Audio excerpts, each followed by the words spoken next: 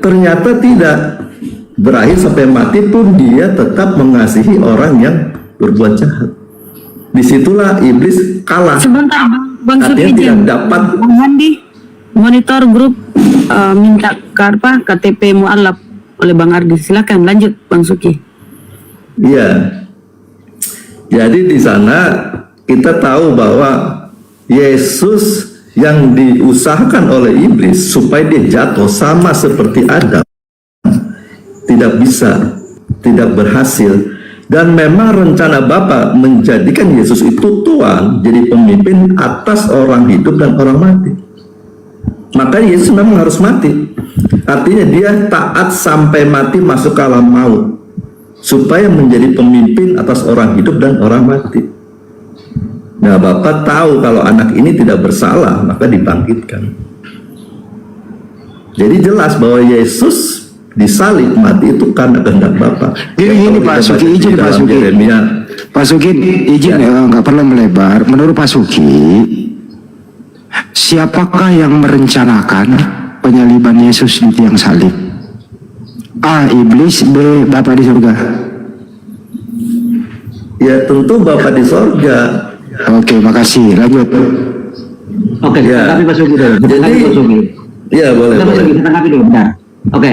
Di Yohanes 8 ayat 41 dikatakan, iblislah yang menjadi bapamu. Siapa yang iblis itu? Kata Yesus itu. Iblisnya yang menjadi bapamu. Nah, Yohanes 8 ayat 41. Itu artinya mereka itu anak-anak iblis. Iya, yang iblis itu siapa? Karena yang iblis ya tetap iblis. Iya, yang menghendak melakukan pembinasaan pada Yesus itu kan karya si iblis. Maka dikatakan, iblislah menjadi Ya. bapamu. Iblis itu yang mana? Ya. Jadi saya coba bacakan ini dulu Bang ya. Di dalam 1 Yohanes 3 ayat 10 di sini menjelaskan anak Allah dan anak iblis. Ya, saya baca nih Bang. Inilah tandanya anak-anak Allah dan anak-anak iblis. Nah, setiap orang yang tidak berbuat kebenaran tidak berasal dari Allah. Demikian juga barang siapa yang tidak mengasihi saudara. Lalu Yesus menjelaskan dengan tepat sekali, mengatakan kepada mereka umat pilihan yang seharusnya dia melakukan kehendak Bapa atau melakukan hukum Taurat, tetapi mereka melanggar. Mereka mau melakukan kehendak daripada iblis, sehingga dikatakan bapamu iblis. Nah, sedangkan Yesus melakukan kehendak Allah, Bapaknya Allah. Ngerti nggak maksud saya? Karena dunia ini dikuasai oleh iblis. Kalau iblis tidak melakukan, ya, melakukan fitnah kepada Yesus melalui imam-imam Yahudi, ya, tersalib nggak Yesus? Ya, kalau pertanyaannya singkat ini, ya tidak. Tetapi secara alkitabiah itu pasti terjadi. Karena apa? Saya bilang tadi, dunia dikuasai oleh iblis, penguasanya iblis. Ngerti nggak? Ini dunia Iya, kegelapan. berarti penyaliban itu karya iblis anak untuk konteks penyaliban. Tapi secara universal, semua yang ada ini segala sesuatu itu diciptakan oleh Dia. Bukan karena Allah Bapa menciptakan si iblis, berarti Allah Bapa juga berperan di dalam segala sesuatu hal yang ada di muka bumi. Dosa pun dari Allah Bapa. Tidak dong. Jadi kalau dosa dari Allah Bapa, bagaimana? Kan awal mula kan Adam dan Hawa itu diperintah jangan makan. Bilangnya dia jangan makan. Dia mau supaya anak ini benar-benar mengetahui ketaatannya secara sadar kepada Bapa di surga. Yohanes 1 ayat 3. Segala sesuatu diciptakan oleh dari Dia, segala sesuatu yang ada. Oke, kalau iblis tidak ciptakan anak kemudian. Ya nggak ada, tetapi awal mulanya penggoda ada itu karena pelanggaran dia sendiri. Kan iblis diciptakan dalam kesempurnaan karena dia melanggar batas-batas kekuasaannya. Karena melanggar itulah jadi iblis. Pertanyaan itu ya Tuhan tidak menciptakan iblis. Ya. Jadi yang duanya Pak Sudi pun saya nggak benar, ya. Yang dinyatakan Erik pun benar, ya. Jadi tidak ada benar yang dia. Ini konteksnya, pertanyaannya menuju kemana? Kalau universal, ya benar, semuanya rencana Tuhan. Karena segala sesuatu diciptakan oleh Dia. Ya, kalau penyaliban, iya memang karya iblis. Karena dari semula dia itu adalah pembunuh. Gitu loh. Ya, jadi kalau pertanyaan yang harus dicermati. Kalau abang merinci demikian dipisah-pisahkan itu bisa benar. Tapi kalau konteks secara alkitabiah itu Bapak. Tapi kalau kita melihat cerita, mengambil sebagian dari tengahnya itu bisa dibenarkan. Tapi kalau secara keseluruhan Bapak gitu dari kehendak dari Masalahnya kan Yesus mengatakan iblis Bukan telah iblis. menjadi bapamu. Kalau Anda mengaminkan itu berarti Bapak itu juga iblis. Kita sapa dulu. Assalamualaikum warahmatullahi Bukan wabarakatuh. begitu Bang. Waalaikumsalam warahmatullahi wabarakatuh. Lanjut. Mau nyimak daglan apa mau masuk Gurunda? Nyimak aja dulu. Silakan. Silakan dulu, Konsili.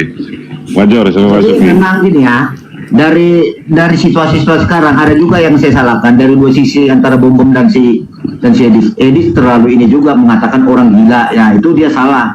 Ya si Bom juga mengatakan sesat-sesat. Nah ini yang berbeda sebenarnya orang itu udah lari jalur gitu loh. Tapi kalau mau katakan benar ya dua-duanya benar, tidak bisa disalahkan karena mereka tuh mengambil perspektif sendiri-sendiri. Jadi tidak ada sebenarnya yang mau dikendalikan di sini. Ini sudah terjawab semua. Bang Gordon, sebetulnya kalau kita baca di dalam Roma ya Bang, Roma 5 ya, Roma 5 ayat 14, ini kita sudah ngerti sebetulnya.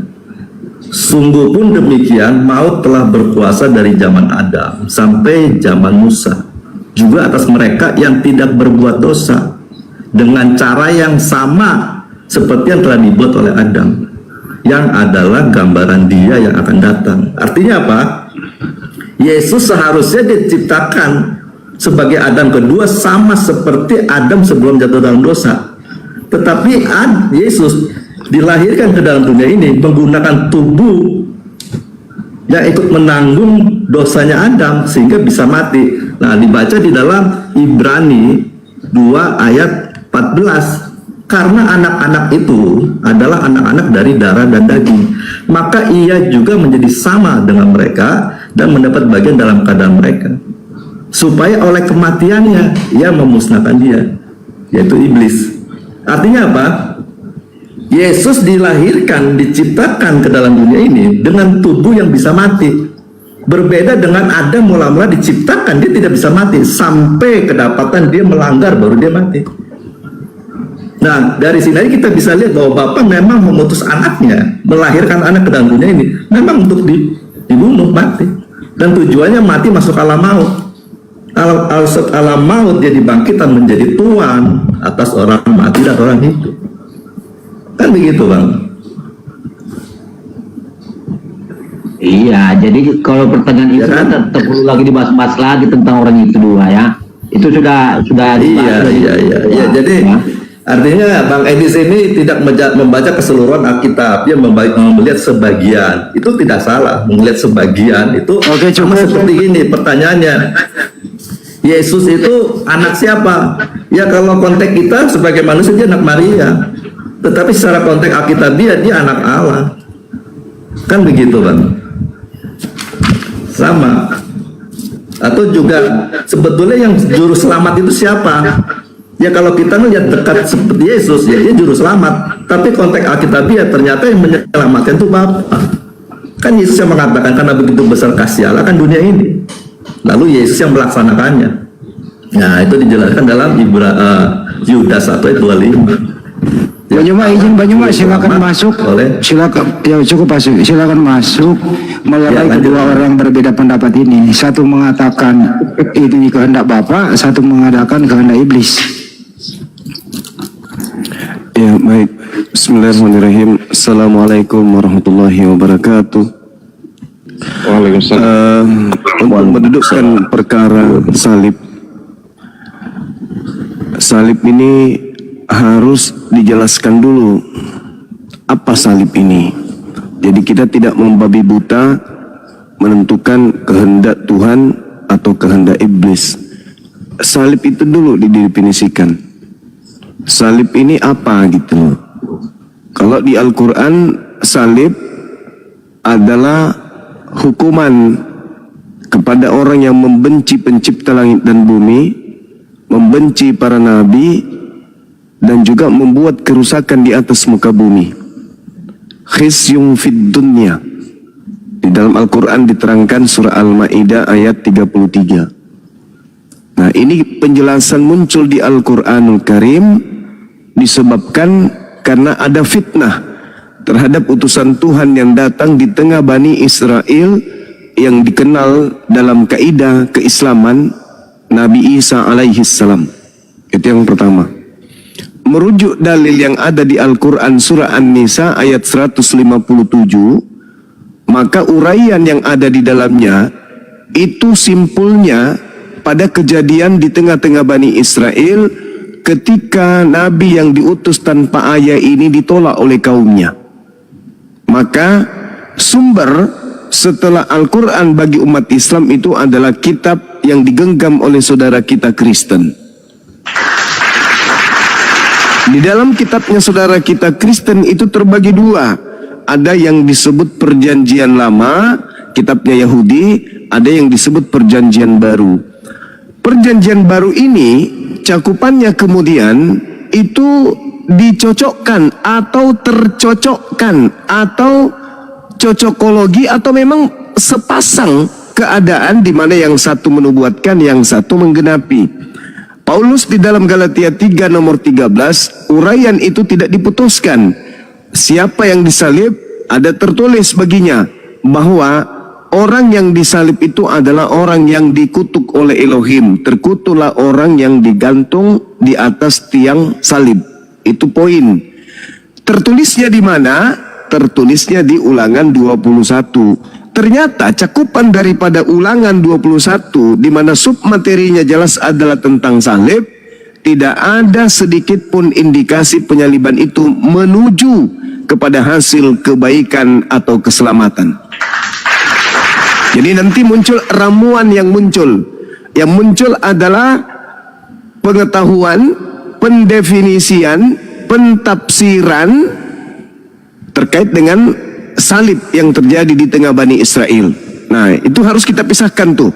Jadi ketika berbicara mengenai Al-Quran, berbicara mengenai kitab yang dirujuk oleh Paulus, yaitu Ulangan 21, 22, 23, sekali lagi saya katakan, tidak ada satupun atau sedikit dari keadaan itu yang akan menghasilkan ending kebaikan.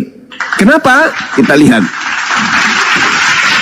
Apabila orang melakukan satu kejahatan yang setimpal dengan hukuman mati, kejahatan setimpal dengan hukuman mati, lalu kau salibkan dia, jangan kau biarkan mayatnya semalam-malaman di atas salib, sebab orang yang dikutuk oleh Elohim tidak boleh jasadnya menyentuh tanah yang diwariskan Tuhan kepadamu.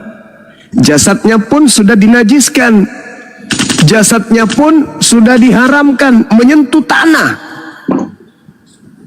Jasadnya aja haram, najis. Tame menyentuh tanah. Tanah sekedar tanah yang diwariskan untuk Bani Israel dalam kehidupan dunia belum surga, sudah diharamkan disentuh oleh tanah.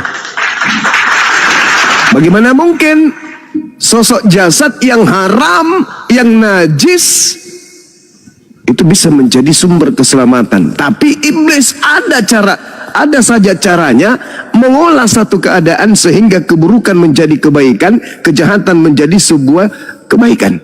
Itulah iblis. Namanya penyesat. Dia bisa meramu. Kambing bisa diajarkan kepada orang tak berakal menjadi ayam. Kucing bisa dirubahnya menjadi singa. Itu iblis. Makanya digelari penyesat. Nah, kembali kepada hal yang tadi. Ketika Paulus merujuk kepada kitab Ulangan ini, maka kisi-kisi yang muncul kemudian oleh agama Kristen, salib tadinya adalah rencana Tuhan.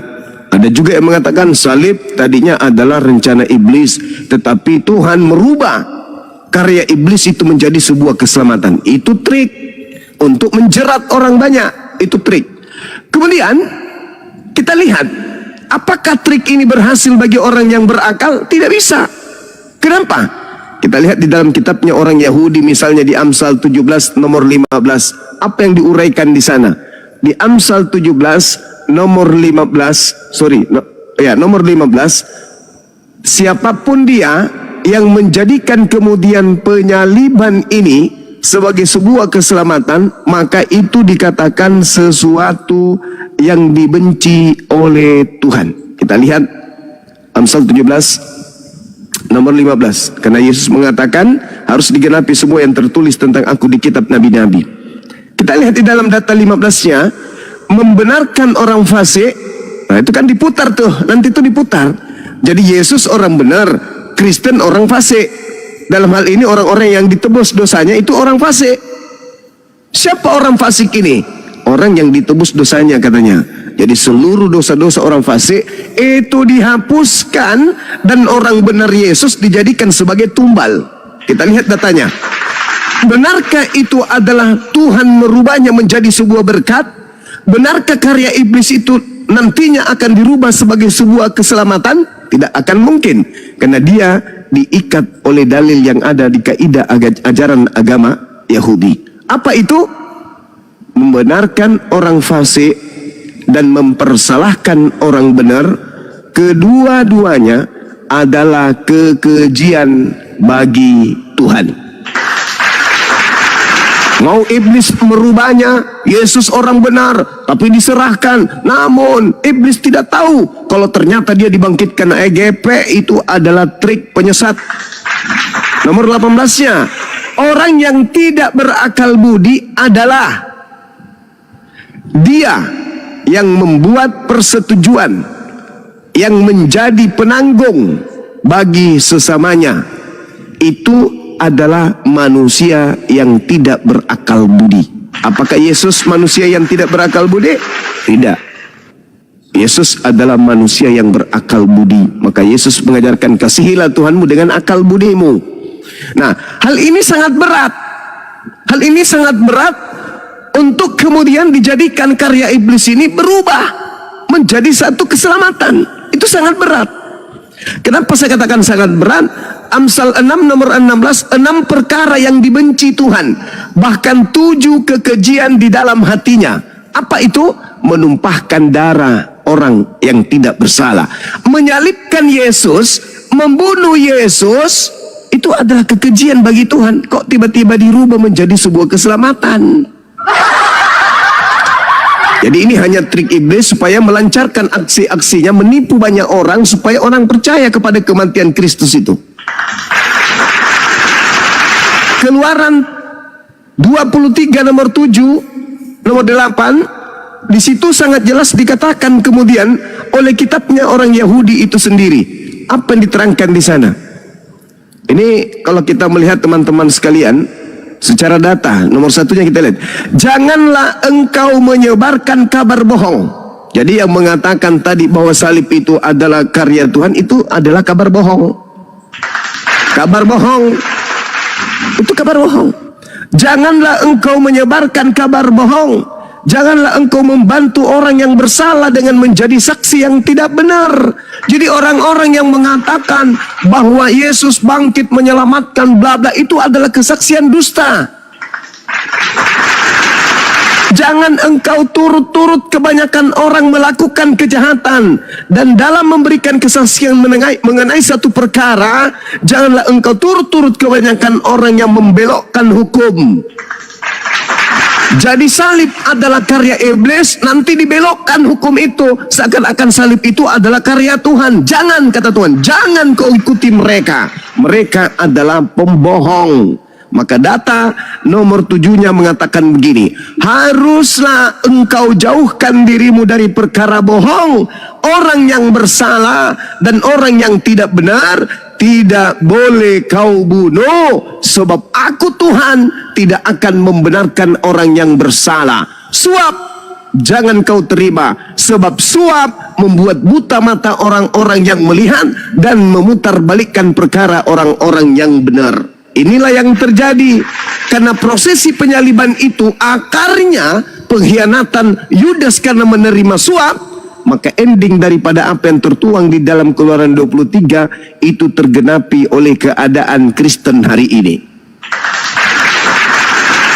Kata siapa salib itu karya Tuhan? Mana dalilnya? Bukankah salib itu kekejian bagi Tuhan? Bukankah salib kepada Yesus itu adalah hal yang dibenci Tuhan? Bukankah Tuhan mengatakan jangan kau bunuh Yesus, sebab aku tidak akan membenarkan orang-orang Kristen? Lalu kenapa hari ini mencoba menutupi apa yang tertuang di dalam kitab yang ditenteng orang Kristen itu sendiri dengan mengatakan salib itu adalah karya Tuhan? Apa yang terjadi? Ternyata 30 detik terakhir, ternyata Yesus memang sudah menubuatkan upaya pembunuhan terhadap Yesus adalah saatnya kuasa kegelapan berkarya. Lukas 22 nomor 52 53. Sangkamu aku ini penyamun, sampai kau datang ingin membunuh aku dengan membawa pedang dan pentungan. Padahal setiap hari engkau bersama aku di dalam bait suci mengajar. Tetapi saatmu tiba, saat kuasa kegelapan. Maka ketika Yesus mengatakan saat Yesus ingin ditangkap, itu adalah saatnya kuasa kegelapan. Yesus pun menegaskan dalam Yohanes 12 nomor 31, saatnya sekarang dunia dihakimi. Sekarang penguasa dunia telah datang dan dilemparkan keluar. Jadi ketika Yesus mengatakan kau ingin menangkapku, oh ternyata memang saatnya sekarang berkarya kuasa kegelapan itu, dan saatnya sekarang iblis dilemparkan keluar. Dilemparkan keluar dari mana? Dilemparkan keluar dari tanah tempat di mana iblis itu dimasukkan berdasarkan Yesaya 14:15, Wahyu 12 nomor 9. Saya kira begitu. Sangat jelas. Kalau ada orang yang mau terbalikkan bahwa salib itu adalah karya Tuhan, itu fitnah terbesar yang pernah terjadi di antara keturunan Adam. Tuhan Elohim tidak menginginkan penyaliban terhadap Yesus. Allah Subhanahu wa ta'ala juga mengangkat Isa alaihissalam, tidak menginginkan penyaliban terhadap hambanya yang suci. Demikian dari saya.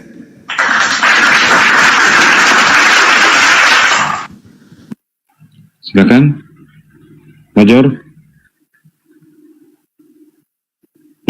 macet Major, Basuki. Ya Bang. Ya silakan. Major kabur.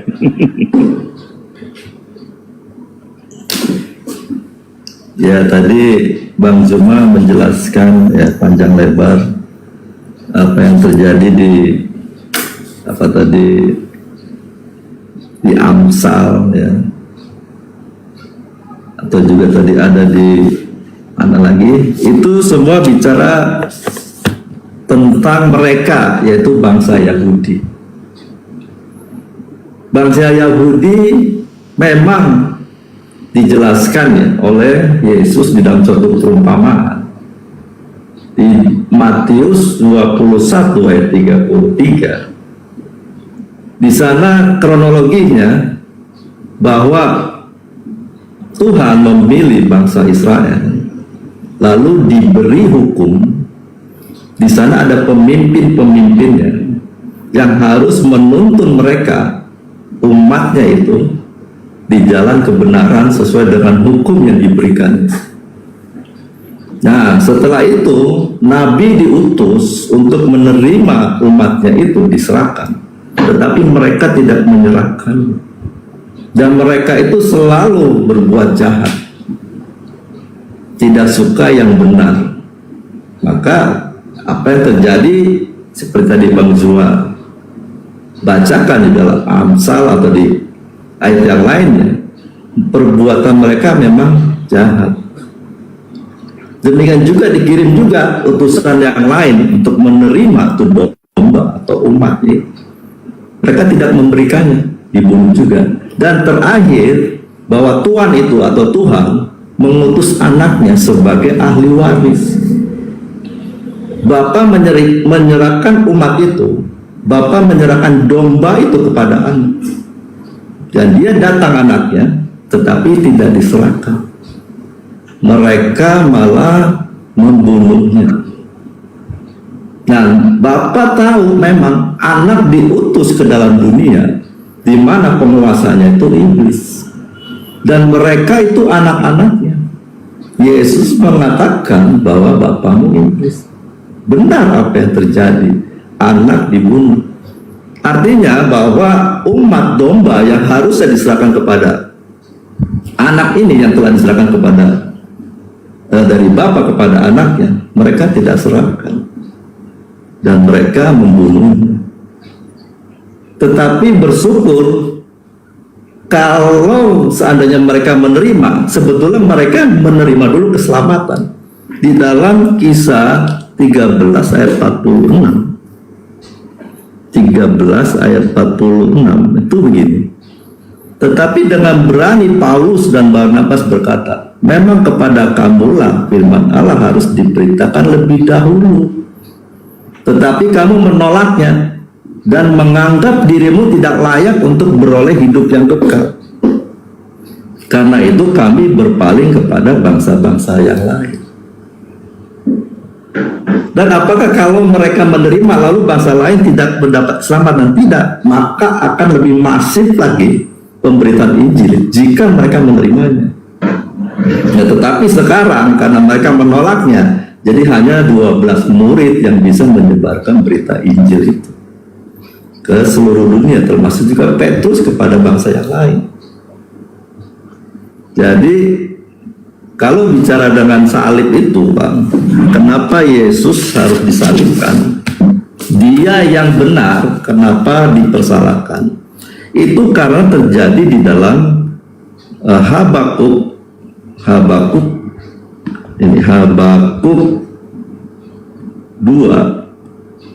1 ya. Habakuk 1 ayat 4 saya baca begini. Itulah sebabnya hukum kehilangan kekuatannya dan tidak pernah muncul keadilan, sebab orang fasik mengepung orang benar. Itulah sebabnya keadilan muncul terbalik. Itu yang terjadi kepada diri Yesus. Maka penyaliban terhadap Yesus itu pasti terjadi dan sudah terjadi. Karena hal demikian, penguasa dunia dan penguasa-penguasa, imam kepala dan penguasa pemerintahan Herodes, dia tidak suka dengan kedatangan anak ini. Waktu Yesus dilahirkan, Herodes meminta kepada siapa ya, supaya anak itu dibunuh. Itu awal mula rencana pembunuhan terhadap Yesus itu masih bayi. Bukankah kalau orang melakukan pembunuhan bapaknya iblis? Jadi Herodes adalah anak iblis, antek daripada iblis. Selanjutnya iblis langsung mencobai Yesus, tetapi Yesus tidak menuruti keinginannya, menunggu saat yang terakhir yang baik. Lalu apa yang dia ingin lakukan? Yaitu menangkap, disesah. Diperpikir kalau disesah, anak ini memberontak, anak ini melawan, sehingga tidak turut kehendak Bapa.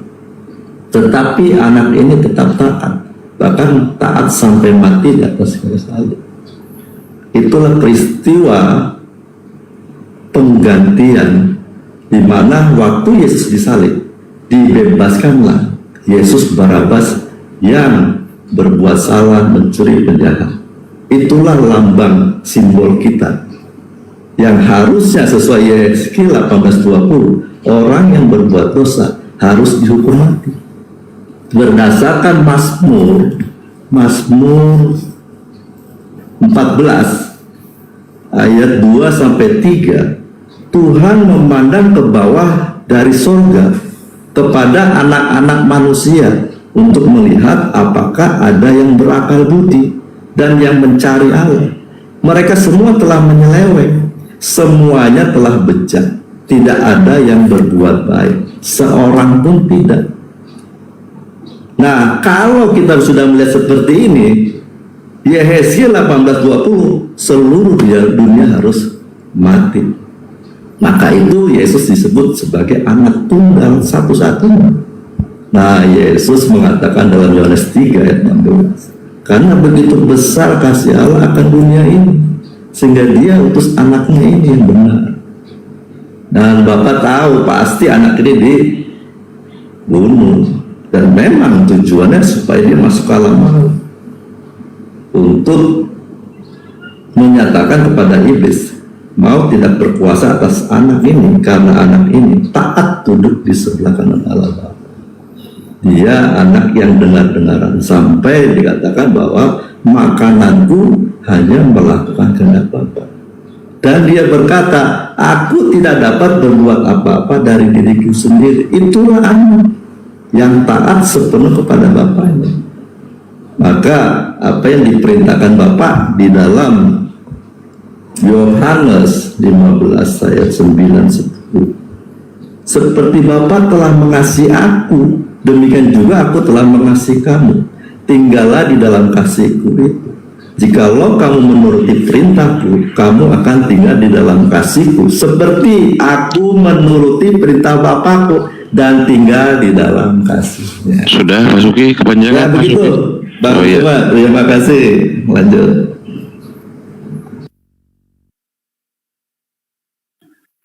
Silakan, Guru dah. Oke, terima kasih atas penjelasan dari saudara Bang Suki ya. Al-Quran saya menerangkan hal itu, bahwasanya apa yang mereka lakukan itu dikira mereka itu mendapatkan petunjuk, kata Al-Quran. Farikan hada wa farikan hakka alaihimud dalalah. Sebagian manusia itu diberi petunjuk, dan sebagian lagi sepantasnya memang menjadi sesat. Innahu muttakhasus sayatin auliya,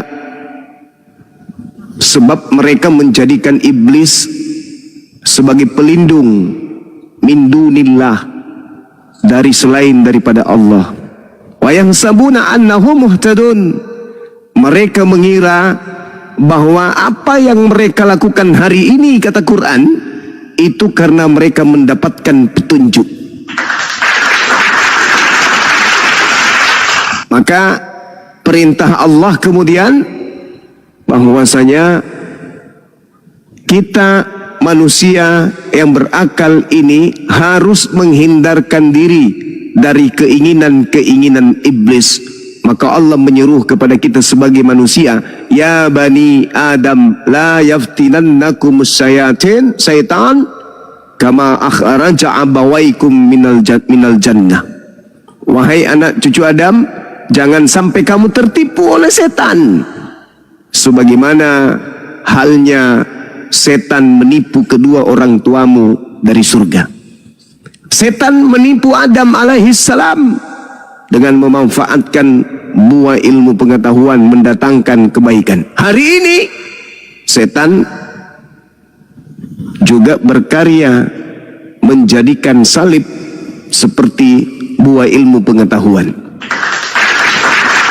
Jadi penyaliban dirubahnya. Seperti ketika iblis menggoda Adam alaihissalam, jangan kau makan buah ilmu pengetahuan baik dan jahat. Di mana kamu makan hari itu juga, maka kamu akan mati saat itu juga. Iblis datang tuh, tidak dong, kamu harus percaya kepada makan buah pengetahuan itu, justru kau akan hidup kekal. Hari ini ketika dikatakan jangan kau membunuh orang yang benar, penyaliban terhadap orang benar adalah hal yang dibenci, itu adalah kekejian bagi Tuhan, iblisnya datang. Enggak dong, itu udah dirubah. Salib itu sekarang adalah berkat, dan salib itu adalah karya Tuhan untuk menyelamatkan manusia. Diputar, memutarbalikan fakta itu terjadi kemudian. Nah, apa kemudian indikasi yang kuat untuk menyatakan bahwa apa yang disampaikan Bang Suma itu adalah sebuah kedikdayaan yang tidak bisa kemudian ditolak oleh akal sehat?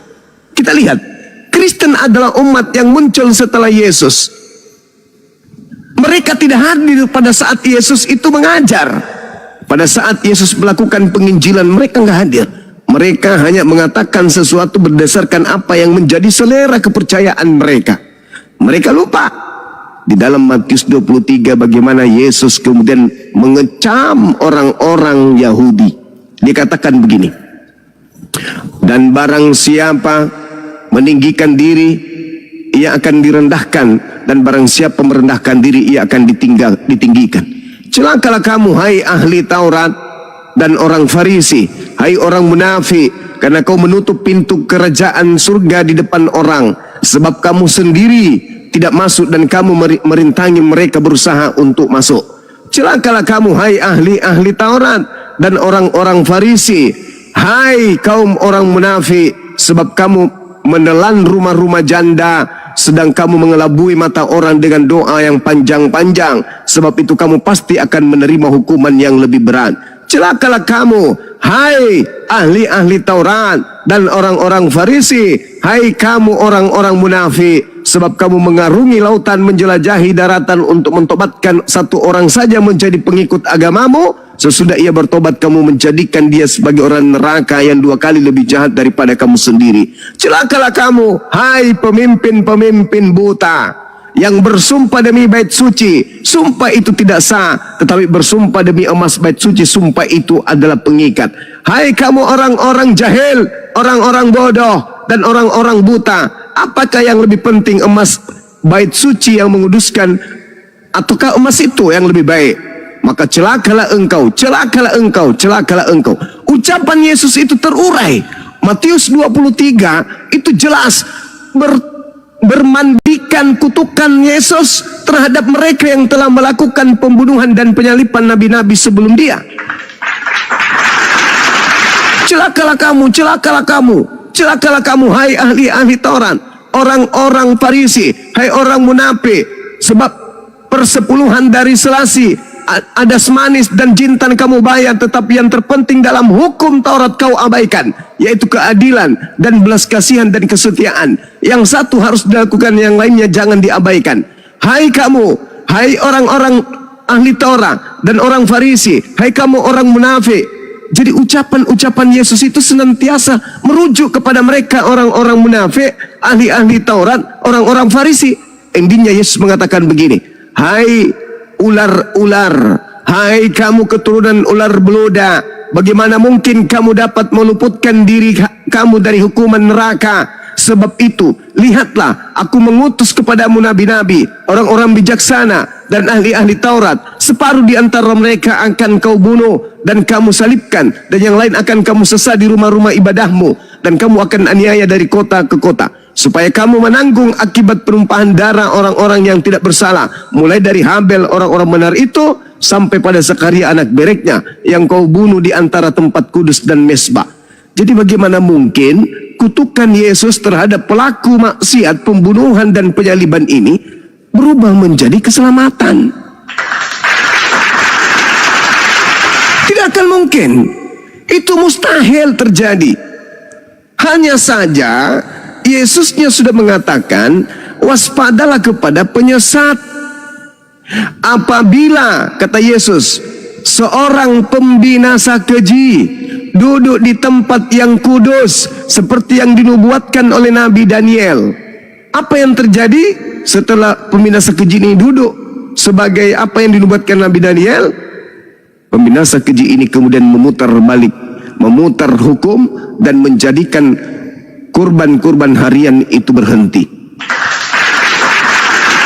Siapa dia pembinasa keji ini? Kata Yesus, apabila ada orang berkata, ada Mesias di sini, ada Mesias di sana, jangan kau percaya. Atau ada orang berkata, ada Mesias di padang gurun, ada Mesias di dalam bilik, jangan kau percaya. Orang inilah yang disebut sebagai pembinasa keji yang duduk di tempat yang mulia. Dia duduk sebagai rasul, tempat kedudukan yang penting, kedudukan yang mulia. Dia duduk di situ untuk menyesatkan banyak orang. Dia adalah pembinasa keji. Nah, ini yang perlu saudara-saudara Kristen saya renungi. Kembali kepada keadaan tentang salib. Salib ini sedikit pun tidak ada karya Tuhan di situ. Tidak ada nubuatan Tuhan terhadap orang benar untuk dibunuh. Salib ini adalah hukuman kepada orang yang melakukan dosa yang sepadan dengan hukuman mati. Salib ini adalah kutukan bagi orang yang menerima suap. Itu tidak bisa dipungkiri. Oleh karena itulah orang Kristen mempertahankan kemudian ajaran agamanya. Orang Yahudi mempertahankannya juga. Islam apatah lagi. Maka apa solusinya hari ini bagi kita yang berakal sehat? Orang Kristen mengiyakan salib adalah karya Tuhan, ada juga yang mengatakan salib adalah karya iblis. Bingung kita jadinya. Lalu bagaimana solusinya? Tengok yang keluar dari kubur ini. Ini siapa? Itu kuncinya. Iblis mengatakan dia akan memberikan kuasa kepada Yesus. Yesus mengatakan iblis adalah penguasa dunia yang keluar dari tanah pada hari ketiga, mengaku diberi kuasa. Yesus anak Maria tidak pernah mengaku diberi kuasa. Ketika iblis merancang untuk memberikan Yesus kuasa, Yesus tidak menerimanya. Dan iblis mengatakan, sebab aku berkuasa memberikan kepada siapapun yang aku kehendaki. Ketika iblis berkuasa memberikan kuasa baik di langit maupun di bumi terhadap orang yang dikutuk Elohim, yang dikira Yesus, lalu keluar dari tanah, maka itulah yang terjadi hari ini. Kepadaku telah diberi kuasa baik di langit maupun di bumi. Ingat, 1 Yohanes 5 nomor 19, iblis adalah penguasa di atas segala bumi. Efesus 2 nomor 2, iblis adalah penguasa di langit. Saya ulang supaya dipahami, jangan melebar. Yang kita sekarang pahami adalah yang keluar dari kubur, yang keluar dari tanah ini itu siapa? Sekali lagi, jelas tertulis dalam kitabnya saudara kita Kristen bahwasanya 1 Efesus 2 nomor 2, kamu hidup di dalamnya karena kamu mengikuti jalan dunia ini, karena kamu mentaati penguasa kerajaan angkasa, yaitu roh yang sekarang sedang bekerja di antara orang-orang durhaka, yaitu roh iblis. Roh iblis adalah penguasa kerajaan angkasa. Angkasa itu langit atau awan-awan. Berarti iblis yang menjanjikan kepada Yesus itu adalah penguasa angkasa dan penguasa dunia. Ketika ada makhluk keluar dari tanah, kepadaku telah diberi kuasa baik di angkasa maupun di bumi. Pergilah, jadikanlah seluruh bangsa menjadi muridku. Maka sangat jelas oknum ini manusia yang dikutuk oleh Tuhan, yang telah menerima kuasa dari sibilisisis. Siapa dia yang disalib selain daripada Yesus? Pengkhianat, orang fasik. Orang fasik yang menggantikan Yesus ini digunakan oleh iblis untuk menyesatkan manusia mengatasnamakan Yesus. Iblis, saya dengar tadi saudara berdialog di sini, iblis mundur dari mencoba Yesus dan menunggu waktu yang tepat. Yesus ketika ingin ditangkap, dia berdoa kepada Bapaknya. Alhasil doanya dikabulkan, dia terangkat langsung ke langit. Penyaliban terjadi, yang disalib adalah orang yang diserupakan dengan Yesus. Iblis memutar balik fakta, keluar dari kubur. Itu juga Yesus sudah nubuatkan bahwa iblis dilemparkan keluar dari tanah. Siapa yang keluar dari tanah pada hari ketiga? Anak manusia. Untuk apa? Untuk tanda buat angkatan jahat, orang-orang jahat. Di mana tertulis? Matius 12 nomor 38 nomor 40. Angkatan jahat ini minta satu tanda, dan tidak akan diberikan satu tanda selain tanda Yunus, sebab Yunus hari ketiga keluar dari perut ikan. Anak manusia hari ketiga keluar dari perut bumi. Jadi yang keluar dari perut bumi pada hari ketiga adalah pengganti Yesus yang diberi kuasa oleh penguasa angkasa atau langit dan juga penguasa bumi. Itu fakta real berdasarkan dalil. Silakan.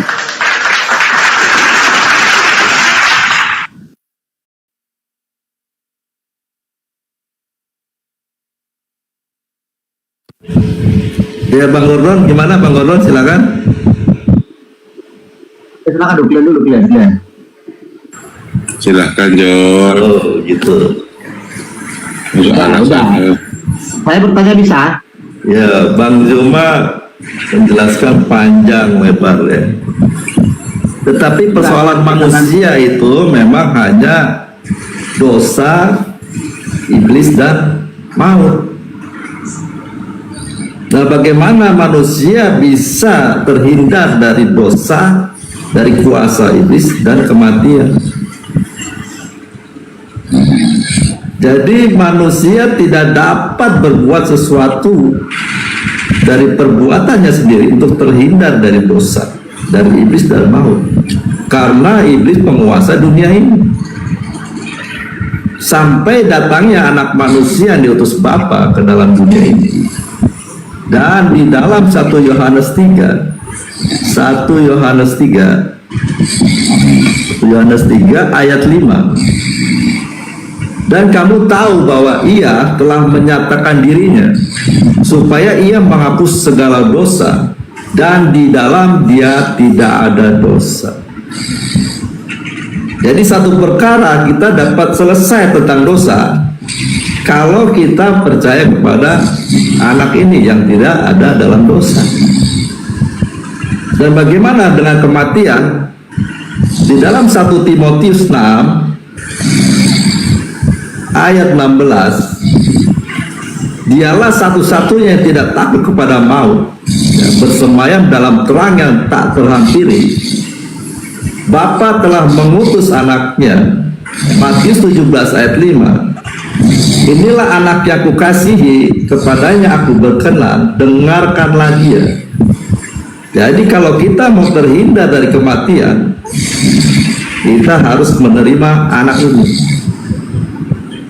Dan bagaimana di dalam Roma 6 ayat 9, Roma 6 ayat 9, karena kita tahu bahwa Kristus sesudah ia bangkit dari antara orang mati, tidak mati lagi, maut tidak berkuasa atas dia.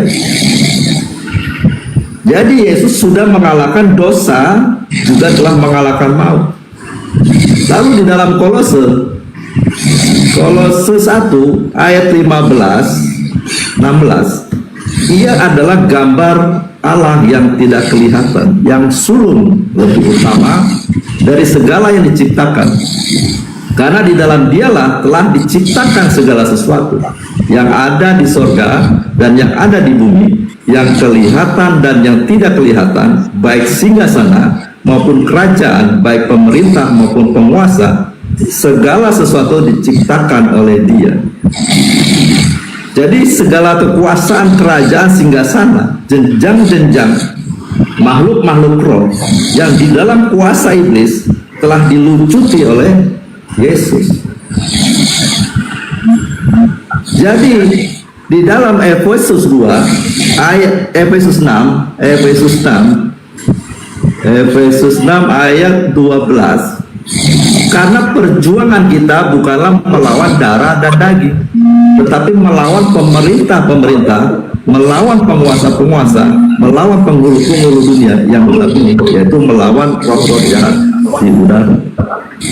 Dan bagaimana kita bisa mengalahkan mengalahkan iblis, mengalahkan maut, kalau kita tidak masuk di dalam dia. Dan apa artinya masuk di dalam dia? Sebagaimana Yesus aku di dalam Bapa, yaitu hidup di dalam kasih Bapa. Dan bagaimana kita ada di dalam Yesus?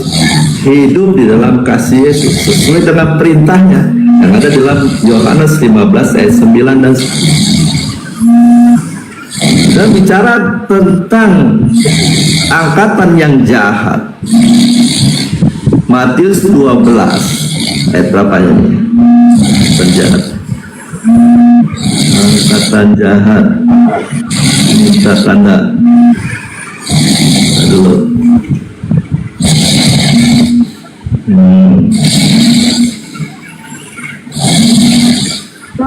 Ustaz, Angkatan yang jahat dan tidak setia menuntut tanda. Ya, Ustaz, Hostnya tomorrow hostnya. Start. Lanjut. Parah ini si Arif ini. Iya. Bicara mengenai angkatan yang jahat itu, maksudnya tuh Tunggu, saya telepon dulu, maksudnya ya. Yesus Kristus.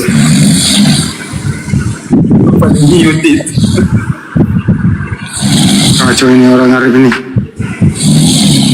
Waduh.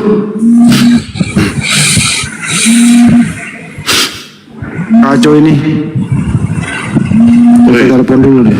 Iya.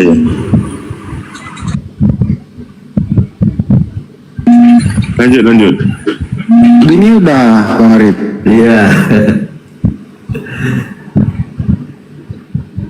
Jadi mereka adalah angkatan yang jahat, meminta tanda kepada Yesus, tapi Yesus tidak mau melakukannya lagi. Karena banyak tanda-tanda mujizat yang telah dilakukan di dalam nama Bapaknya. Tetapi yang diberitahukan Yesus adalah tanda Yunus. Maksudnya apa? Bangsa di Niniwe kedatangan Yunus tanpa memberi tanda mujizat, mereka dapat bertobat. Tetapi bangsa yang angkatan jahat ini sudah melihat banyak tanda, sekalipun Yesus berikan tanda sekali lagi, mereka pasti tetap tidak percaya. Itulah mereka adalah angkatan yang jahat. Sudah melihat tetapi tidak melihat, sudah mendengar tapi tidak mengerti. Itulah bangsa yang buta, bangsa yang tersesat. Diberi hukum jangan membunuh, mereka membunuh, jangan mencuri, itulah buta. Mereka tidak melihat apa yang sudah dilihat. Sudah mendengar kebenaran tetapi tidak melakukannya, itu artinya tidak mendengar. Jadi angkatan jahat adalah mereka yang hatinya tegar tengkuk dan selalu menyeleweng dan selalu memberontak kepada Tuhan. Ya begitu Bang Juma. Bang Gordon lanjut. Ya baik. Sekali lagi saya sampaikan ya. Al-Quran menjelaskan innahum muttahazus sayatin awliya min dunillah wa yahsabuna annahum muhtadun. Mereka mengira bahwa mereka mendapatkan petunjuk. Lagi-lagi saudaraku, yang Anda sampaikan itu bertentangan dengan apa yang tertulis di dalam kitab Roma 8. Roma 8 nomor 10 justru menjelaskan yang sangat bertentangan dengan apa yang saudara jelaskan barusan. Tetapi jika Kristus ada di dalam kamu, ini, kalau Kristus ada di dalam kamu, maka tubuh memang mati karena dosa. Tubuh mati karena dosa, bukan karena yang lain.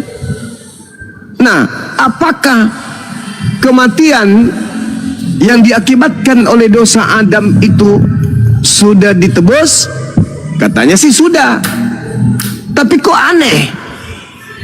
Paulus justru mengatakan, jikalau Kristus ada di dalam kamu, maka tubuh memang mati karena dosa, tetapi roh adalah kehidupan oleh karena kebenaran. Roh itu tidak pernah mati, yang mati itu adalah jasad. Anehnya, jasad mati karena dosa. Jadi yang ditebus Yesus di atas salib itu apa? Berarti saudara hanya diprank oleh Paulus. Paulus sendiri yang memuntahkan kemudian isi daripada apa yang dia jual kepada orang-orang Roma. Sengat maut adalah dosa. Faktanya Yesus menebus dosa. Maut harusnya sudah tak ada. Justru kalau Kristus ada di dalam kamu, akibatnya jasad mati karena dosa. Ya lebih baik nggak ada Yesus kalau begitu. Karena akibat daripada ada Yesus di dalam diri seseorang, maka seseorang itu tubuhnya mengalami mati. Dan bukan hanya mengalami mati, kematiannya itu justru karena dosa. Jadi apa yang dijual ini? Percayalah kepada Yesus bahwa dia telah mati menumpahkan darah untuk dosa-dosamu di atas salib. Dan dosa adalah maut. Barang siapa tidak percaya maka dia akan mati di dalam dosanya. Hei, Kristen percaya kepada Yesus. Kristen percaya kepada penyaliban. Kristen percaya kepada kematian. Kristen percaya kepada darah yang tumpah oleh Kristus. Tapi apa akibatnya? Kristen mati justru karena Kristus ada di dalam dirinya. Matinya bukan karena mati keselip biji nangka, tetapi mati karena dosa. Lalu buat apa orang diajak menjadi Kristen? Buat apa amanat agung itu?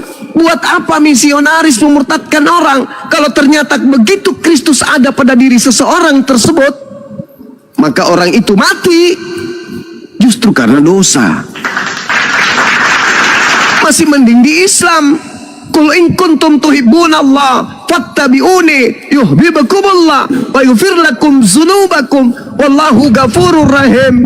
Menjadi pengikut Nabi Muhammad, mati jannah. Alladzina yarithuna al-firdaus hum fiha khalidun. Orang yang ada Nabi Muhammad di dalam tubuhnya, mereka adalah pewaris surga Firdaus dan mereka kekal di dalamnya. Lah, orang yang ada Kristus di dalam tubuhnya mati karena dosa. Siapa yang mau? Nah ini, siapa yang mampu menguraikan ini? Al-Quran. Apa fungsi Al-Quran? Menyelamatkan. Menyelamatkan apa? Menyelamatkan jiwa-jiwa yang terlanjur terbelenggu oleh penyesat. Tetapi kita tidak bisa pungkiri, Tuhan menciptakan manusia itu terdiri dari dua kelompok. Farikan hada, sebagian diberi petunjuk, wa farikan haqqa alaihimud dalalah, dan sebagian pantas untuk menjadi sesat. Siapa dia yang pantas menjadi sesat? Ketika sudah datang Islam kepada mereka, wa man azlamu mimman iftara 'ala Allahil kadhiba wa huwa yud'a ilal Islam. Sudah datang Islam kepadanya. Hei, penyaliban itu karya setan. Kalau kau terima karya setan, berarti setan itu adalah pahlawan bagimu. Pantaskah engkau merasakan surga ketika iblis yang menjadi penopang keagamaanmu, ketika iblis menjadi penuntun jalanmu, ketika iblis yang menjadi penopang hidup secara keagamaan? Karena Tuhan sudah menggariskan, aku Tuhan tidak akan membenarkan orang yang bersalah. Jadi jangan mimpi. Iblis yang menjadi pelopor terjadinya penyaliban berhasil menyalibkan anak atau hamba yang dikasihi oleh pencipta langit dan bumi. Bullshit. Itu tidak akan mungkin terjadi. Yesus berdoa, bukan? Dan Yesus memberikan ilmu kepada murid-muridnya, kan? Apa kata Yesus? Penyesat itu tanda-tandanya yang pertama yang bisa kamu lihat, dia mengaku aku. Mulutnya akan berkata akulah dia. Lukas 21 nomor 8. Waspadalah kepada penyesat yang datang kepadamu memakai namaku dan berkata akulah dia. Sejenak sebelum penangkapan terjadi kepada oknum yang disalib, yang keluar yang dipakai oleh iblis, kemudian dia berkata, ketika ditanya, siapa yang engkau cari? Orang-orang Roma dan juga Yudas menjawab, yang aku cari adalah Yesus dari kota Nazaret. Orang yang disangka Yesus pun menjawab, akulah dia. Inilah awal penyesatan terjadi. Ketika ada penyesat yang digunakan oleh iblis berkhianat, justru yang berkhianat ini yang dijadikan Tuhan sebagai penggantinya. Maka mulutnya dengan sengaja berbicara, akulah dia. Kenapa? Karena karya Tuhan sudah bekerja kepadanya. Siapa suruh ente mengkhianati hambaku? Siapa suruh ente mengkhianati kemudian anakku? Maka aku jadikan mulutmu berkata mengaku dia. Akulah dia. Kamu ditangkap, kamu disalibkan, dan kamu dimanfaatkan iblis keluar pada hari ketiga dari tanah. Karena Yesus sudah membuatkan angkatan jahat ini minta satu tanda, dan tidak akan diberikan satu tanda selain tanda Yunus. Sebab anak manusia, dalam kurung Yudas, akan keluar dari perut bumi pada hari ketiga. Bang Suma asal ngomong aja. Tunggu dulu. Pernyataan saya itu ada landasan kuatnya. Apa landasan kuatnya? Al-Quran. Apa kata Al-Quran? Wa iyada'una illa syaitanan marida. Yang mereka sembah adalah iblis yang durhaka. Nggak bisa, kami Kristen bang. Masa Al-Quran jadi panutan? Oke. Anda percaya khutbah Petrus? Percaya. Anda percaya tulisan Lukas? Percaya. Camkan dan tatap apa yang tertuang di dalam Kisah Para Rasul 2 nomor 29, 30, 31, 32, 33, 34, 35, 36, 37, 38, 39, 40. Bagaimana seorang Petrus berkhutbah? Daud adalah seorang nabi. Kuburnya masih ada di tengah-tengah kita. Dialah yang bernubuat tentang Mesias, di mana Mesias ini jasadnya tidak ditinggal di kubur dan jasadnya tidak mengalami kematian, tetapi tangan kanan Elohim, yaitu malaikat, mengangkatnya ke atas. Jadi ketika dia diangkat ke atas, oknum yang terlanjur kau salibkan itu telah dijadikan menjadi Tuhan dan Kristus untuk angkatan jahat. Para penyalib pada saat itu panik. Petrus, ya paman, apa yang harus kami lakukan? Tolong kasih solusi. Kami sudah terlanjur mengotori tangan kami dengan menyalibkan oknum tersebut, dan oknum tersebut ternyata dijadikan menjadi Tuhan bagi kami angkatan jahat ini. Apa kata Petrus di data nomor 40-nya? Bertobatlah dan hindarkanlah dirimu dari angkatan jahat ini. Itu nubuah, itu pernyataan. Yesus sudah Kristus dari sejak lahir. Lukas 2 nomor 11. Pada hari ini telah lahir bagimu Kristus. Yesus bayi lahir sudah Kristus. Yang disalib baru menjadi Kristus. Berarti dua Kristus yang berbeda. Orang-orang Yahudi harus tahu bahwa Kristus, bahwa Yesus yang kau salibkan itu. Kenapa dikatakan Yesus? Karena Yesus menubuatkan, waspadalah kepada penyesat yang datang kepadamu memakai namaku, Yesus, dan berkata, akulah dia, Yesus. Akulah Mesias, Yesus. Akulah Kristus, Yesus. Mereka akan menyesatkan banyak orang. Orang-orang Israel harus tahu bahwa Yesus yang kau salibkan itu telah dijadikan menjadi Kristus. Baru jadi Kristus setelah disalib. Yang aneh lagi Paulus, Roma 14 nomor 9. Apa kata Paulus di situ? Untuk itulah Yesus mati. Untuk itulah Yesus mati. Agar ia dibangkitkan oleh Tuhan menjadi Tuhan. Alamak. Lalu kemudian Paulus menjual tuh. 2 Korintus 15 nomor 17. Tanpa kebangkitan. Ini Paulus nih yang menggoreng nih. Tanpa kebangkitan, sia-sialah imanmu dan kamu tetap berada di dalam dosa. Bertentangan lagi dengan Roma 8:10. Barang siapa yang berada Kristus ada dalam dirinya, maka tubuh memang mati karena dosa. Inilah yang Al-Quran datang menjelaskan, manusia, kau paham, wa makaru wa makarallah, wallahu khairul makirin. Matius 26 nomor 4, nomor 59, Markus 14 nomor 1, Yohanes 13 nomor 2, Yohanes 8 nomor 37 sampai nomor 44. Iblis membuat siasat, tipu muslihat, kesaksian palsu, lalu kemudian membuat makar. Tetapi Allah menutup makar itu dengan membalas makar mereka, sebab Allah sebaik-baiknya pembalas tipu daya. Mereka ingin menipu manusia. Ini Yesus loh yang disalib. No, Allah memutarbalikkan keadaan. Justru lisanmu dan tanganmu yang membuka aibmu sendiri bahwa yang disalib itu bukanlah Yesus. Mari kita buktikan.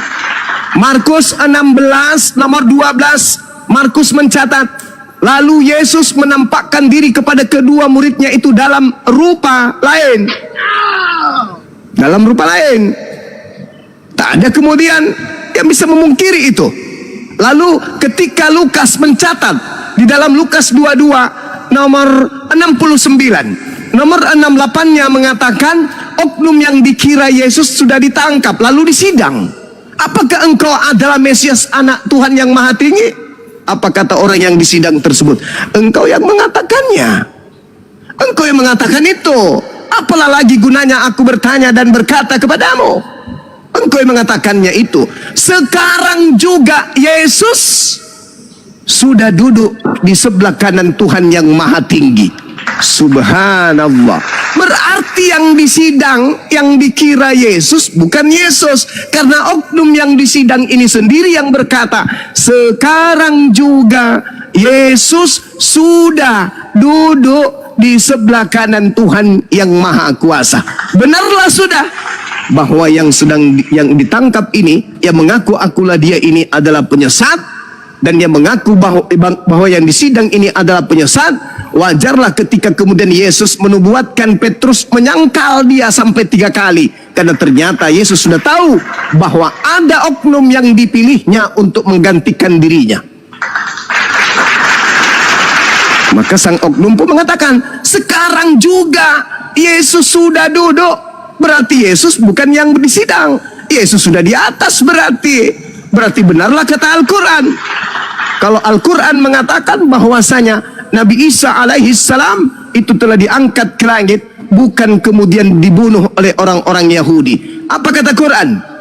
Barrafa'ahu Allahu ilaihi wa kana Allahu azizan hakima. Tetapi Allah menggagalkan itu. Allah mengangkat Isa ke hadiratnya. Allah Maha Perkasa lagi Maha Bijaksana. Petrus berkhotbah. Apa yang dikatakan? Tangan kanan Elohim telah mengangkatnya ke langit. Bahkan iblisnya berkata, ada tertulis, jika engkau betul adalah anak Elohim, maka Elohim akan mengutus malaikatnya untuk menatang engkau di tangannya agar kakimu tidak terlantuk kepada batu. Apa yang terjadi? Yesus kemudian berdoa, ya Bapa, biarlah sekiranya mungkin cawan ini berlalu, tapi bukan atas kehendakku tapi atas kehendakmu. Maka seorang malaikat turun dari langit memberikan kekuatan kepada Yesus, sehingga Yesus semakin bersungguh-sungguh berdoa, peluhnya seperti titik-titik darah yang jatuh ke tanah. Subhanallah. Apa yang diterangkan Al-Quran itu betul, apa yang diterangkan oleh Mazmur itu betul, apa yang diterangkan oleh Yesus itu betul. Seorang malaikat turun menyelamatkan Yesus, memberikan kekuatan kepadanya, sehingga yang ditangkap mengatakan, sekarang juga Yesus itu sudah duduk di sebelah kanan Tuhan Elohim. Makanya dia teriak, Eli Eli Eli lama sabaktani, Tuhanku Tuhanku, mengapa engkau meninggalkan aku? Maksudnya si Yudas memanggil Yesus. Yudasnya sedang memanggil Yesus. Tuhan Yesus, kurios, mengapa kau meninggalkan aku? Markus 14 nomor 50, seluruh murid lari meninggalkan Yesus. Tinggal 2. Hanya Yesus dan Yudas tinggal di sana. Ternyata 11 sahabatnya sudah lari, tinggal gurunya yang ada. Akan tetapi gurunya pun melepaskan kain lenan dan lari dalam keadaan telanjang, sehingga tinggal Yudas sendiri. Kenapa dia yang ditangkap? Apa buktinya? Baca Yohanes 18 nomor 5. Ketika ia datang ingin menangkap Yesus, apa yang terjadi? Siapa yang engkau cari? Aku mencari Yesus dari Nazaret. Mendengarkan itu, dia mengatakan, akulah dia. Seketika tentara Romawi, Yudas dan seluruhnya mendengarkan itu mundur dan terjatuh ke tanah. Lalu diulang lagi, siapa yang engkau cari? Mereka menjawab, kami mencari Yesus dari kota Nazaret. Oknum itu kemudian berkata lagi, akulah dia. Sekiranya yang ditanya ini adalah Yesus, yang bertanya ini juga adalah Yesus, maka ketika oknum itu bertanya, siapa yang kalian cari? Maka kemudian mereka akan menjawab, engkau engkau yang aku cari. Kenapa? Karena Yudas sudah mengatakan, siapa yang aku cium, tangkaplah dia. Lalu kenapa dia mengatakan, kami mencari Yesus dari kota Nazaret? Harusnya ketika ditanya, siapa yang kau cari? Ente yang aku cari. Tapi karena yang ditanya ini bukan Yesus, maka dia berkata, kami mencari Yesus dari Nazaret. Yang ditanya ini yang tidak disangka Yesus, justru mengatakan, akulah dia. Kaget. Loh, bukannya orang ini tadi kita sama-sama? Kok hilang dia? Kemana dia? Ditangkaplah si Yudas. Maka Yudas tidak pernah sekalipun memanggil kemudian Tuhannya sang Bapa dengan panggilan Eli. Sementara Yudas acap kali memanggilnya Kurios, Tuan, Eli. Berarti yang memanggil Eli di atas salib ini adalah Yudas Iskariot. Inilah yang dipakai iblis kemudian untuk menyamar seperti Yesus. Akulah Yesus yang kau aniaya. Datang kepada Paulus. Akulah Yesus tunas Daud sang bintang timur. Menyamar kepada penulis Patmos. Kemudian dia menampakkan diri kepada Maria pada minggu pagi. Dia menampakkan diri kepada Markus kepada dua muridnya dalam rupa yang lain. Itu semua sudah sangat jelas. Kecuali, ini kesimpulan 30 detik. Kecuali kekuatan atau otoritas gereja mampu menunjukkan titik di mana Yesus pernah menerima kuasa dari pencipta langit dan bumi, baik kuasa langit maupun di bumi. Ada enggak dalil itu? Tak ada. Yang ada kemudian adalah justru Yesus pernah diserahkan tugas kepadanya dengan kuasa langit dan bumi. Yesus menolaknya, lalu iblis mundur. Setelah iblis mundur, dia menunggu waktu yang tepat. Mana waktu tepat itu? Ketika sang Elohim mengangkat Yesus, maka yang tinggal sang pengkhianat. Apa yang terjadi terhadap iblis? Putus asakah dia? Enggak, dia meramu kemudian. Sesuai dengan pesan Yesus, aku pergi dan akan datang Kristus palsu. Maka iblis menjadikan Yudas penggantinya, ngaku-ngaku sebagai Yesus. Keluar dari tanah. Apa kata Yesus terkait keluarnya iblis dari tanah? Di dalam Yohanes 12 nomor 31 kata Yesus, sekarang saatnya penghakiman atas dunia. Sekarang juga iblis akan dilemparkan keluar. Keluar dari mana? Keluar dari mana? Baca Wahyu 12 nomor 9, baca Yesaya 14 nomor 9, 14 nomor 15. Baca kemudian kitab-kitab yang lain. Bagaimana iblis itu datang lalu kemudian dilemparkan ke tanah, misalnya di dalam Wahyu 12:9, lalu kemudian di dalam kitabnya orang Yahudi 2 Korintus 11 nomor 4 dan seterusnya. Orang Paulus mengajarkan itu, bahwa iblis dilemparkan ke tanah. Siapa yang keluar dari tanah? Penguasa dunia. Siapa penguasa dunia menurut Yesus? Iblis. Berarti yang mengajarkan agar seluruh penjuru bumi menjadikan manusia menjadi pengikutnya itu siapa? Sedangkan Yesus mengatakan, aku diutus hanya kepada domba yang sesat dari umat Israel. Lalu yang berkata, pergilah ke seluruh dunia, jadikan seluruh makhluk menjadi murid, itu siapa? Itu bukan Yesus, tetapi itu adalah Sibilisis. Saya kira demikian. Kalau ada pemain baru silakan dinaikkan. Demikian.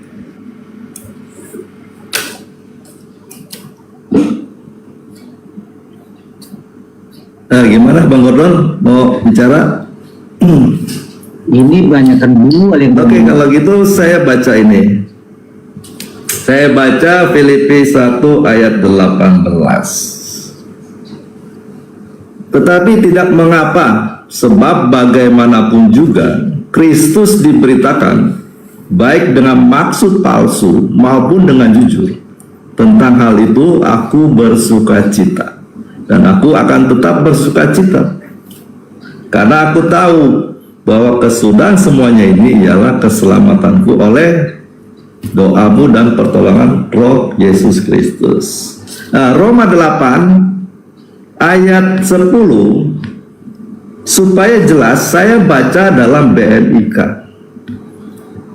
Tertulis demikian, tetapi kalau Kristus hidup di dalam dirimu, maka meskipun badanmu akan mati karena dosa, namun Roh Allah memberikan hidup kepadamu, sebab hubunganmu dengan Allah sudah baik.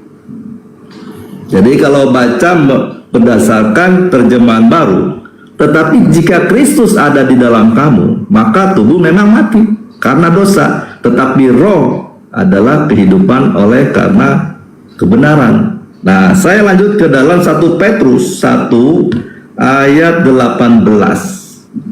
Sebab kamu tahu bahwa kamu telah ditebus, 1 Petrus 3 ayat 18. Sebab juga Kristus telah mati sekali untuk segala dosa kita. Ia yang benar untuk orang-orang yang tidak benar, supaya ia membawa kita kepada Allah. Ia yang telah dibunuh dalam keadaannya sebagai manusia, tetapi yang telah dibangkitkan menurut roh.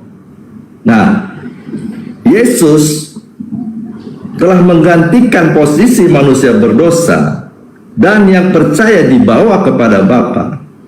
Di dalam Roma 8 ayat 28, apa yang Bapa lakukan? Ayat 28, kita tahu sekarang bahwa Allah turut bekerja dalam segala sesuatu untuk mendatangkan kebaikan bagi mereka yang mengasihi Dia, yaitu bagi mereka yang terpanggil sesuai dengan rencana Allah. Ayat 29-nya, sebab semua orang yang dipilihnya dari semula, mereka juga ditentukannya dari semula untuk menjadi serupa dengan gambaran anaknya, supaya ia anaknya itu menjadi yang sulung di antara banyak saudara. Jadi Yesus menggantikan posisi orang berdosa untuk membawa orang berdosa dibenarkan supaya menjadi benar-benar benar kepada Bapa dan dididik oleh Bapa sesuai dengan rencana. Bapa menciptakan manusia menurut gambar dan rupanya. Bapa mendidik, menuntun supaya serupa seperti anak yang sulung yang tunggal ini, supaya anak yang tunggal ini menjadi yang sulung, dan kita kalau menjadi serupa dengan gambaran anaknya menjadi saudaranya. Itulah tujuan anak ini diutus, supaya kita yang berdosa kembali menjadi anak Bapa di sorga. Karena sesuai dengan rencana Bapa mencipta manusia menurut gambar dan rupanya, Kejadian 1 ayat 26. Nah, demikian juga di dalam Ibrani 12 ayat 5 dan selanjutnya. Dan sudah lupakah kamu akan nasihat yang berbicara kepada kamu seperti kepada anak-anak? Hai anakku, janganlah anggap enteng didikan Tuhan, dan janganlah putus asa apabila engkau diperingatkannya. Karena Tuhan mengajar orang yang dikasihinya, dan Dia menyesal orang yang diakuinya sebagai anak. Jika kamu harus menanggung ganjaran, Allah memperlakukan kamu seperti anak. Di manakah terdapat anak yang tidak dihajar oleh ayahnya? Tetapi jikalau kamu bebas dari ganjaran yang harus diderita setiap orang, maka kamu bukanlah anak, tetapi anak-anak gampang. Selanjutnya, dari ayah kita di dalam dunia yang sebenarnya kita beroleh ganjaran dan mereka kita hormati. Kalau demikian, bukankah kita harus lebih taat kepada Bapa segala roh supaya kita boleh hidup? Sebab mereka mendidik kita dalam waktu yang pendek sesuai dengan apa yang mereka anggap baik, tetapi Dia menghajar kita untuk kebaikan kita, supaya kita memperoleh bagian dalam kekudusannya. Di dalam 1 Petrus 1 ayat 17, ketika 1 Petrus 1:17, dan jika kamu menyebutnya Bapa, kamu adalah anak, yaitu Dia yang tanpa memandang muka menghakimi semua orang menurut perbuatannya. Maka hendaklah kamu hidup dalam ketakutan selama kamu menumpang di dunia ini. Kalau kita berani memanggil Dia Bapa, berarti kita memposisikan diri kita adalah anak. Kalau kita adalah anak, kita harus taat dan dengar-dengar apa yang kata Bapa ingin lakukan kepada kita. Sebagaimana Yesus berani memanggil Dia Bapa, karena Dia taat melakukan kehendak Bapa. Dan dalam segala hal yang Dia lakukan, semuanya hanya untuk memuliakan Bapa di sorga. Demikian juga tujuannya Yesus menggantikan kita kepada Bapa supaya kita juga dapat memanggil Dia Bapa dan hidup di dalam kekudusannya. Lalu di dalam Matius 28 ayat 19, ya, di sini dikatakan, jadikanlah semua bangsa muridku. Yesus menjadi guru, kita menjadi muridnya. Di dalam Lukas 6 ayat 40, ini 40, seorang murid tidak lebih dari gurunya, tetapi barang siapa yang telah tamat pelajarannya akan sama dengan gurunya. Yesus memang menjadi guru supaya kita menjadi murid dan belajar. Di dalam Lukas 14 ayat 26, jika kamu tidak membenci bapamu, ibumu, saudaramu laki-laki dan saudaramu perempuan, kamu tidak dapat menjadi muridku.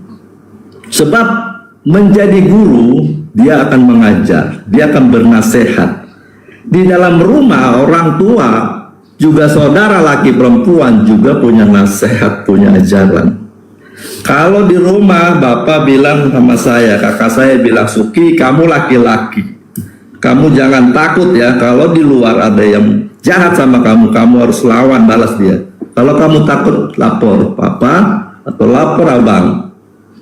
Yesus bilang, kalau kamu tidak membenci perintahmu, bapamu, saudaramu, kamu tidak bisa menjadi murid.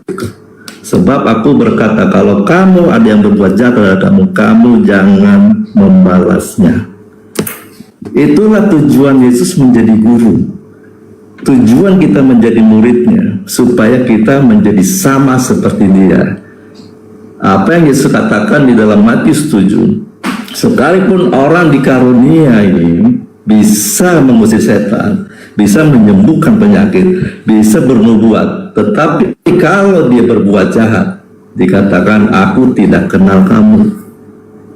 Yohanes 17 ayat 3, ini ayat populer sekali. Yohanes 17 ayat 3, inilah hidup yang kekal itu, yaitu bahwa mereka mengenal Engkau satu-satunya Allah yang benar, dan mengenal Yesus Kristus yang telah Engkau utus. Di sini Yesus menekankan, kamu harus kenal Bapa, dan kamu harus kenal aku, dan kamu tidak bisa mengenal Bapa kalau tidak melalui aku. Hidup kekal itu bukan sekedar kamu mengenal Bapa itu satu, dan kamu tidak bisa memulai hidup kekal hanya kamu tahu aku utusan, tetapi kamu harus mengenal pribadiku dan mengenal pribadi Bapa. Jawabannya ada di dalam 1 Yohanes 4 ayat 7 dan 8. Saudaraku yang kekasih, marilah kita saling mengasihi, sebab kasih itu berasal dari Allah, dan setiap orang yang mengasihi lahir dari Allah dan mengenal Allah. Barang siapa tidak mengasihi, ia tidak mengenal Allah, sebab Allah adalah kasih. Bagaimana dikatakan bahwa dia mengenal Allah kalau Allah adalah kasih, tapi orang itu tidak mengasihi? Bagaimana yang Tuhan Yesus katakan, Yesus Kristus katakan di dalam Yohanes 16 ayat 1, 2, dan 3, semuanya ini kukatakan kepadamu, supaya kamu jangan kecewa dan menolak aku. Kamu akan dikucilkan, bahkan akan datang saatnya setiap orang yang membunuh kamu akan menyangka bahwa ia berbuat bakti bagi Allah. Mereka akan berbuat demikian karena mereka tidak mengenal baik Bapa maupun aku. Di dalam 1 Yohanes 2 ayat 23, sebab barang siapa menyangkal anak, ia juga tidak memiliki Bapa. Barang siapa mengaku anak, ia juga memiliki Bapa. Lalu dalam 1 Yohanes 4 ayat 15, barang siapa mengaku bahwa Yesus adalah anak Allah, Allah tetap berada di dalam dia, dan dia di dalam Allah. Nah, demikian juga 1 Yohanes 5 ayat 12-nya. Barang siapa memiliki anak, ia memiliki hidup. Barang siapa tidak memiliki anak, ia tidak memiliki hidup. Yesus mengatakan Bapa begitu besar kasihnya kepada dunia, dia karunia anaknya yang tunggal, dia mengaruniakan anak yang tunggal supaya setiap orang percaya boleh hidup kekal. Percaya yang bagaimana? Di dalam 1 Yohanes 5 ayat 11, Allah telah mengaruniakan hidup yang kekal kepada kita, dan hidup itu ada di dalam anaknya. Anak ini menggenapi hukum Taurat. Dan bagaimana caranya dia menggenapi hukum Taurat? Yaitu tinggal di dalam kasih Bapa. Yesus perintahkan kepada kita, kamu harus tinggal di dalam kasihku. Kamu harus saling mengasihi. Kalau kamu saling mengasihi, kamu menggenapi hukum Taurat. Kalau kamu menggenapi hukum Taurat, kamu anak-anak Bapa di surga. Sudah, Pak Suki. Yeremia 31 ayat 30. Oke, saya mau jawab cuma dulu. Saya mau jawab cuma dulu. Ya lanjut Bang. Saya mau jawab cuma dulu. Narasi cuma tadi mau jawab dulu. Ya. Oke, masih monitor ya cuma ya. Oke, tadi Anda menarasikan tadi. Iya, saya di sini. Tanpa data, ya, tanpa data dari Bible ya. Anda mengatakan yang disalibkan itu Yudas, ya. Anda saya kasihkan data ini, ya. Bagaimana ya Yesus itu memang disaksikan di Yesus sendiri yang disalib. Oke, saya kasih data. Di Yohanes 19 dari ayat 25 sampai 27, ya ini jelas datanya, ya. Nah, saya bacakan. Dan dekat salib Yesus berdiri ibunya dan saudara ibunya, Maria istri Klopas dan Maria Magdalena. Di ayat 26, ketika Yesus melihat ibunya dan muridnya, murid yang dikasihinya di sampingnya, berkatalah ia kepada ibunya, "Ibu, inilah anakmu." Ya, di ayat 27-nya, kemudian katanya kepada murid-muridnya, "Inilah ibumu." Dan sejak saat itu murid itu menerima dia di dalam rumahnya. Ya, jadi ada yang menyaksikan, ibunya sendiri menyaksikan dia, ya tergantung di tiang salib itu sendiri. Dan Yesus sendiri masih menyapa. Ya, itu saksi ada. Sekarang ada jadi pertanyaan saya Bang Juma. Ini kau jawab dulu Bang Juma, ya. Yang menyaksikan Isa diserupakan wajahnya siapa menurut Quran? Silakan tunjukkan, jawab hari ini. Yang menyaksikan itu Markus. Anda serius, jangan ada ditanya Markus lagi. Yang menyaksikan Isa diserupakan wajahnya siapa? Yang Coba datanya yang mana? Yang dibahas Al-Quran itu adalah kejadian penyaliban yang terjadi terhadap oknum yang datang ke tengah Bani Israel lahir tanpa ayah. Dan Markus bersaksi di dalam Markus 16 nomor 12 bahwa Yesus menampakkan diri dalam rupa yang lain. Anda tidak percaya kepada Markus, itu derita saudara. Ini Ingat saudara, datanya sudah ada, ibunya di sampingnya waktu dia disalibkan. kan sudah diserupakan. Ya, Kan sudah dijawab, Muhammad diserupakan. dalam Quran, Isa diserupakan. Yang menyaksikan Isa diserupakan siapa? Ya, Datanya itu mana? Anda tadi membaca, mereka melihat Mana datanya? Yesus. Isa diserupakan mana? Mereka melihat Yesus yang disalib, kan? Betul nggak? Anda yang mengakui, berarti memang sudah diserupakan. Ibunya tidak tahu siapa anaknya. Ibu ini Lah, karena sudah serupa, sudah diserupakan dengan anaknya. Yesus sendiri mana? Ibu inilah anakmu. Kan sudah diserupakan. Nggak ada Yesus memanggil ibu di situ, nggak ada. Nggak ada Yesus memanggil ibu. Yesus memanggil perempuan, wahai perempuan. Nggak ada Yesus memanggil Matera di sana. Di mana? Oknum itu, Jangan lari. oknum itu Jadi Anda kalau mengaku. berarti bertanggung jawab. Ya, Anda Jangan emosi dong, Bang. Enggak, narasi Anda tadi. Ya, saya sudah membuktikan. Saya sudah membuktikan sama Anda. Major. Saya sudah membuktikan sama Anda. Markusnya yang mengaku Yesus menampakkan diri dalam rupa yang lain. Ada omongan gitu? Markus 16 nomor 12. Bacakan ulang. Yohanes 19 ya, 25 sampai 27 ya. Dan dekat salib Yesus berdirilah ibunya dan saudara ibunya Maria istri Klopas dan Maria Magdalena. Ketika Yesus melihat, ketika Yesus melihat ibunya dan murid yang dikasihnya di sampingnya, berkatalah ia kepada ibunya, "Ibu, inilah anakmu." Kemudian katanya kepada muridnya, "Inilah ibumu." Dan sejak saat itu murid itu menerima dia di dalam rumah.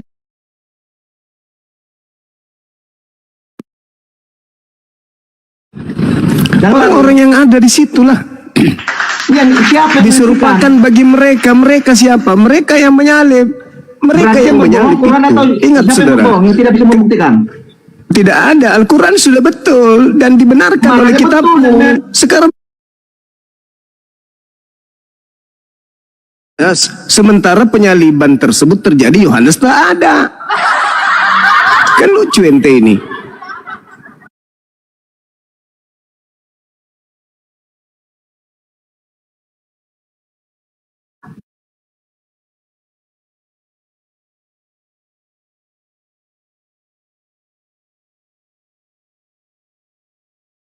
Yesus kan kesian.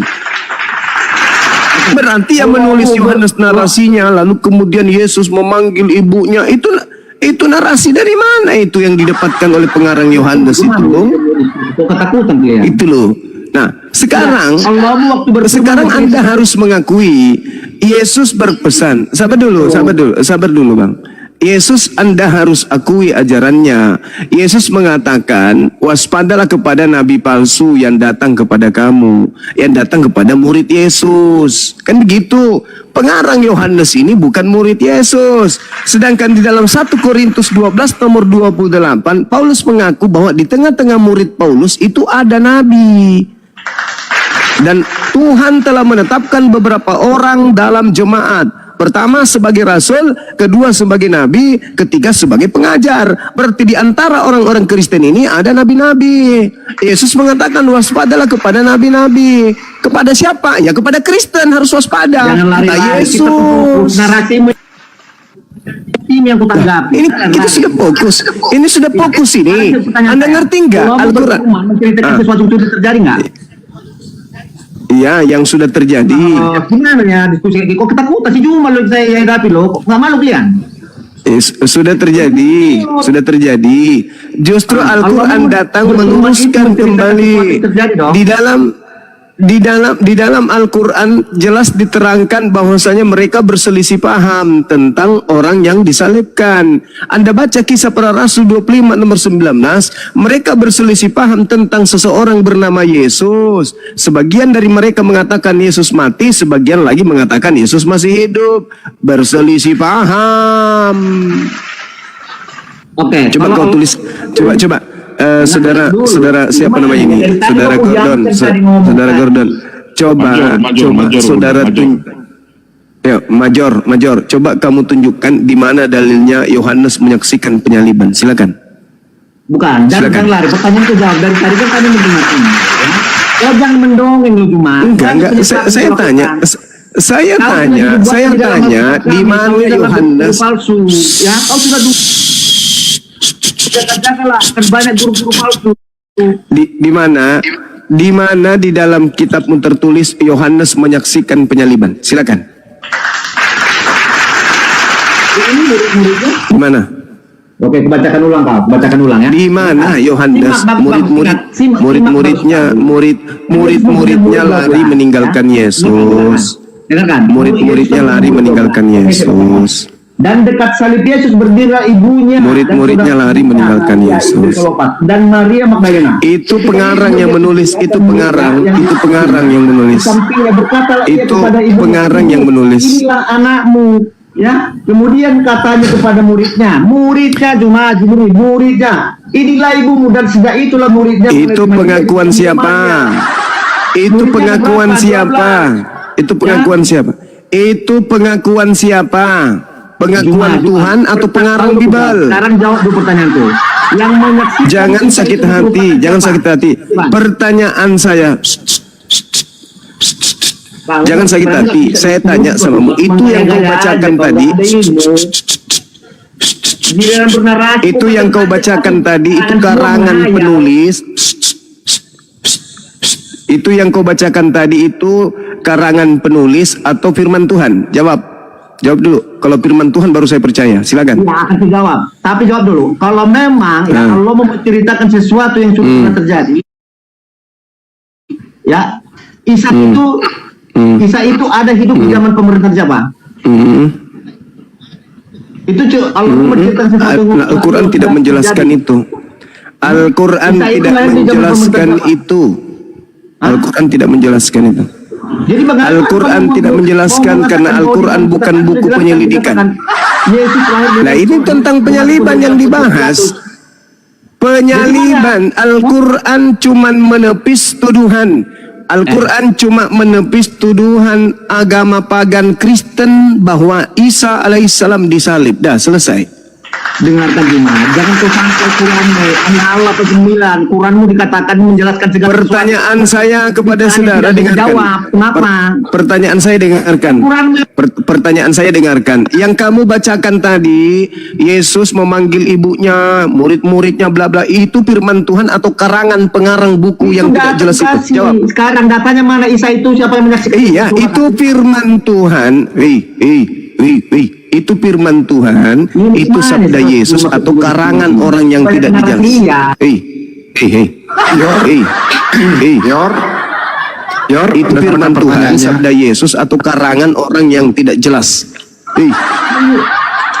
Ingat Yohanes itu tidak diketahui siapa penulisnya. Tuhan 89 menjelaskan segala sesuatu. Bertanya, siapa yang menyaksikan Isa disalibkan? Tidak ada di mana menjelaskan segala sesuatu. Pengarang Bibelmu itu tidak diketahui. Buku Yohanes itu tidak diketahui siapa penulisnya. Itu cuma dikasih merek Yohanes biar dikira keren. Yohanes 21 nomor 24 jelas penulis buku Yohanes itu bukan murid Yesus. Sedangkan Al-Quran itu bukan ditulis pengarang, bukan ditulis Nabi Muhammad, bukan ditulis kemudian oleh orang-orang yang menceritakan hal tersebut karena dia melakukan penyelidikan. Siapa yang menjadi saksi? Kubacakan. Bismillahirrahmanirrahim.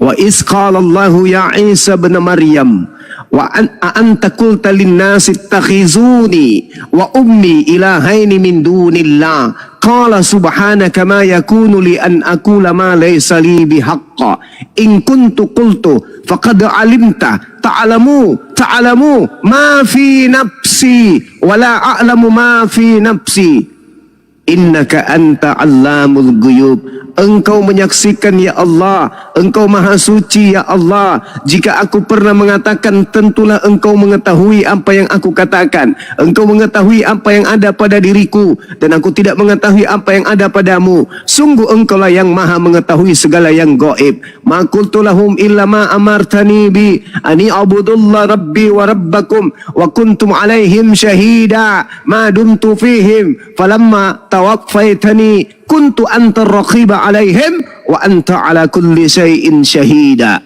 Itu kata Allah, syahid, kata Allah. Aku, kata Nabi Isa, aku tidak pernah mengatakan kepada mereka kecuali apa yang engkau perintahkan kepadaku, yaitu sembahlah Allah Tuhanku dan Tuhanmu, dan aku menjadi saksi terhadap mereka selama aku berada di tengah-tengah mereka, dan tatkala engkau mengangkat aku ke atasmu, maka engkaulah yang mengawasi mereka, engkaulah yang menyaksikan mereka, dan engkaulah yang maha menyaksikan atas segala sesuatu. Maka yang maha menyaksikan ini menceritakan kemudian kepada Nabi Muhammad. Apa ceritanya kepada Nabi Muhammad?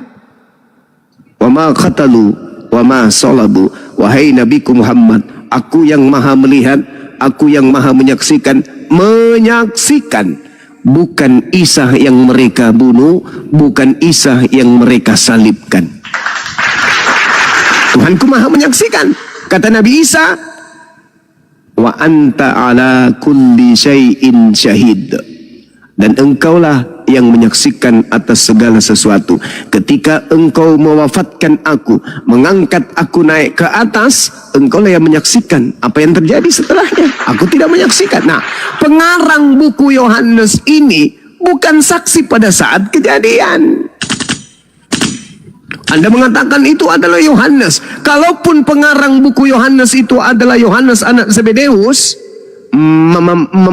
maka Markus 14 nomor 50 menceritakan Yohanes lari meninggalkan Yesus.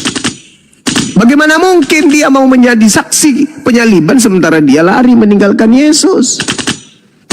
Pengarang hanya menarasikan, lalu di situ bla bla bla bla bla, maka muncul pertanyaan, itu firman Tuhan selayaknya Al-Quran, atau itu adalah surat kabar dari pewarta yang tidak diketahui siapa orang tersebut? Belakangan baru dicatat, ini penulisnya Yohanes lah. Sorry, Anda minta saksi? Tanya kepada Quran. Allah yang menjadi saksi pada saat itu. Kalau manusia yang menjadi saksi masih diragukan. Tapi kalau yang maha melihat yang menjadi saksi, apalagi yang perlu kami ragukan? Ma qultu lahum illa ma amartani bi ani abudullah rabbi wa rabbakum wa kuntum alaihim syahida wa kuntu alaihim syahida ma dumtu fihim falamma tawaffaitani kunta antar raqiba alaih wa anta ala kulli syai'in syahid. Apa yang perlu kami kemudian sangsikan, ragukan? Yang menyaksikan adalah pencipta langit dan bumi. Sementara buku Yohanes ini bukan tulisan murid Yesus. Apa buktinya? Baca Yohanes 1 nomor 24. Itu bukti. Buku Yohanes bukan catatan murid Yesus. Selesai. Inna lillahi wa inna ilaihi raji'un. Kembali kepada tema bahwa penguasa langit, penguasa angkasa adalah iblis. 1 Yohanes 5 nomor 19. Penguasa bumi adalah iblis. Efesus 2 nomor 2. Yang keluar dari bumi, perut bumi, yang keluar dari tanah, kepadaku telah diberi kuasa baik di langit, dalam bahasa Yunaninya air artinya angkasa atau cakrawala atau awan-awan, baik di bumi. Di situ dikatakan bukan bumi tetapi G itu artinya tanah. Nah, dia keluar dari tanah, dia penguasa tanah, dia penguasa bumi. Siapakah dia? Iblis. Ada yang keluar dari bumi, mengaku kepadaku telah diberi kuasa. Ayo, siapa dia? Sekali lagi Bang Suma. Saya kira begitu teman. Silakan naikkan yang agak keras sedikit teman. Ya, baik. Bang Saya sapa dulu. Bang Arif. Sebentar Bang Suki. Saya sapa dulu Bang Jensen. Iya, saya sapa dulu nih Bang Jensen. Selamat malam. Jensen, selamat malam Jensen. Kalau nggak ngomong saya turunkan ya. Silakan lanjut dulu Pak Suki. Iya, Bang Arif. Di sini Iya. jam 12.15 nih, saya harus izin turun nih. Iya, nggak apa-apa. Saya Besok mau sambil bangun pagi. saya sambil cari teman-teman yang Kristen. Sambil cari yang Kristen, boleh. Saya Iya. boleh narasikan ini. Silakan Pak Suki. 1 Yohanes 3 ayat 10. Di sini ayat menjelaskan kepada kita arti kata anak di dalam Bible. 1 Yohanes 3 ayat 10, inilah tandanya anak-anak Allah dan anak-anak iblis. Jadi Bible sudah menjelaskan melalui Yohanes bahwa ada dua anak saja, yaitu anak Allah atau anak iblis. Setiap orang yang tidak berbuat kebenaran tidak berasal dari Allah, dan demikian juga barang siapa yang tidak mengasihi saudaranya. Nah, Yesus menjelaskan di dalam Yohanes 8 ayat 44. Waktu Yesus berbicara kepada imam kepala dan ahli Taurat, Yesus mengatakan, kamu, bapamu adalah iblis. Apa yang membuat kita menjadi anak iblis atau anak Allah? Yesus menjelaskan, karena kamu mau melakukan keinginan daripada iblis, maka bapamu iblis. Yesus melakukan kehendak dari Allah, maka Yesus layak memanggil dia Bapa, dan dia adalah anak Allah. Memang kita keturunan dari Adam dan Hawa, yang dikatakan dalam Lukas 3 ayat 38, Adam adalah anak Allah. Benar, kita anak Allah, tetapi kita keturunan dari bapak nenek moyang kita yang saat itu melakukan kehendak daripada iblis. Karena demikian, maka gambarnya rusak. Tidak lagi memiliki keserupaan dengan Bapa di sorga. Apa itu gambar? Gambar adalah unsur yang ada pada Tuhan diberikan kepada manusia. Unsurnya adalah pikiran dan perasaan. Di mana kita bisa tahu di dalam Filipi 2 ayat 5. Hendaklah kamu dalam hidupmu bersama menaruh pikiran dan perasaan yang terdapat juga di dalam Kristus Yesus. Jadi kalau kita punya pikiran, perasaan, sepikiran atau sejiwa dengan Yesus Kristus, maka kita pun segambar dan serupa dengan Allah. Karena Yesus telah memulai, dia yang telah mencapai lebih dulu, memiliki gambar dan rupa Allah. Dan cirinya gambar rupa Allah adalah taat melakukan kehendak Bapa sepenuhnya. Sampai anak itu mengatakan, aku tidak dapat berbuat apa-apa dari diriku sendiri. Itulah anak. Nah, di dalam 1 Yohanes 5 ayat 20. Akan tetapi kita tahu bahwa anak Allah telah datang dan telah mengaruniakan pengertian kepada kita, supaya kita mengenal yang benar. Dan kita ada di dalam yang benar, di dalam anaknya, Yesus Kristus. Jadi tidak bisa kita datang kepada Bapa, kita tidak bisa punya hubungan dengan Bapa, kita bisa ada di dalam Bapa kalau tidak kita ada di dalam anak. Karena hanya anak satu-satunya inilah yang diutus, dan dia berkata, kepadanya aku berkenan, dengarkanlah dia. Matius 21 ayat 33 dan selanjutnya, anak ini ahli waris. Di dalam Roma 8 ayat 14, semua orang yang dipimpin Roh Allah adalah anak-anak Allah. Ayat 17-nya, dan jika kita adalah anak, maka kita juga adalah ahli waris. Maksudnya, orang-orang yang berhak menerima janji-janji Allah, yang akan menerimanya bersama-sama dengan Kristus, yaitu jika kita menderita bersama-sama dengan dia, supaya kita juga dipermuliakan bersama-sama dengan dia. Menderita bersama dengan dia, Wahyu 3 ayat 21. Yesus mengatakan, barang siapa menang, ia akan kududukan bersama-sama dengan aku di atas tahtaku, sebagaimana aku pun telah menang dan duduk bersama-sama dengan Bapakku di atas tahtanya. Yesus menang untuk dirinya sendiri dan dia diangkat menjadi pemimpin. Dia diberi kuasa untuk menjadi hakim, penentu orang selamat mencapai tujuan sesuai rencana Allah adalah seperti Yesus. Maka dikatakan dia sebagai hakim, dia sebagai kitabnya untuk menghakimi manusia. Cerminnya adalah anak Allah ini, Yesus. Jadi kalau orang seperti Yesus itulah selamat di dalam Bible. Keselamatan di dalam Bible adalah usaha Tuhan mengembalikan manusia ke rancangan semula. Rancangan semulanya itu segambar serupa dengan Bapa di sorga. Contohnya, prototipenya, ini anak Yesus Kristus. Gitu Bang Arif. Bang Zuma, terima kasih Bang ya. Iya, sama-sama Bang. Saya izin turun nih. Baik. Nah, malam. Ya, makasih Bang Pak Toto, Suki. Bang Dito, Bang HTT, Bunda Rama ya, Bang Arif, Bang Iya, Andi makasih. Selebes, saya izin turun ya. Terima kasih. Ya, oke, ditanggapi dulu Bunda. Baik. Jadi ketika saya mendengarkan ulasan dari saudara kita Kristen Pak Suki, saya jadi merinding, ya, ngeri. Kenapa?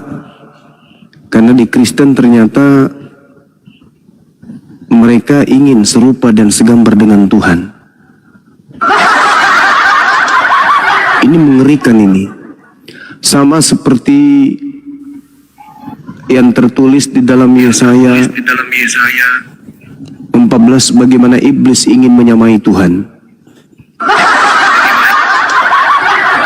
Mereka ingin serupa dengan Tuhan, itu adalah sesuatu yang sudah sudah merupakan batil di atas kebatilan. Pantaslah kemudian mereka dicap sebagai penyesat. Karena Yesus sendiri tidak pernah mengatakan dirinya serupa dengan Tuhan. Yesus tidak pernah mengatakan bahwa manusia serupa dengan Tuhan. Yesus tidak pernah mengajarkan manusia itu segambar dan serupa dengan Tuhan. Tapi upaya-upaya Kristen itu pingin kali setara dan segambar dengan Tuhannya. Halilintar. Tadi Saudara Suki mengambil data di dalam 1 Yohanes 3 kalau nggak salah, data nomor 10. Harusnya dia mundur karena ini membicarakan tentang penyaliban. Harusnya dia mundur data nomor 8. Barang siapa yang berbuat dosa berasal dari iblis. Apakah penyalib Yesus ini berbuat dosa atau berbuat pahala kebenaran? Penyalib Yesus adalah pembuat dosa. Barang siapa yang tetap berbuat dosa, kata tetap di situ sebenarnya penambahan ya. Tidak ada kata tetap di situ. Barang siapa yang berbuat dosa berasal dari iblis. Sebab iblis berbuat dosa dari mulanya. Berarti betul penyaliban ini berasal dari iblis. Itu dalil. Berdasarkan kitabnya saudara Kristen. Salib berasal dari iblis. Apakah salib itu perbuatan, ketika orang-orang menyalib Yesus itu perbuatan dosa? Ya, perbuatan dosa. Berarti salib itu berasal dari iblis berdasarkan 1 Yohanes 3 nomor 8. Barang siapa yang berbuat dosa berasal dari iblis, sebab iblis berbuat dosa dari semula. Untuk inilah anak Tuhan menyatakan dirinya. Sebenarnya Tuhan Allah di situ salah juga, harusnya dewa. Untuk itulah anak dewa menyatakan dirinya, yaitu supaya anak dewa ini membinasakan perbuatan-perbuatan iblis itu. Nah, apa perbuatan-perbuatan iblis? Itu dibinasakan oleh Yesus katanya di atas salib. Betulkah itu terjadi? Benarkah perbuatan-perbuatan iblis itu dibinasakan Yesus di atas tiang salib? Bullshit. Persinahan, pembunuhan, pemerkosaan, korupsi, dan seterusnya masih mereka lakukan. Mana buktinya? Mana buktinya? Kristus mau membunuh dan membinasakan. Dia sengi, ikut satu. Mana buktinya? Coba buktikan. Apakah Kristen ini sudah tidak melakukan dosa? Kata siapa? Ayo, kata siapa Kristen sudah tidak melakukan dosa? Untuk itulah Yesus menyatakan dirinya, agar supaya Yesus membinasakan perbuatan-perbuatan iblis itu. Apa pula? Mana buktinya? Tak ada. Makanya di dalam Roma 8:10 itu tadi, jikalau Kristus ada di dalam kamu, maka tubuh memang mati karena dosa. Gak ada yang kena. Sasarannya mantul semua, gak ada yang benar. Mantul. Barang siapa yang berbuat dosa berasal dari iblis. Sebab iblis berbuat dosa dari semula. Untuk itulah Yesus menyatakan dirinya, supaya Yesus membinasakan perbuatan-perbuatan iblis. Jadi yang selama ini yang kita tahu, negara pelopor penyakit kelamin terbesar itu mayoritas penduduknya beragama apa rupanya? Lalu intinya sengat maut adalah dosa. Dosa adalah maut. Mereka masih mengalami maut, bermatian. Berarti apa yang ditebus apa? Yang dibinasakan apa? Yang dibinasakan? Tidak ada itu. Jadi konsepnya ini ya harus dipahami oleh teman-teman. Kok jadi kacau begitu ya? Nah, ini terakhir. Penggiringan pengajaran menghantarkan saudara-saudara seperti yang diterangkan oleh saudara Suki tadi, bahwa mereka orang Kristen itu memang dididik untuk serupa dengan Tuhan. Kita lihat di dalam ajaran saudara Kristen 1 Yohanes 2:20. Tetapi kamu telah beroleh pengurapan dari yang kudus. Nah, orang Kristen semuanya diurapi dari yang Maha Kudus. Dan dengan demikian kamu semua mengetahuinya. Jadi pengikut Paulus itu semuanya adalah sudah diurapi. Orang yang sudah diurapi Tuhan adalah Kristus. Berarti mereka ini semuanya adalah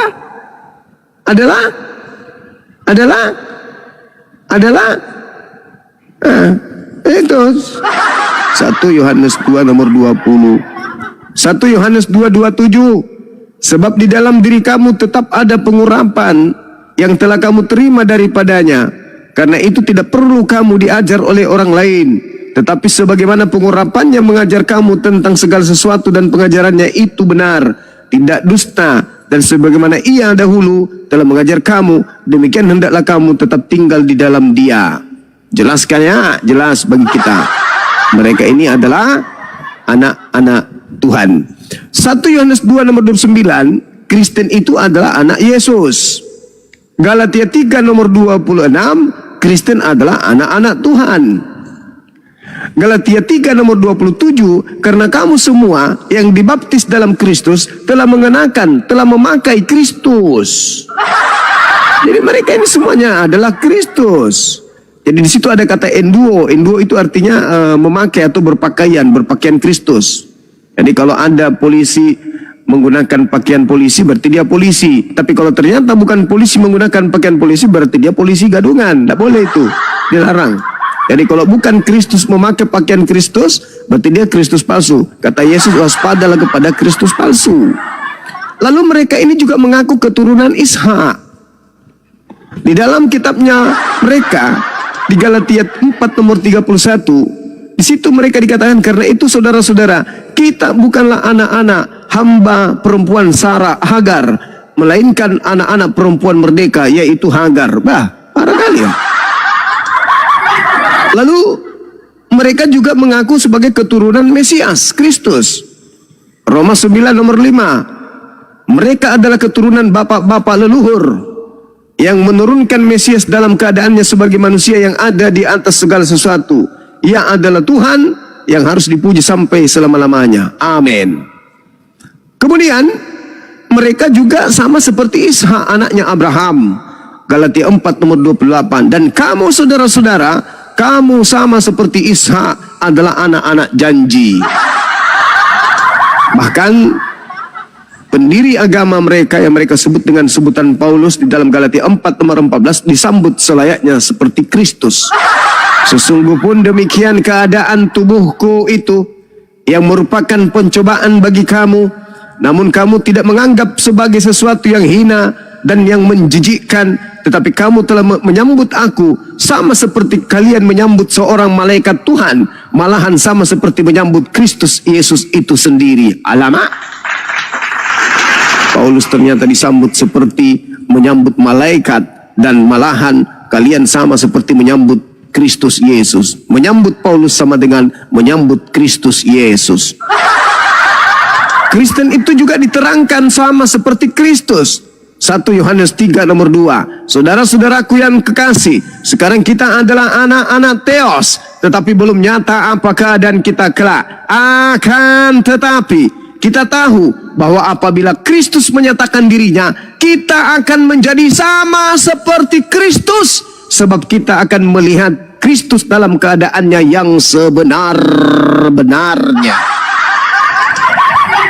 Bahkan kalau kita melihat di dalam kitabnya Wahyu 3 nomor 21, saudara Kristen itu justru sehakikat dengan Tuhannya. Barang siapa menang, ia akan kududukkan bersama-sama dengan aku di dalam tahtaku, sebagaimana aku pun telah menang dan duduk bersama-sama dengan Bapakku di atas tahtanya. Bahkan di dalam ajaran mereka 1 Korintus 6 nomor 15 sampai nomor 17, tubuh Kristus adalah anggota Kristen. Kristen ini adalah juga anggota Kristus. Tidak tahukah kamu bahwa tubuhmu adalah anggota Kristus? Alamak. Akan kuambil anggota Kristus untuk menyerahkannya kepada pencabulan. Sekali-kali tidak itu terjadi. Aku tidak tahu atau tidak tahukah kamu bahwa siapa yang mengikatkan dirinya pada perempuan cabul menjadi satu tubuh dengan mereka. Sebab demikianlah kata Nas, keduanya akan menjadi satu daging. Tetapi siapa yang mengikatkan dirinya pada Tuhan menjadi satu roh dengan Tuhan. Alamak. 1 Korintus 12 nomor 28. Di situ jelas seperti yang saya terangkan, di tengah-tengah Kristen itu ada nabi, di tengah-tengah Kristen itu ada rasul, di tengah-tengah Kristen itu ada pengajar. Dan Theos telah menetapkan beberapa orang dalam jemaat. Yang pertama sebagai rasul, yang kedua sebagai nabi, yang ketiga sebagai pengajar. Selanjutnya mereka yang mendapat karunia untuk mengadakan mukjizat, untuk menyembuhkan orang, melayani, untuk memimpin, dan untuk berkata-kata dalam nama roh, dalam bahasa roh. Jadi teman-teman sekalian, bahkan lebih jauh, ajakan Paulus kepada Kristen untuk menjadi rasul itu nyata di dalam 1 Korintus 12 nomor 31. Jadi berusahalah untuk memperoleh karunia-karunia yang paling utama, dan aku menunjukkan kepadamu jalan yang lebih utama lagi. Bahkan kalau kita lihat dalam Yakobus 1:18, Kristen adalah anak sulung Theos. Siapakah mereka ini yang ingin menyamai Theos? Pertama kita melihat di dalam Yesaya 14, dia adalah Halal bin Zakar. Dalam tradisi Yudaism menyebutnya Lucifer.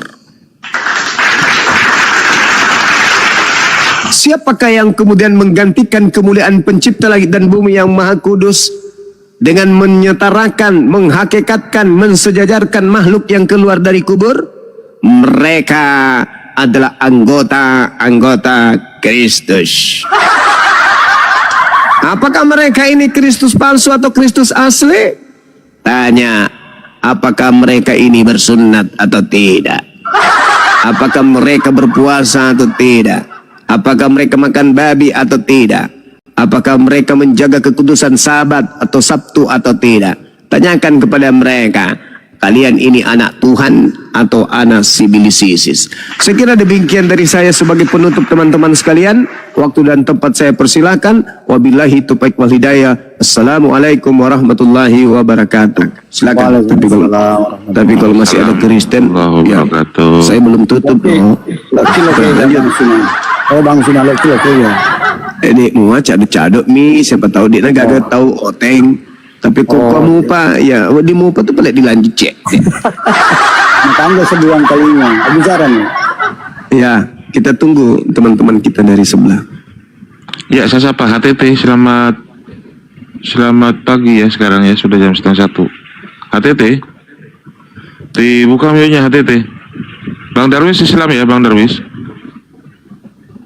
Insyaallah bisa ya bang. Oh iya, saya kurang paham bahasanya Bang. Ya, Itu bahasa Golgota itu Bang Arif. Saya turunkan Bang HTT karena gak ada suara.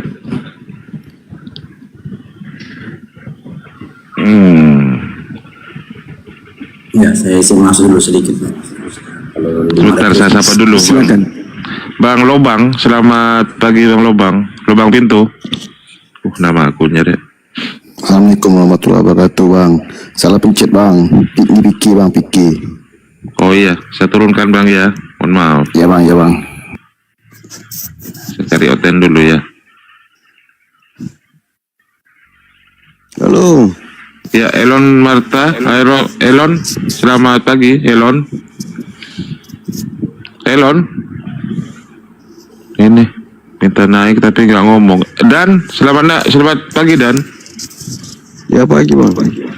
Ya, agamanya apa Dan? Kristen dong. Oke. Oh, Dan yang dulu ini. Terserah bang lah. Dan yang dulu, yang sekarang, yang baru ya. Iya, oke Dan. Zuma bagaimana? Zuma ada? Ada Bang Suma, masih ada. Tadi ada yang mau Belum ditambahkan Bang Goto. Silakan Bang Goto duluan. Halo Zuma. Sebentar. Ya, lo duduk aja di situ bang. Iya, Duduk sebentar tenang aja di dulu. situ. Tenang. Atur napas, atur napas aja. Tenang. Gantian, ya. Ya, silakan Bang Goto, ada tambahan mungkin. Ada Bang Ari. Sebenarnya saya mau bercerita sedikit tentang bagaimana Islam itu mempertahankan peradaban dunia ya. Tapi kalau sudah ada Kristen ya saya sambung aja narasinya Bang Zuma. Nah, jadi kawan-kawan sering kita kaji ya bahwa memang penyaliban itu ada, tapi sebenarnya siapa yang disalib ini kan menjadi polemik ya.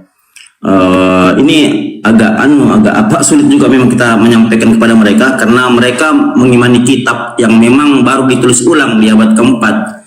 Sementara di abad-abad pertama kalau kita lihat ya, Kristen-Kristen yang berdiri di abad pertama yang memang langsung turunan dari Isa itu sendiri atau Yosua masih sendiri yang lari ke seberang Sungai Pela pasca genosida ya yang dilakukan oleh Roma. Ini mendirikan Kristen ada beberapa aliran ya. Salah satunya adalah Eubonic dan Basilidias. Ini sama sekali tidak mengakui seorang yang disalib ya atau seorang Yosua Hamasiah yang disalib.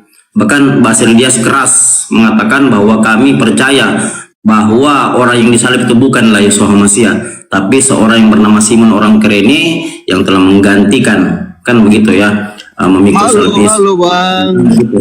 kau sudah lari dari konteks bang. Ya, gantian dan. Dia lari dari konteks bang. Bang. Enggak tambahan referensi aja, sebentar aja Bang Goto ya. Saya tambahkan saja. Iya, sebentar aja. Anda tidak naik, saya akan congor. Seandainya Anda tidak naik, saya akan menceritakan bahwa Kristen yang lahir dari Katolik itu menghancurkan peradaban dunia. Ya, tapi kita skip karena agak panjang itu. Jadi kawan-kawan ya, kalau kita lihat beberapa manuskrip tua ya, ini tidak searah sejalan dengan Bible abad keempat ya, di mana Bang, jangan congor bang. wah Anda ini kenapa ini Kristen? Kalau saya kajian selalu kejang-kejang ya, Anda ini kejang-kejang, teman kalian sama aja kalian dengan Chris Evans dan yang lain ya. Jadi kawan-kawan ya, sejarah pendirian Kristen bahkan penulisan kitabnya saja ya, mulai dari Injil Sinoptik sampai masuk Yohanes gabungnya, itu sebenarnya hanya disematkan sebagai tradisi, dan yang menyematkan nama-nama ini pun bukan Matius, Markus, Lukas, bahkan Yohanes, tapi disematkan oleh seorang yang bernama Papias dan Santo Irenaeus. Itu masalahnya. Jadi memang diragukan kebenarannya. Memang aliran Kristen. Aduh, ini. Sudah, Pak aja bicara. Sudah, Bang Arif lanjut aja nih. Kasih saja nih orang yang bicara ini. Tampaknya dia lebih pintar. Nih. Oke, saya bicara. Dengan Zuma. Iya, mau bicara apa? Mau bicara apa? Mau menanggapi apa gimana? Dan kalau nggak sopan, bentar, saya beralih dulu ya. Aduh, ini. Bentar. Topik kita pada kesempatan kali ini, sebagaimana yang ada di stiker itu, salib itu karya iblis atau karya Bapak. Itu topik kita malam hari ini. Saya keluar dari tema bang dulu bang. Kalau mau keluar dari tema, mending kau keluarkan badanmu dari celanamu. Oke, acung. Nah udah keluar dari tema sana. Kau buka komal, kau buka tema sendiri, terserah lu. Mau ngomongin di area pasar ke, cabe ke, apa ke, terserah lu. Udah ada tema, keluar dari tema, lu buka komal sendiri. Mending kamu ngerumpi sama keluargamu, ngomongin Pak RT ke, siapa ke, terserah lu. Di sini ada tema, oke? Lanjut. Beradablah sedikit jadi manusia. Apalagi Anda naik dari ranah dialektika ya. Ranah dialektika ini adalah ranah yang dilindungi undang-undang. Kan begitu. Naiklah sedikit, pakailah adab Anda itu. Anda kan diajar ajaran kasih, diajar bagaimana caranya beradab, kan begitu. Apalagi kita ini warga negara Indonesia yang jelas ya bahwa salah satu sila dalam Pancasila kita itu mengajarkan kita menjadi manusia yang beradab, kan begitu. Tapi Anda naik di komal-komal ini bukan naik mau diskusi, tapi naik kejang-kejang. Itu yang masalah. Oke, sambil nunggu-nunggu Kristen ya, saya akan cerita sedikit ya bahwa Islam itu memang diturunkan untuk menjadi rahmat sekalian alam. Maaf, kalau saya keluar dari tema sedikit Bang Andi sambil menunggu ya. Dari beberapa kesempatan, bahkan dari beberapa buku yang dicatat, salah satunya buku karangan Jonathan Dede Smith ya, bahwa Islam itu adalah agama rahmat yang seharusnya masyarakat dunia itu harus berterima kasih dengan turunnya Islam, ya. Kenapa? Karena Islam itu adalah agama yang mempertahankan peradaban dunia. Kisah-kisah sejarah dari sisi eskatologi maupun kita kaji dari sisi aksiologi, ya. Eskatologi itu adalah ilmu yang mempelajari tentang kisah masa depannya, bukan hanya kisah setelah kematian, tapi kisah di mana akhir-akhir zaman atau masa-masa terakhir, ya, kehidupan manusia. Coba kita perhatikan, ya. Dari sisi aksiologi, ya, aksiologi itu adalah ilmu, ya, salah satu atau enggak ilmu besar, ilmu pengetahuan yang mempertanyakan apa itu ilmu pengetahuan. Coba kita perhatikan baik-baik, ya.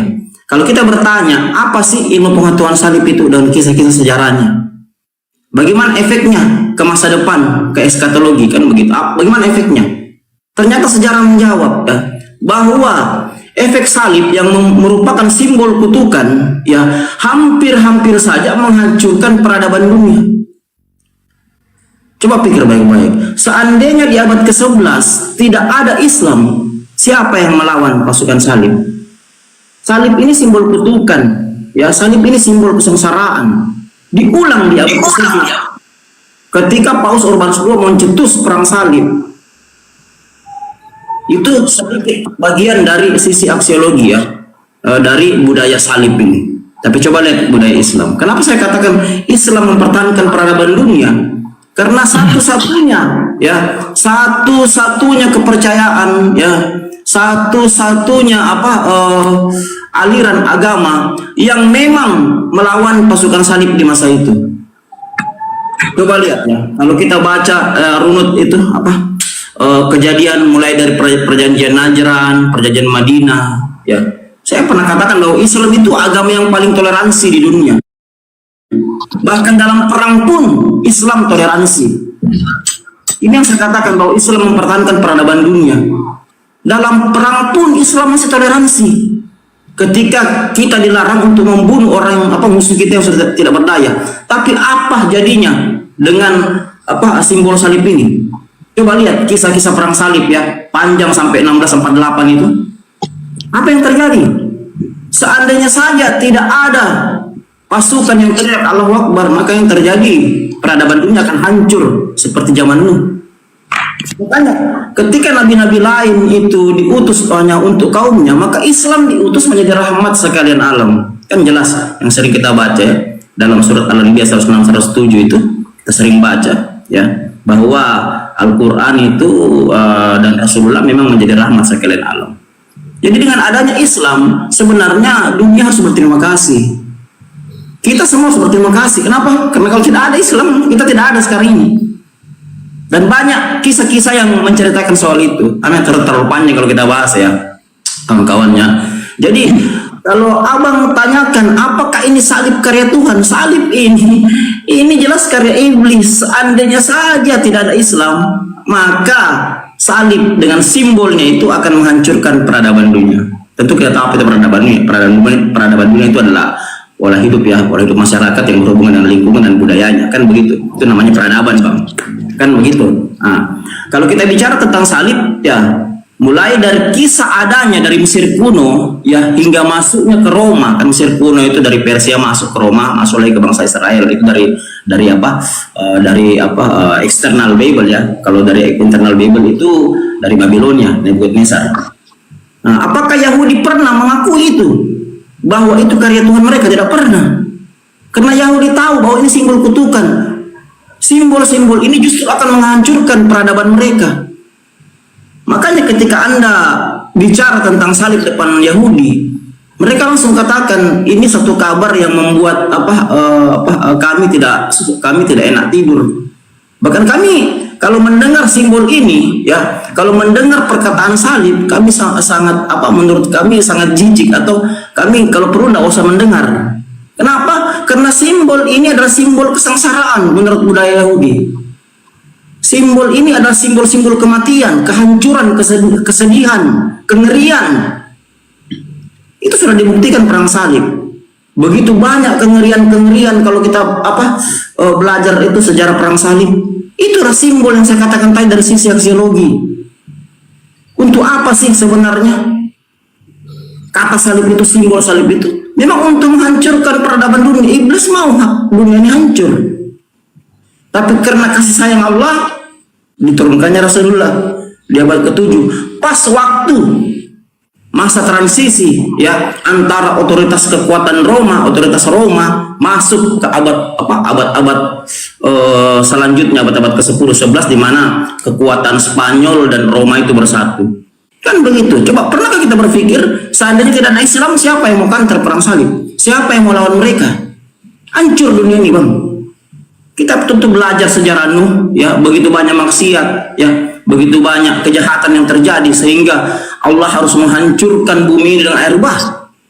Seandainya tidak ada Islam yang menjadi rahmat, kira-kira hancur nggak dunia ini? Hancur. Baca sejarah perang salib tuh. Kalau tidak ada Islam, siapa yang melawan mereka?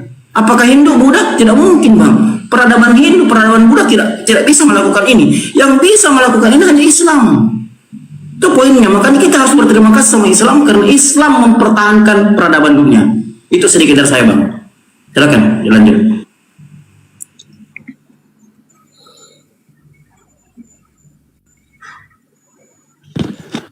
Oke, terima kasih Bang Goto. Panglima, selamat pagi Panglima.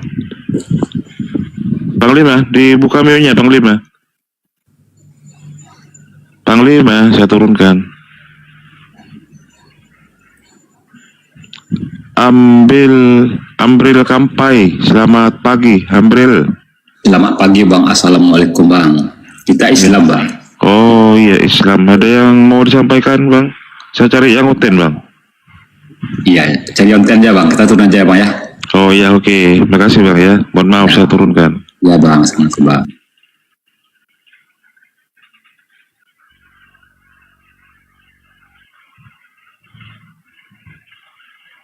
Silakan teman-teman Kristen yang mau naik berdiskusi. Mumpung Gurunda masih on fire, belum kantuk.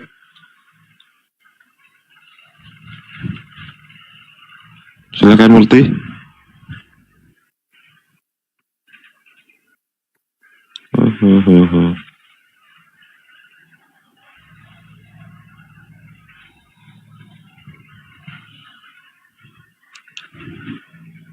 Dodos naik Dodos, jangan modal tipping Dodos. Dodos naik ayo. Siapa ini? Daudos 73. Ya, saya bisukan ya, biar kepanasan kan minta naik. Anda saya bisukan kalau kepanasan naik. Kalau nggak kepanasan ganti aja celanamu dengan rok mini atau daster ya. Ya Dodos, saya tunggu di Multi.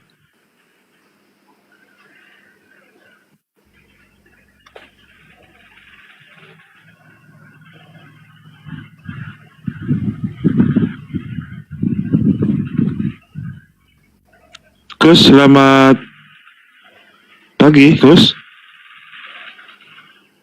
Gus, selamat pagi, Gus. Gus, selamat pagi. Fadli, selamat pagi, Fadli. Fadli, selamat pagi. Aduh.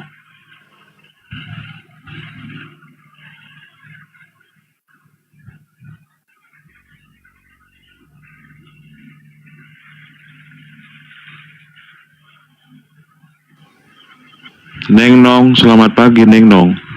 Pagi. Ya, agamanya apa Bang? Aku Islam. Ada yang mau disampaikan Bang? Saya cari Oten. Cari yang Kristen. Saya cuma pengen itu aja sama Bang Juma yang ngefans. Assalamualaikum Bang Juma. Waalaikumsalam warahmatullahi wabarakatuh Bang. Saya fans Sehat Bang selalu. Cianjur. Makasih. Sehat selalu Bang. Amin. Abang juga ya. Siap. Terus Dari mana? Benar ya. Dari mana Bang Neng Nong? Dari mana kalau boleh tahu Bang Neng Nong? Dari Cianjur. Oh, Jawa Barat ya. Ya. Makasih Bang. Ayah naon eta di Cianjur? Ayah awe.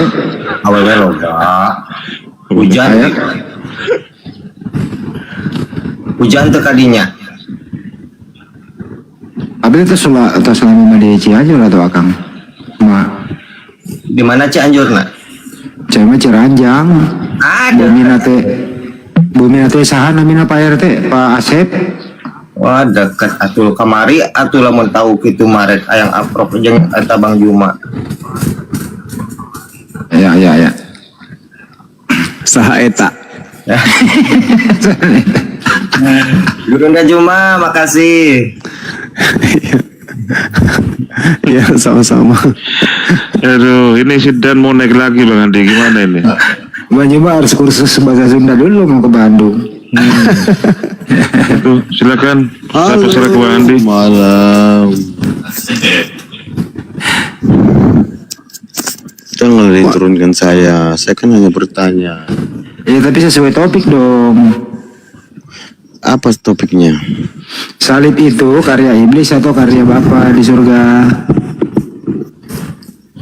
Salib maksudnya? Penyalipan Yesus. Penyalipan Yesus. Kalau orang berbuat jahat itu Lu yang bertanya. karya jawab. saya.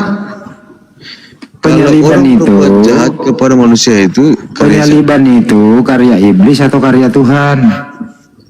Karya iblis. Ya udah cukup selesai. Udah Yesus dijawab bangkit. Udah selesai. Yesus bangkit. Yesus bangkit mengalahkan iblis. Tunggu dulu. Ketika salib itu karya Muhammad iblis. gimana? Muhammad bangkit. Ini penyalipan. Ketika salib itu Anda akui sebagai karya iblis, Oh ini semua bicara. Yesus berkata, iblis sedikit Zuma. pun tidak berkuasa atas diriku. Oke. Nah, apakah Yesus yang disalib iblis atau bukan? Kan Yesus pernah dibawa iblis ke gunung. Iya, sekarang saya ulang lagi pertanyaan. Apakah ketika iblis membunuh seseorang? Apa salahnya? Apakah ketika iblis membunuh seseorang, maka yang dibunuhnya adalah Yesus? Iya bisa. Yesus Berarti manusia. Yesus dibunuh sama iblis. Ya, Yesus manusia.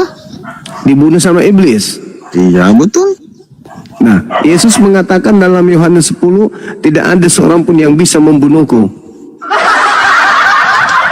Mana coba? Oh, Yohanes 10. Soalnya banyak podcastmu yang ngarang-ngarang soalnya Zuma. Dalil. Ayo. Ketika Anda mengakui bahwa salib adalah karya iblis, pertanyaannya apakah iblis berhasil membunuh Yesus?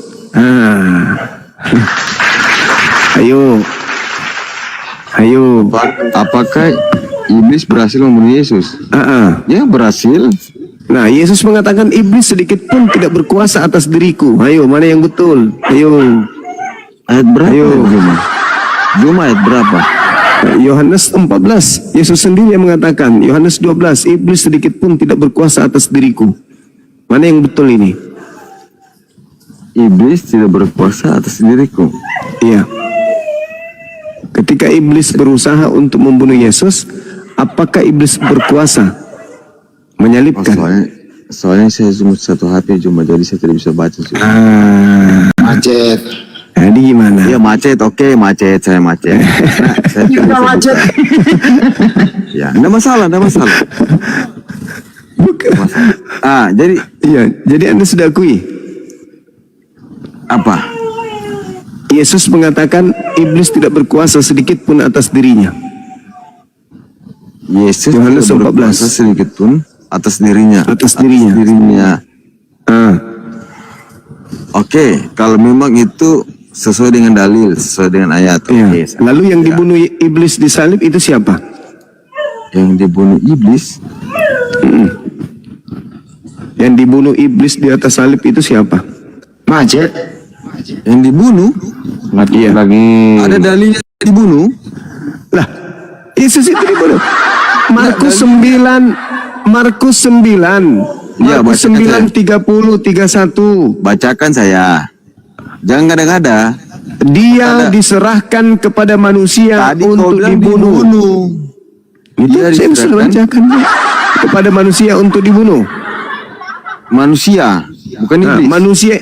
manusia ini adalah manusia yang kerasukan iblis. Yohanes 13 nomor 2. Matius 26 nomor 4 nomor 59. Kau karang sendiri. Tadi manusia, sekarang iblis. Tadi Lah kan iblis, manusia sekarang ini kerasukan iblis. Manusia sekarang iblis. Manusia yang kerasukan iblis. Kan Anda sudah mengakui tadi bahwasanya penyaliban itu adalah rencana iblis. Zuma, Karya berapa tahun ke iblis. Islam? Berapa tahun ke Islam?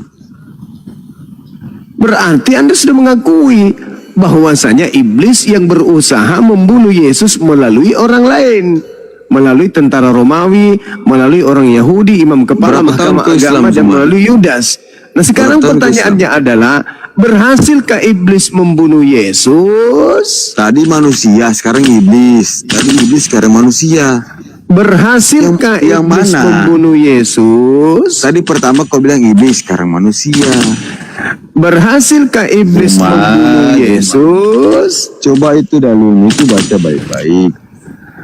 Berhasilkah iblis membunuh Yesus? Zuma, berapa tahun kau Zuma? Berapa Udah macet aja. berapa tahun? Takut. Berhasilkah iblis membunuh Takut. Yesus? Takut. Turunkan. Dulu tuh Yudas. Pasti diturunkan. Pasti Dulu tuh diturunkan Yudas. Zuma. Pasti kau turunkan. Pintar. Berapa tahun? Yang dibunuh tuh Yudas. Betul sekali. Berhasilkah Yesus membunuh Yesus? Takut Berhasilkah jawab. iblis membunuh Takut Yesus? kau jawab. Takut kau jawab. Berhasil nggak iblis membunuh Yesus? Mana dalilnya? Iblis membunuh Yesus. Lah, tadi Anda mengakui salib itu karya siapa? Salib karya siapa? Iblis. Apakah Ya, ada pernyataan membunuh? Berhasilkah karya iblis ini? Botol memang kau cuma botol. Asli botol. Asli botol. Asli. Minum cap tikus dulu kau. Minum cap tikus dulu. Berhasilkah karya iblis terhadap Yesus? Berhasil. Berhasil. Ya. Berarti Yesus bohong. Yesus Kenapa? mengatakan iblis sedikit pun tidak berkuasa atas diriku. Mana yang betul? Oke. Apa lagi pertanyaanmu? Berarti Yesus bohong. Mana dalilnya Yesus bohong? Yohanes 14:30. Apa dia bilang? Iblis tidak berkuasa sedikit pun atas diriku. Tidak sih. Berkuasa sendiri. Oke, ya oke. Kalau Berarti betul yang, ilmu ya. berarti yang disalib di atas banyak yang berarti yang aneh-aneh. disalib oleh iblis ini siapa? Berarti yang disalib oleh siapa? Yang disalib oleh orang-orang Yahudi atas perintah iblis itu siapa? Atas perintah iblis? Mana dalilnya atas perintah iblis? Lah, Yohanes 13 nomor 2.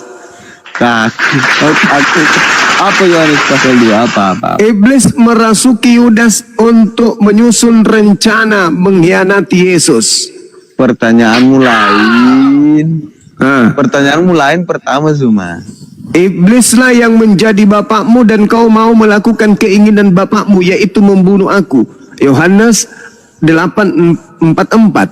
Ayo. Itu perkataannya ke siapa?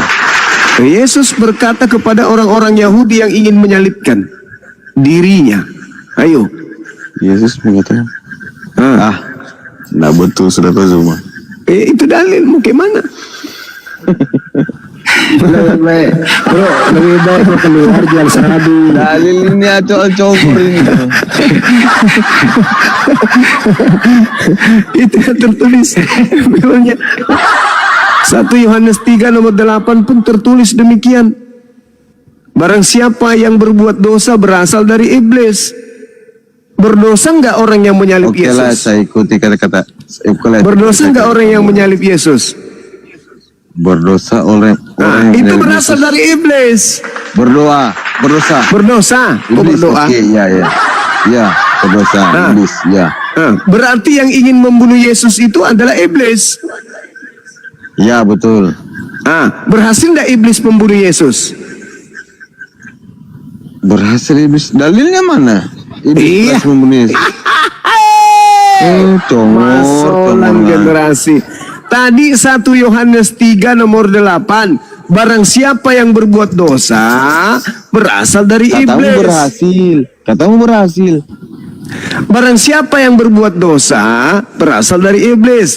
Berdosa tidak orang yang menyalib Yesus. Berhasil kan tidak orang yang berhasil. Nah, berarti berdosa enggak orang yang menyalib Yesus? Berdosa. Berasal dari iblis kah itu? Berhasil. Ya. Nah, berarti iblis berhasil membunuh Yesus. Berarti iblis berhasil membunuh Yesus. Ya. Berarti kalau iblis berhasil membunuh Yesus, berarti Yesus itu pendosa, pembohong. Yesus pembohong. Karena Yesus Tapi di berkata, kitabmu, karena tapi iblis di kitabmu berkata, Isa suci. iblis, Tapi di iya kitabmu betul. Isa Yesus suci. Ya, di kitabmu Yesus pembohong ternyata. Tetapi Isa suci. Di kitabmu Yesus, Isa suci. Yesus berkata bahwasanya sedikit pun iblis tidak berkuasa atas dirinya. Mana yang betul? Yang dibunuh Yesus atau Yesus pembohong? Mana yang betul? Kalau Yesus yang dibunuh Dalilnya disalib, mana Yesus pembohong? kalau yang disalib itu adalah Yesus, berarti Yesus itu pembohong. Tapi kalau yang disalib ini bukan Yesus, berarti Yesus tetap suci, bukan pembohong. Ayo. Iblis berencana membunuh Yesus. Berhasil tidak iblisnya? Tidak berhasil. Menurut siapa? Menurut Yesus. Menurut Yesus tidak berhasil. Menurut kamu berhasil. Berarti kamu sudah disesatkan. Yesus mengatakan iblis tidak berhasil menyalibkan aku. Ayo, mana yang betul? Yesus tidak berhasil. Mana? Yesus Soalnya berkata Zuma, iblis setiap tidak podcast berhasil ada perkataan itu menyalibkan sesuatu aku. dengan dalil. Ada Saya ulang beberapa lagi. dalil Saya yang ulang sesuai lagi. dengan perkataanmu. Saya ulang lagi. Apakah iblis Soalnya saya tidak berencana menggunakan membunuh Bible. Yesus Kalau saya dengan ingin cara membacakan, salib? membacakan. Saya ulang lagi. Apakah iblis berencana membunuh Yesus?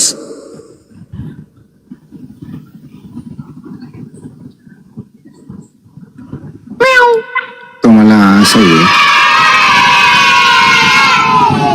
Apakah iblis berencana membunuh Yesus? Kata Yesus, iblis sedikit pun tidak berkuasa atas diriku. Berarti rencana iblis membunuh Yesus berhasil nggak? Yesus berhasil. Loh, berarti iblis berkuasa atas diri Yesus dong kalau begitu. Ya, dia manusia. Lah, kata Yesus iblis tidak berhasil. Yesus bangkit. Kata Yesus bangkit. iblis tidak berkuasa. Muhammad tidak bangkit. Astagfirullahaladzim. Rusak otak. Otak sudah hancur. Saya tanya kau. Saya tanya dulu kau semua. Di surga nanti pakai bahasa apa? Di surga nanti. Di surga nanti pakai bahasa manusia. Bahasa apa? Bahasa manusia. Bagaimana bahasanya? Ya, bahasa manusia. Bahasa manusia itu banyak. Yang jelas bukan bahasa binatang ya. Au au au au au au au au au au au. Bahasa manusia. Kenapa? Kenapa kamu gila? Atau jangan-jangan kau ingin mengatakan di surga itu nanti orang tidak bicara lagi?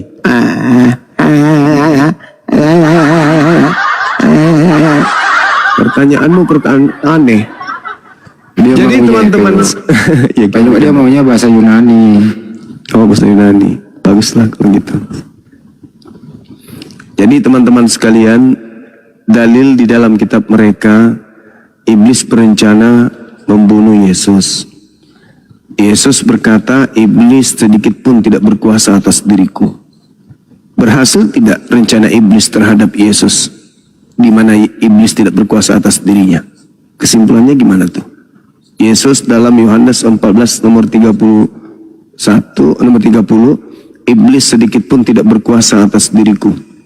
Ketika iblis kemudian berencana membunuh Yesus, baik iblis langsung yang berusaha maupun melalui orang, apakah berhasil atau tidak? Berdasarkan pengakuan Yesus, iblis tidak berkuasa sedikit pun kepada diriku. Berarti iblis tidak berhasil menjalankan misinya, rencananya untuk membunuh Yesus. Kita lebih percaya kepada Yesus daripada kepada iblis. Betul? Kita lebih percaya kepada Yesus daripada kepada Paulus. Betul? Ya, Yesus sendiri mengatakan, iblis sedikit pun tidak berkuasa atas diriku. Ketika iblis ingin membunuh Yesus dengan cara mencobai Yesus, berhasil tidak iblis? Tidak. Ketika iblis kemudian merasuki Yudas, berhasil tidak iblis? Tidak. Kata siapa tidak? Yesus. Berarti yang disalib ini siapa? Yudas. Masolang generasi. Tapi yang disalib itu diberi nama Yesus. Karena Yesus memang sudah mengatakan, waspadalah kepada penyesat yang datang kepadamu memakai namaku.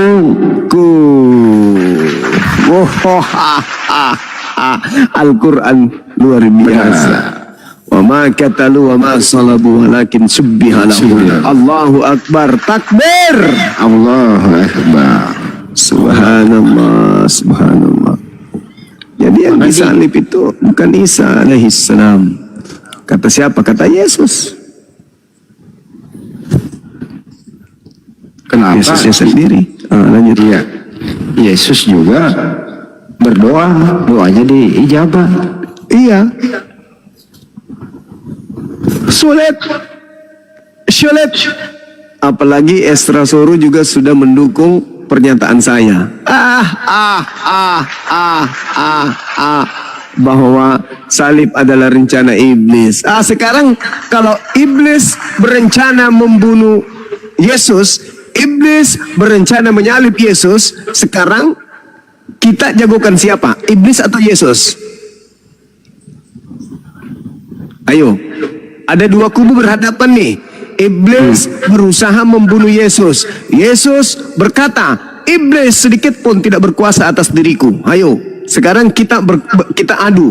Yang mana yang sakti? Yesus atau iblis? Yesus dong. Masolang generasi.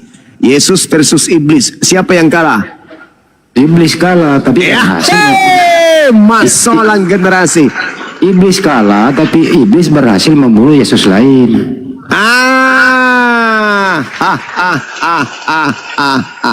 Sekarang terjadi pertandingan kelas dunia. Yesus versus iblis. Siapa yang menang?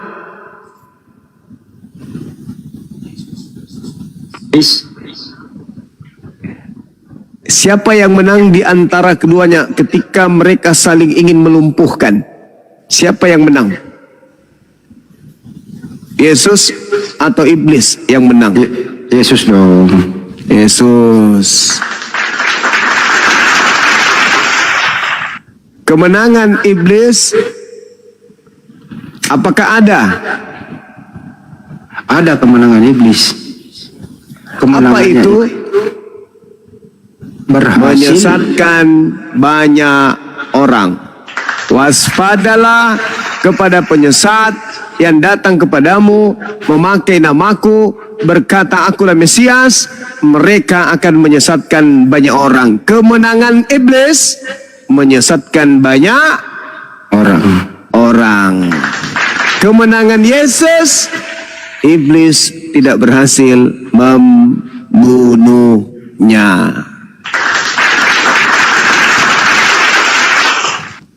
kemenangan iblis mengibliskan si Kudus TV. Ayolah teman-teman, jangan sombong terhadap kebenaran. Al-Quran sudah datang kepada kalian. Islam sudah hadir di tengah-tengah kalian. Para apologet Islam jujur mengabarkan isi Bible kalian. Ayo lembutkan hati kalian. Apakah kalian ingin membela iblis ketika iblis kemudian berhadapan dengan Yesus? Kalian mendukung iblis untuk membunuhnya, atau kalian mendukung Yesus bahwa iblis tidak akan berhasil membunuhnya? Kalian berada di kubu mana?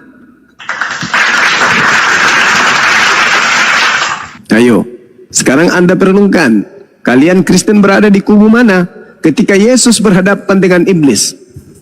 Yang satu ingin membunuh Yesus. Yang satu mengatakan kamu tidak akan sanggup membunuhku. Kristen di mana berdiri? Milih mana di antara dua jagoan ini? Milih Yesus atau milih iblis? Ayo. Ketika di situ ada pertarungan antara Yesus anak Tuhan katanya dengan iblis penguasa kegelapan berhadap-hadapan, kita ada juga hadir di sana menyaksikan, maka kita akan teriak, Yesus, Yesus, bravo Yesus, bravo Yesus, Yesus, win Yesus, Yesus, win Yesus, bravo Yesus. Di kubu sebelah apa teriakannya? Kira-kira apa teriakannya? Kira-kira apa teriakannya? Kalau kita kan Yesus, yes, bravo, Yesus, Yesus, yes, menanglah Yesus, menanglah Yesus, kalahkan kuasa kegelapan Yesus, menanglah Yesus. Nah itu kan. Nah kalau yang di sebelah teriaknya apa?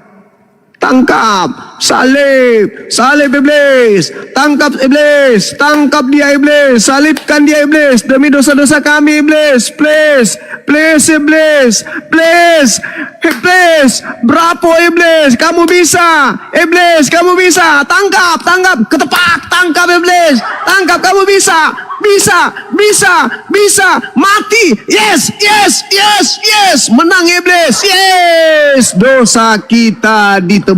Thank you iblis, thank you iblis, thank you iblis, terima kasih atas kerja baikmu iblis, Anda luar biasa iblis, berkat pekerjaanmu kau mampu kemudian menyalibkan Yesus, yes, dosa-dosa kami dihapus, thank you, bravo iblis, bravo, bravo.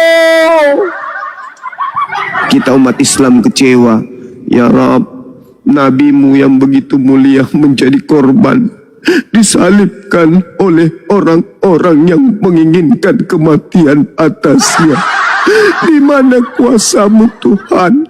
Kau begitu tega membiarkan hambamu. Katanya kau mengasihinya, kepadanya kau berkenan, kau memuliakan sebelum dunia ada. Tapi kenapa kau biarkan dia mati? Kemudian suara terdengar dari langit, wahai, jangan khawatir, yang mereka bunuh bukanlah yang asli sudah ada duduk di sebelah kananku. Yes, Allahu Akbar, takbir. Ternyata yang disalib yang palsu katanya. Allahu Akbar, Allahu Akbar, Allahu Akbar.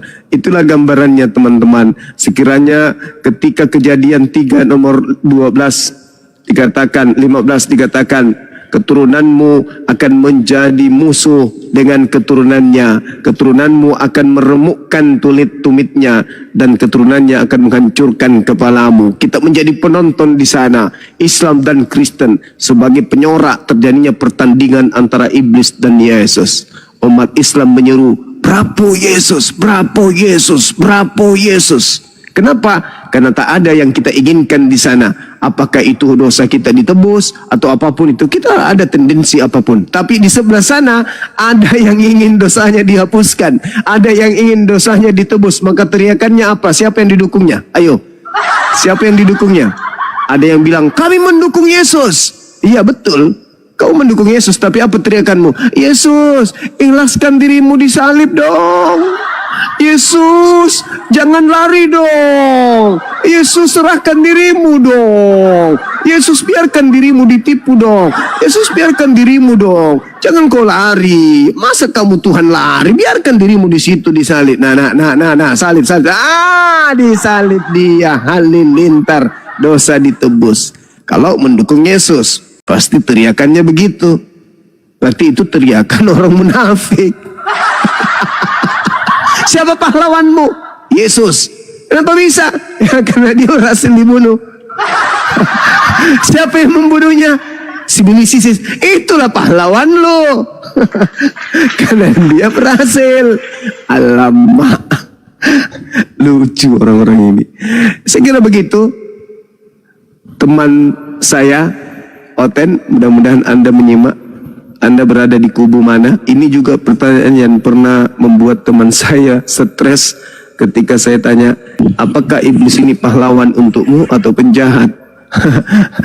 Saya bilang, dia itu penjahat. Oke, sekarang kamu lagi menonton Yesus dan iblis lagi berhadapan.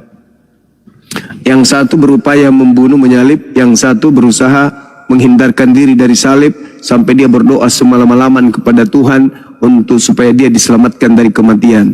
Ibrani 5 nomor 7. Kamu mendukung yang mana di situ? Aku mendukung Yesus lah. Kalau kamu mendukung Yesus, dia tidak akan disalib. Ya juga ya. Bingung dia langsung. Satu-satunya yang kau dukung adalah iblis pasti. Pasti kau mendukung iblis supaya iblisnya berhasil menyalib. Karena salib itu adalah rencana iblis. Nah, maka di mana posisimu?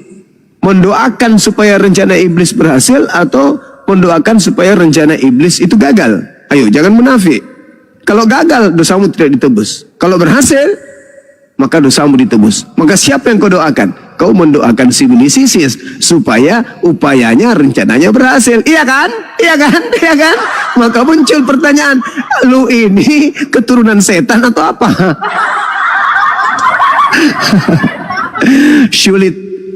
Sulit teman-teman, sulit memang, sulit. Makanya Al-Quran mengatakan, waman azlamu mimman iftara 'ala Allahil kadziba wa huwa yud'a ilal Islam. Itu kata Quran. Ya, siapakah dia pembohong itu? Pembohong itu yaitu yang menolak Islam setelah Islam datang kepada mereka.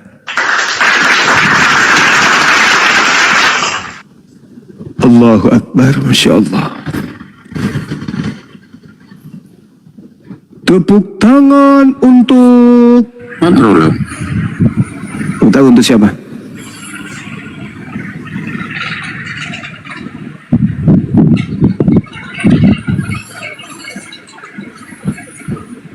Kopi.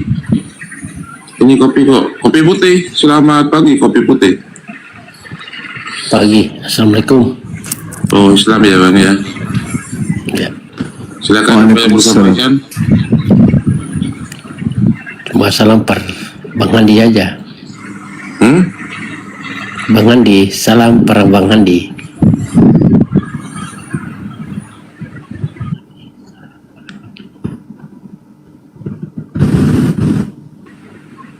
Firly, selamat malam, selamat pagi Firly. Firly, selamat pagi. Firly.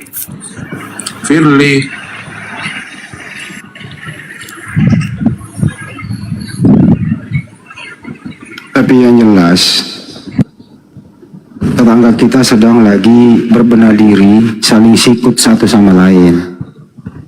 Mereka terguncang hebat Bang Handi. Betul. Pendeta, romo, semua turun tangan. Mereka memberi jawaban juga, jawabannya tidak clear-clear juga gitu. Mereka mendukung siapa? Pendeta Esra Suru mengambil dua-duanya punya rencana. Tadi ada juga Romo S3 dua-duanya. Kalau Romo S3 ini katanya bukan dua-duanya, tapi Yesusnya sendiri yang punya rencana. Jadi jawabannya bermacam-macam. Emang sulit teman-teman semua itu ya, menyatukan antara yang hak dan yang batil. Sulit menyatukan antara ajaran Tuhan dengan ajaran iblis. Nggak bisa itu dipadu. Nah, yang saya heran itu Bang Handi, mereka nggak belajar sejarah. Apakah mereka pernah mengkaji ya tahun-tahun kehilangan Yesus dalam Bible? Yesus itu Isa itu orang yang paling sulit dibunuh dalam sejarah. Saya mempelajari beberapa tokoh sakti ya, termasuk dalam budaya Hindu ya, Yudhistira ya, kita kenal dengan nama Yudhistira. Tokoh ini ketika dibandingkan dengan Isa, menurut sejarahnya Isa itu seorang tokoh yang paling sulit dibunuh. Apakah mereka pernah mengkaji itu? Sulit karena banyak pendeta memang tidak mengerti filsafat, kan begitu.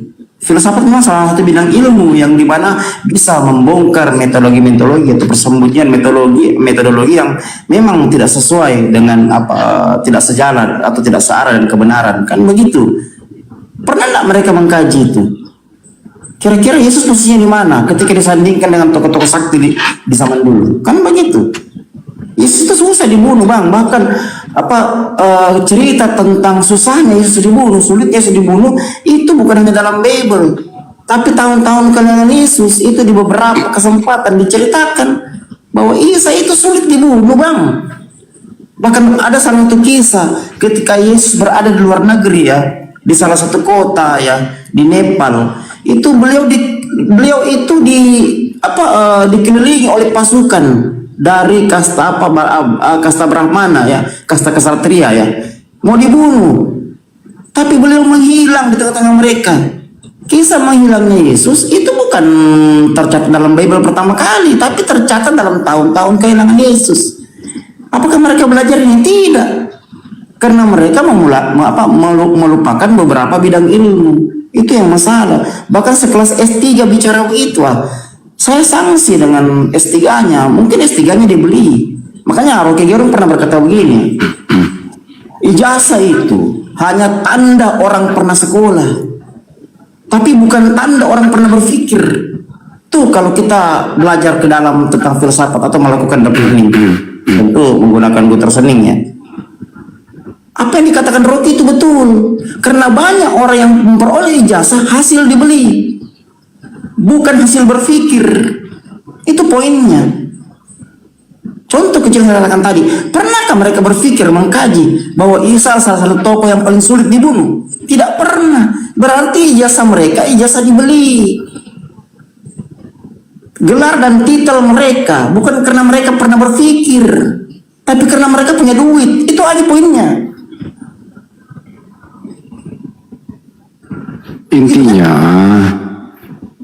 Intinya anaknya Maria itu adalah orang soleh, dilindungi oleh Tuhan yang mengutus dia. Setan tidak boleh menyentuh dia. Kamu udah dibaca datanya Bang Juma itu. Iblis tidak bisa menguasai aku. Buktinya Yesus berhasil kan beberapa kali mengusir iblis.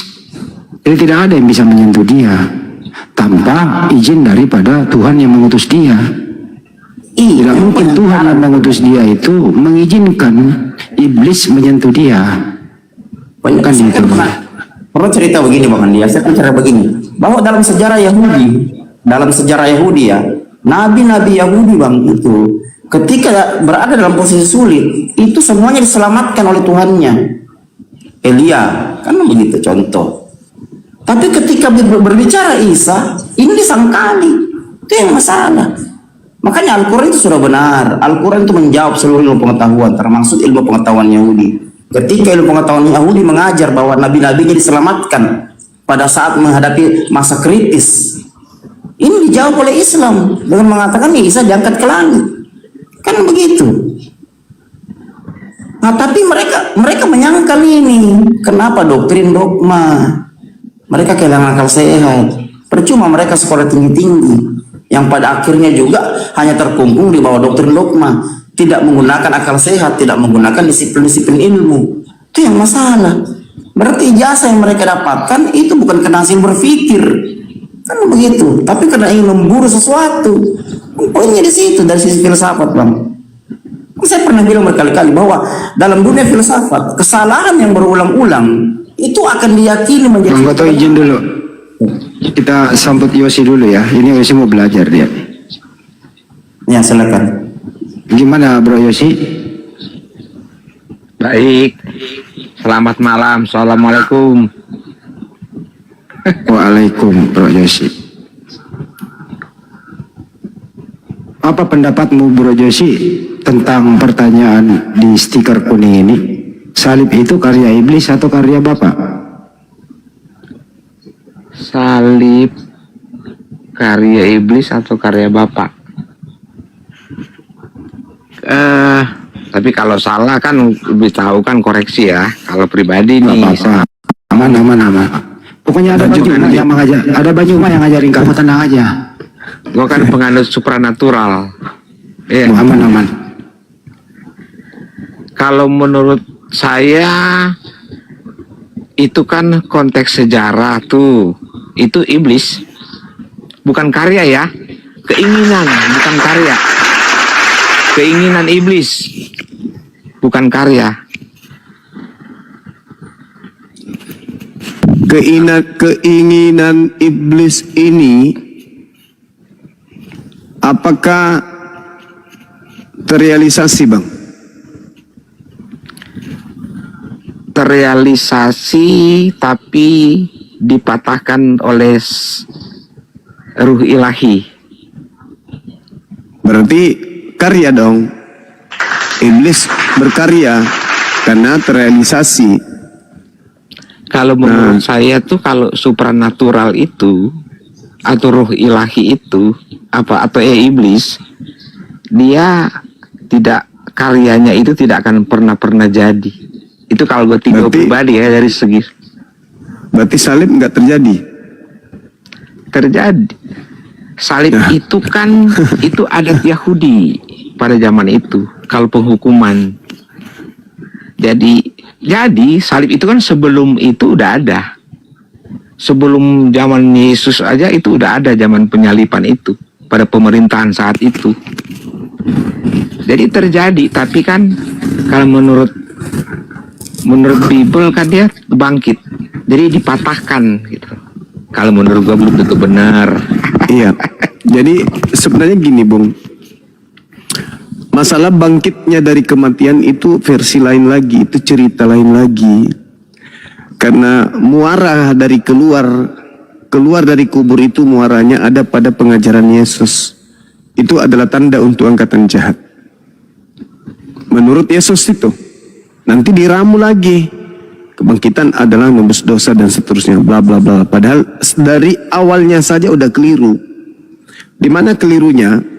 Ketika Anda sudah mengakui bahwa berencananya iblis membunuh Yesus dan terjadi, berarti ada yang harus korban di sana.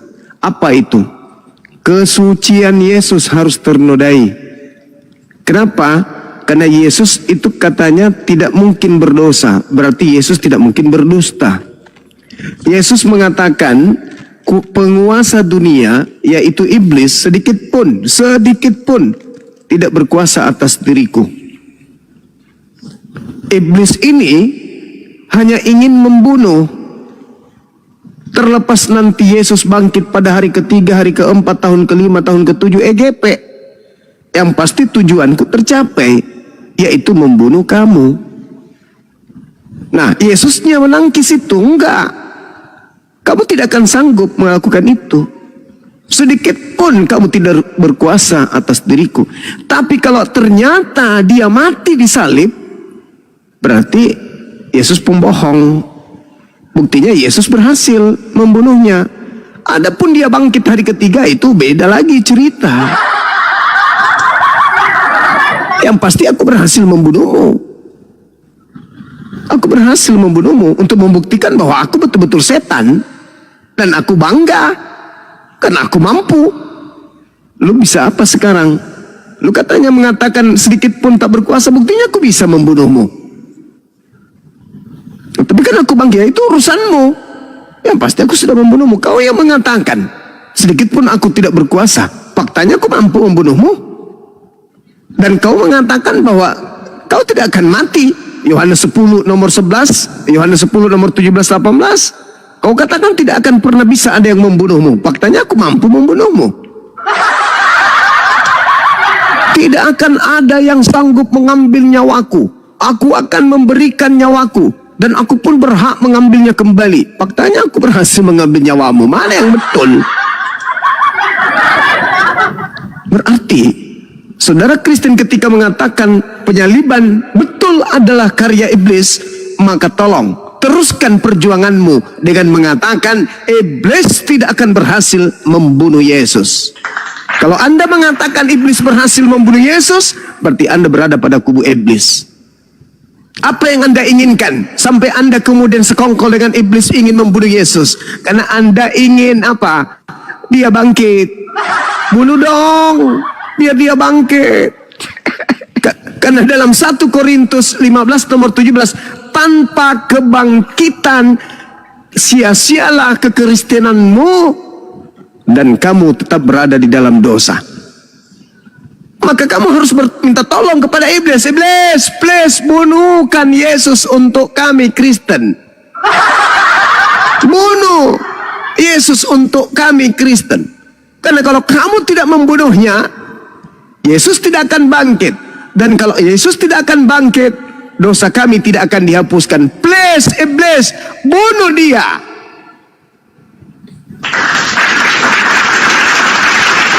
Kalau Islam, teriakannya beda. Jangan kau bunuh. Karena kami tidak menginginkan adanya penebusan dosa. Satu-satunya kelompok yang mulutnya basah dengan nama Yesus, tetapi menginginkan kematian, alias menginginkan iblis berhasil membunuh Yesus, hanya Kristen. Mulut mengaku mendukung Yesus, tapi fakta dalam kehidupan keagamaan kalian mendukung iblis. Sampai situ Anda paham? Paham. Oke, silakan. Terima kasih. Kalau itu kan asumsinya Bang Suma. Saya tidak menyalahkan. Setiap orang punya pemahaman masing-masing. Tapi begini, kalau saya itu pribadi ya, belum tentu benar. Logika saya begini. Itu kan peristiwa sejarah. Peristiwa sejarah yang pada masa itu kita itu belum tahu apa-apa, cuman tercatat fakta sejarahnya ada. Nah, jadi konteks itu kalau saya pribadi yaitu bisikan iblis. Karena begini, kalau supranatural itu mungkin kalau saya pribadi kan sudah mengalami hal-hal supranatural. Kalau supranatural itu dia itu punya dua kekuatan, hitam dan putih. Nah, yang hitam ini dia boleh menggoda manusia, tapi tidak bisa mengambil nyawanya. Nah, peristiwa sejarah ini terlepas, saya kan nggak paham ayat-ayat tuh, tapi peristiwa sejarah ini secara supranatural, si gelap ini dikalahkan, dipatahkan. Bang, izin dulu saya potong Bang, saya mau nanya Bang, apa bedanya supranatural sama motor Supra?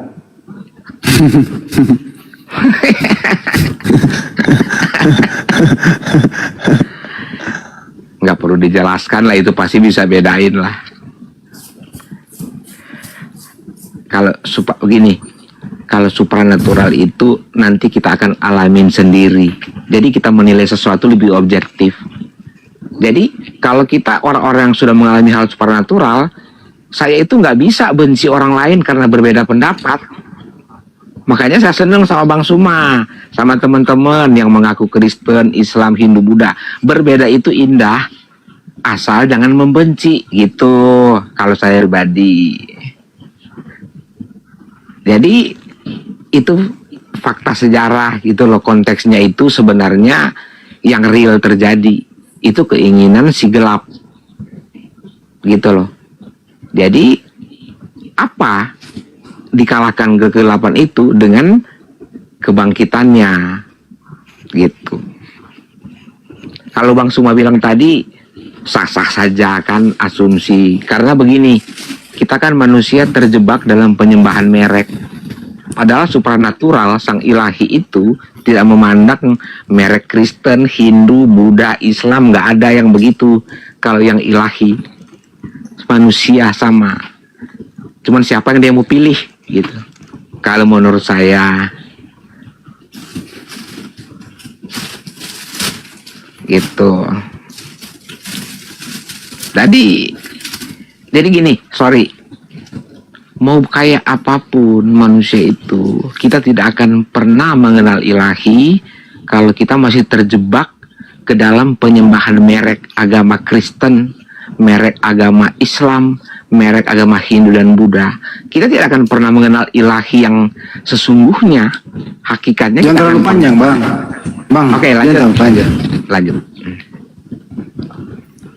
Iya. Jadi justru kalau kita sudah tahu jalan, barulah kita mendapatkan tingkat pemahaman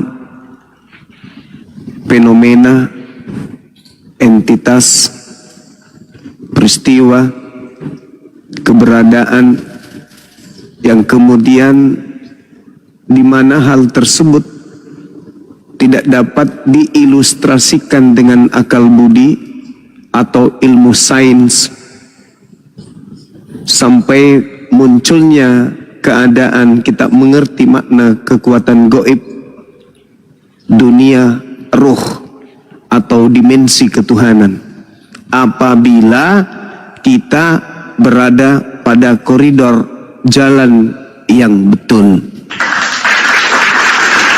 Kalau Anda mengatakan Anda adalah orang supranatural, saya katakan orang yang khusyuk di dalam ibadah sholat itu jauh tingkat pemahaman supranaturalnya daripada paranormal.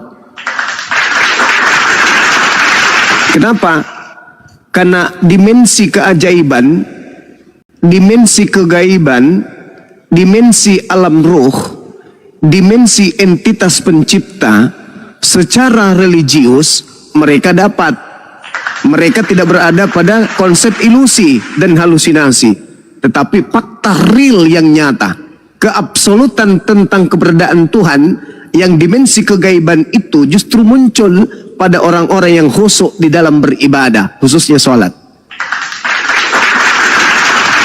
Kalau supranatural hanya bermain dalam ilusi, bayang-bayang yang kemudian bayang itu tidak sesuai dengan objek, tapi kemampuan mengolah keadaan untuk dianggap sebagai sesuatu yang luar biasa. Mereka mengerti arti roh, bahkan jauh daripada itu mereka menyelami tentang roh. Mereka memaknai tentang keajaiban. Justru jauh daripada itu dia mampu menjabarkan keajaiban. Ramalan ada di genggaman mereka. Bahkan prekognisi. Mereka tahu, mereka paham kekuatan spiritual atau kekuatan batin. Tetapi konsep yang mereka punya hanya sebatas ilusi doang. Nah ini, kalau saudara mengatakan saya adalah orang supranatural, nah kaitannya dengan hal itu adalah sebagai orang yang mencerminkan keadaan dirinya mampu menembus fenomena ruh, fenomena gaib, hal-hal yang berada di atas hukum fisika dan biologi, maka Anda seharusnya paham mendudukkan bagaimana seorang rasul, utusan sang pemilik segala sesuatunya di alam fana ini, Anda bisa menembus keberadaan itu. Contoh, ketika Yesus sebagai orang sakti, seorang yang diberi kekuatan, mukjizat, tanda-tanda yang dahsyat, maka Yesus menjadi guru, tokoh supranatural yang tak tertandingi. Itu real. Ketika dia berhadapan dengan dimensi lain di luar dimensi fana yang menyelimuti dirinya, pertanyaannya, berdasarkan backgroundnya sebagai rasul utusan pencipta, sang gaib, sang maha gaib, mampukah Yesus yang objek jadi contoh di dalam ajaran Islam Kristen untuk menjadi teladan bagi kita, mampu kemudian dicelakai, dicederai oleh dimensi gaib berupa iblis? Itu apa yang Anda tangkap di situ? Ketika Yesus berhadapan dengan musuh, di mana musuhnya adalah penguasa alam gaib, tetapi Yesus adalah manusia yang diutus oleh pencipta alam gaib, yang melindungi dan meliputi dia dari segala aspek. Yesusnya tampil sebagai pengajar kepada manusia Bani Israel, dipersenjatai dengan kemampuan supranatural yang sungguh-sungguh luar biasa. Mampu dah dia kemudian dilumpuhkan oleh iblis? Itu dulu. Anda paham dunia paranormal? Anda paham kemudian bagaimana apa yang Anda kaitkan dengan fenomena yang tidak bisa dibuktikan dengan sesuatu yang bersifat ilmiah? Anda bisa menjelaskan sesuatu yang tidak tunduk kepada hukum fisika dan seterusnya? Maka tentu Anda punya penerawangan yang lebih terang dibandingkan seperti saya ini, manusia biasa. Tapi saya mampu mengurai bahwa Yesus itu tak akan pernah bisa tunduk kepada hukum di luar daripada kuasa pencipta yang ada pada dirinya. Dia adalah manusia yang beri kemudian titipan. Apa itu? Kemampuan, biiznillah. Dia mampu meramu keadaan tanah liat menjadi hidup, orang mati menjadi hidup, badai menjadi tenang, bahkan berdiri di atas air yang masanya lebih tinggi dirinya, massa tubuhnya lebih berat daripada massa airnya, namun dia mampu berdiri di atas air tersebut. Ini apa maksudnya? Sanggupkah dia kemudian mengalahkan alam gaib, ruh jahat? Sanggup. Kalau begitu, penyaliban tidak berhasil terjadi terhadap dirinya. Sederhana bukan? Anda sebagai seorang supranatural harusnya memiliki dimensi kemampuan menerawang sampai ke sana. Mampu tidak Yesus? Mampu. Terus apa yang diinginkan oleh saudara-saudara Kristen dengan dia mengatakan Yesus harus mati? Apa yang kalian inginkan? Bukankah dimensi yang Anda dalami, yang Anda pahami, yang Anda ajarkan, bagaimana kemudian Anda menyatakan diri Anda sebagai supernaturalis, orang-orang yang berkecimpung dalam dunia, yang berhubungan dengan fenomena, entitas, peristiwa yang diyakini berada di luar nalar, berada di luar hukum, berada di luar daripada ilmu fisika, alam fisika dan seterusnya. Pasti mampu untuk menjadikan sebuah konsep bahwasanya Yesus adalah orang yang super mampu mengalahkan alam gaib, termasuk mengalahkan iblis. Ketika iblis berkongkol untuk mencelakakan dia, Yesus mampu kemudian merubah apapun itu untuk memenangkan dirinya sebagai gembala, sebagai rasul, sebagai utusan, sebagai duta, sebagai perpanjangan tangan Tuhan di tengah-tengah Bani Israel. Kalau seorang supranatural adalah perpanjangan dirinya terhadap perpanjangan tangan dari pengetahuannya untuk manusia di sekelilingnya, maka Yesus adalah perpanjangan tangan pencipta langit dan bumi untuk Bani Israel. Mampu tidak Yesus melumpuhkan alam gaib? Mampu. Iblis berdaya enggak? Enggak berdaya. Siapa iblis? Dan itu Yesus sudah katakan, Bung. Yohanes 12-nya, kita tidak bisa meragukan pengucapan Yesus itu sendiri. Di dalam Yohanes 12, ketika dia mengatakan sekarang juga penghakiman atas dunia, sekarang juga penguasa dunia dilemparkan keluar, dan penguasa dunia ini adalah iblis. Yesus mengatakan sedikit pun iblis tidak berkuasa atas diriku. Ya, berarti kalau Anda sebagai supranatural mampu mencegah orang-orang dari keburukan, mampu menolong saudara-saudara kita yang minta bantuan, maka Yesus jauh lebih hebat, mampu menyelamatkan dirinya dari bencana-bencana yang didatangkan oleh alam roh atau alam kegelapan. Saya kira begitu. Silakan. Iya, betul. Jadi kalau pemahaman saya pribadi, jadi kan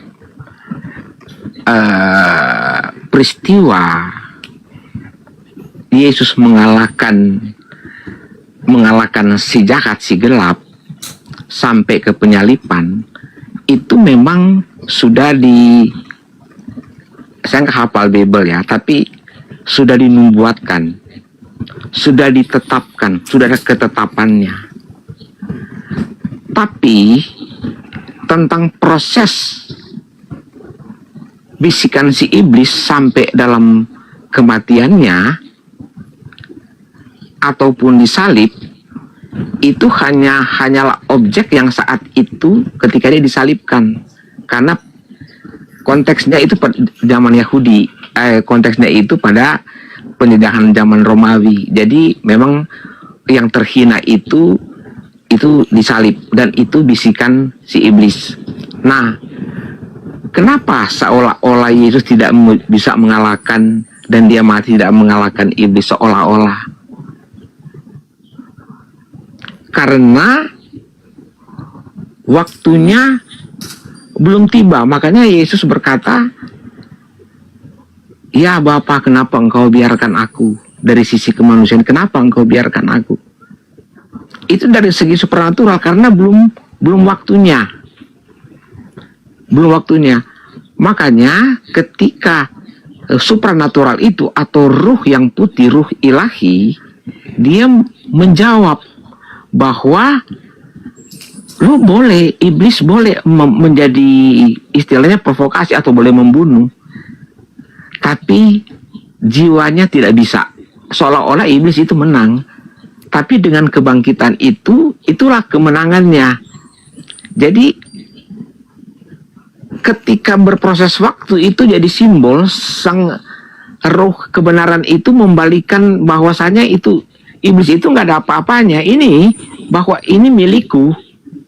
Sama dengan kita manusia, kita boleh jadi jahat, tapi roh gelap itu tidak bisa membunuh kita karena kita milik sang ilahi. Gitu kira-kira kamu saya sih begitu. Lanjut Bang Suma. Oke, baik. Jadi iblis menginginkan kematian terhadap Yesus. Pada dimensi ini, iblis menurut Yesus tidak berhasil. Yesus yang mengatakan tidak berhasil. Sedikit pun iblis tidak berkuasa atas diriku. Gak berhasil. Nah, karya iblis tidak berhenti sampai di situ. Makanya Yesus mengatakan, setelahku akan datang penyesat memakai namaku, waspadalah kepadanya. Yesus diselamatkan kemudian oleh pencipta, terangkat dia ke langit. Iblis ngapain? Tidur? Gak mungkin. Makanya dikatakan dalam kitab Lukas 4 nomor 13, iblis setelah mencoba Yesus, iblis menunggu waktu yang tepat. Apa yang dilakukan oleh iblis kemudian?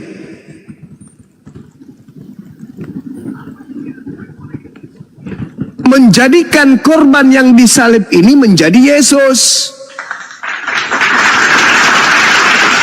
Lalu setelah menjadikan Yesus ini, korban ini menjadi Yesus, dia keluar dari kubur. Dia keluar dari kubur. Makanya Yesus mengatakan bahwa saatnya sekarang penguasa dunia. Sekarang saatnya dunia dihakimi. Sekarang juga penguasa dunia dilemparkan keluar. Keluar dari mana? Keluar dari bumi. Keluar dari bumi maksudnya keluar dari perut bumi. Maksudnya keluar dari kubur.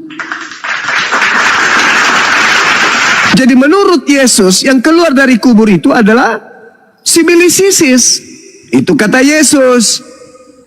Di mana Yesus mengatakan itu? Data yang tadi yang saya sajikan. Penguasa dunia dilemparkan keluar dari perut bumi.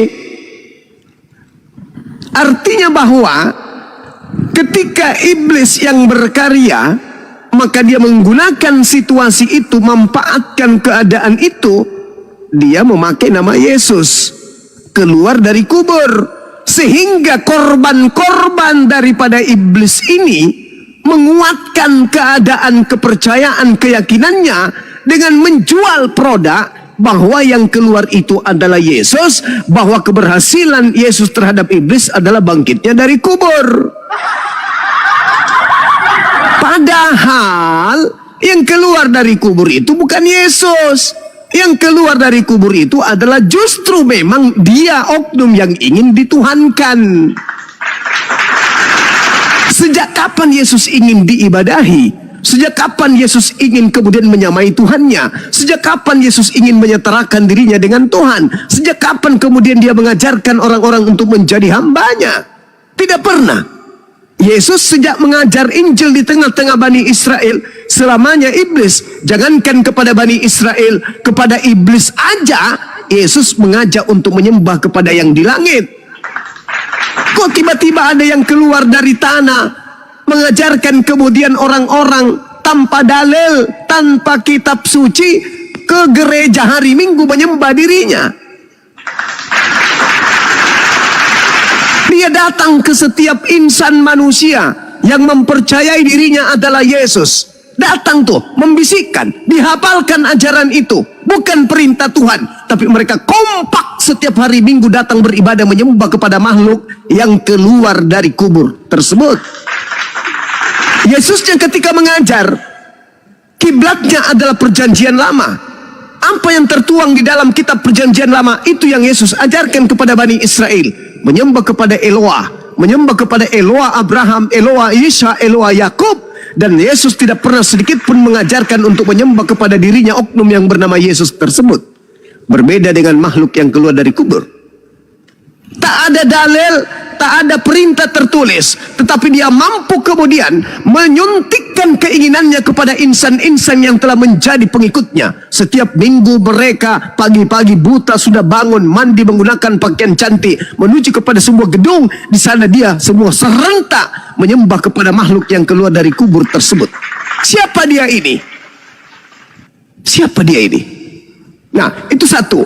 Yang kedua, ketika iblis kemudian menginginkan dirinya disembah, itu muncul indikasi kuatnya bahwa apa yang saya katakan itu betul.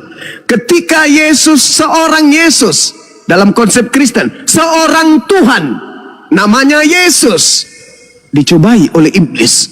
Hai, terlalu murah Yesus di sana, murah semurah-murahnya. Kenapa? Oleh iblis Yesus mengajarkan, hei Yesus, segala kemegahan dunia ini, kerajaannya akan aku serahkan kepadamu Yesus, apabila engkau menyembah aku. Begitu rendahnya Yesus. Didatangi iblis, dibujuk oleh iblis, dicobai oleh iblis. Tujuannya cuma satu. Apa itu? Berhenti menyembah kepada pencipta langit dan bumi Yesus, beralihlah kepada menyembah kepada diriku. Sebab apabila kau menyembahku, kata iblis, maka aku berkuasa memberikan segala kuasa tersebut. Yesus terima enggak? Jawabannya tidak. Kalau Yesus tidak menerima kuasa baik di langit maupun di bumi, dari penguasa langit dan penguasa bumi, ingat 1 Yohanes 5 nomor 19, iblis adalah penguasa bumi. Efesus 2 nomor 2, iblis adalah penguasa langit atau penguasa cakrawala atau penguasa awan-awan. Maka semua kuasa langit dan kuasa bumi yang milik iblis itu tidak diterima oleh Yesus. Lalu siapa yang keluar di pagi buta di hari Minggu itu membisikkan murid Yesus dengan mengatakan, kepadaku telah diberikan kuasa baik di angkasa maupun di bumi. Yesus tidak menerima itu. Lalu siapa yang menerimanya? Pengganti Yesus. Inilah yang dimanfaatkan kemudian oleh iblis untuk menyesatkan dunia. Makanya Bang Goto betul mengatakan, andai saja Islam tidak datang, maka dunia ini sudah kiamat. Karena Yesus sendiri yang mengatakan itu, saatnya dunia dihakimi. Kenapa saatnya dunia dihakimi? Karena aku sudah tak ada nanti di dunia. Yang berkuasa adalah penguasa dunia itu. Sebab penguasa dunia dilemparkan keluar. Yesus sudah tak ada, Musa sudah tak ada, Abraham sudah tak ada, Harun sudah tak ada, Daud, Salomo sudah tak ada di bumi ini. Mereka sudah kembali ke alam roh. Yesus pun sudah tak ada. Yang berkuasa tinggal iblis. Alhasil, alhamdulillah, Allah pencipta langit dan bumi kemudian menetralisir kehidupan bumi dengan mengutus sang penyelamat terakhir, baginda Rasulullah Muhammad sallallahu alaihi wasallam.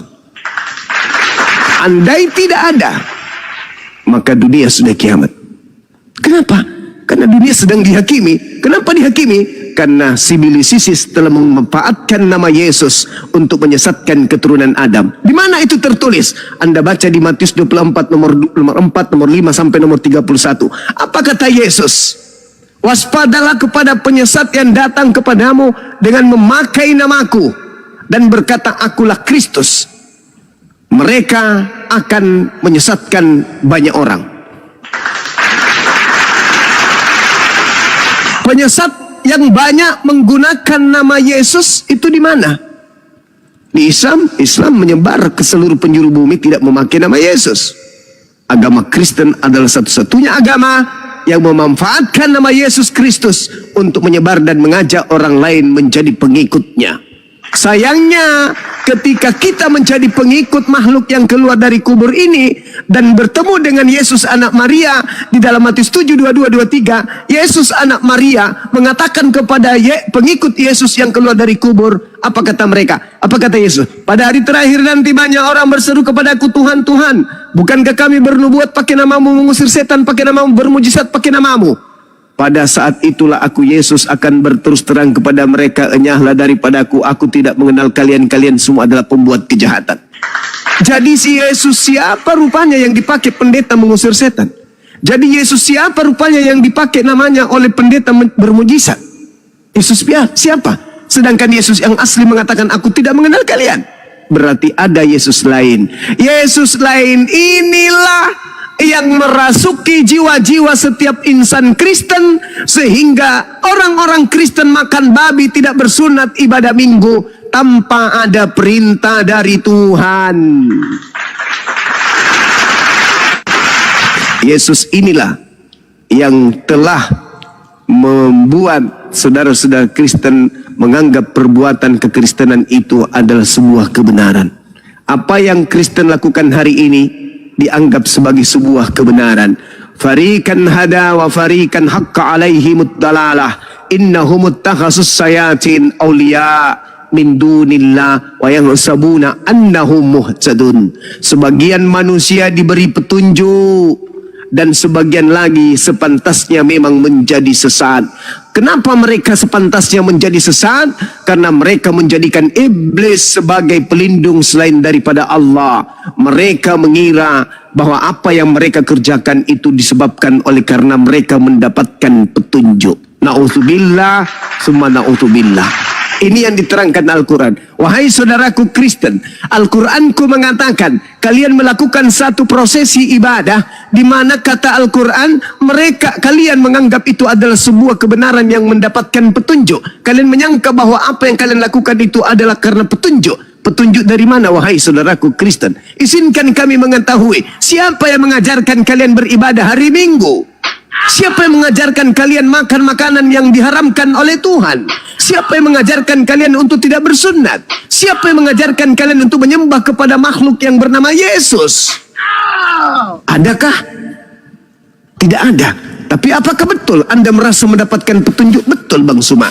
Dari mana petunjuk itu? Tolong tunjukkan dasarnya. Adakah petunjuk itu? Ada. Tunjuk dasarnya. Bingung. Tak ada. Gelap. Tak bisa menjawab apa-apa. Inilah yang diterangkan Al-Quran. Wa yahsabuna annahum muhtadun. Mereka pantas menjadi sesat karena mereka melakukan satu prosesi keagamaan seakan-akan mereka mendapatkan petunjuk, padahal sebenarnya tak ada petunjuk yang datang kepada mereka.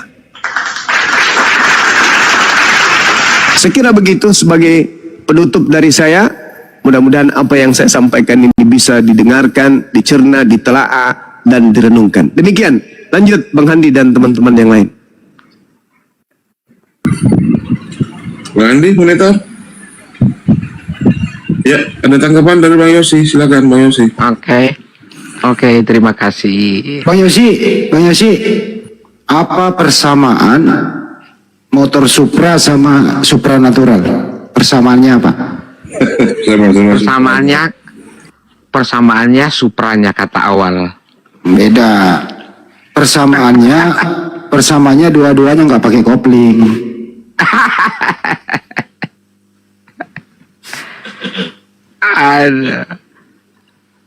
Oke, saya dikit ya. Jadi kalau saya itu Bang Suma, iya, pendapat setiap orang itu berbeda-beda. Bang Suma asumsi sendiri nggak apa-apa, bagus. Saya menghargai. Tapi kalau kita menjelaskan sesuatu cuman karena sekedar akal dan kita membela merek, kita tidak akan jadi subjektivitas objektif kita nggak dapet. Kita bukan ruh ilahi dalam diri kita. Tapi kalau ruh ilahi itu, apa yang kita sampaikan itu pasti itu haikul yakin kebenaran. Contoh begini.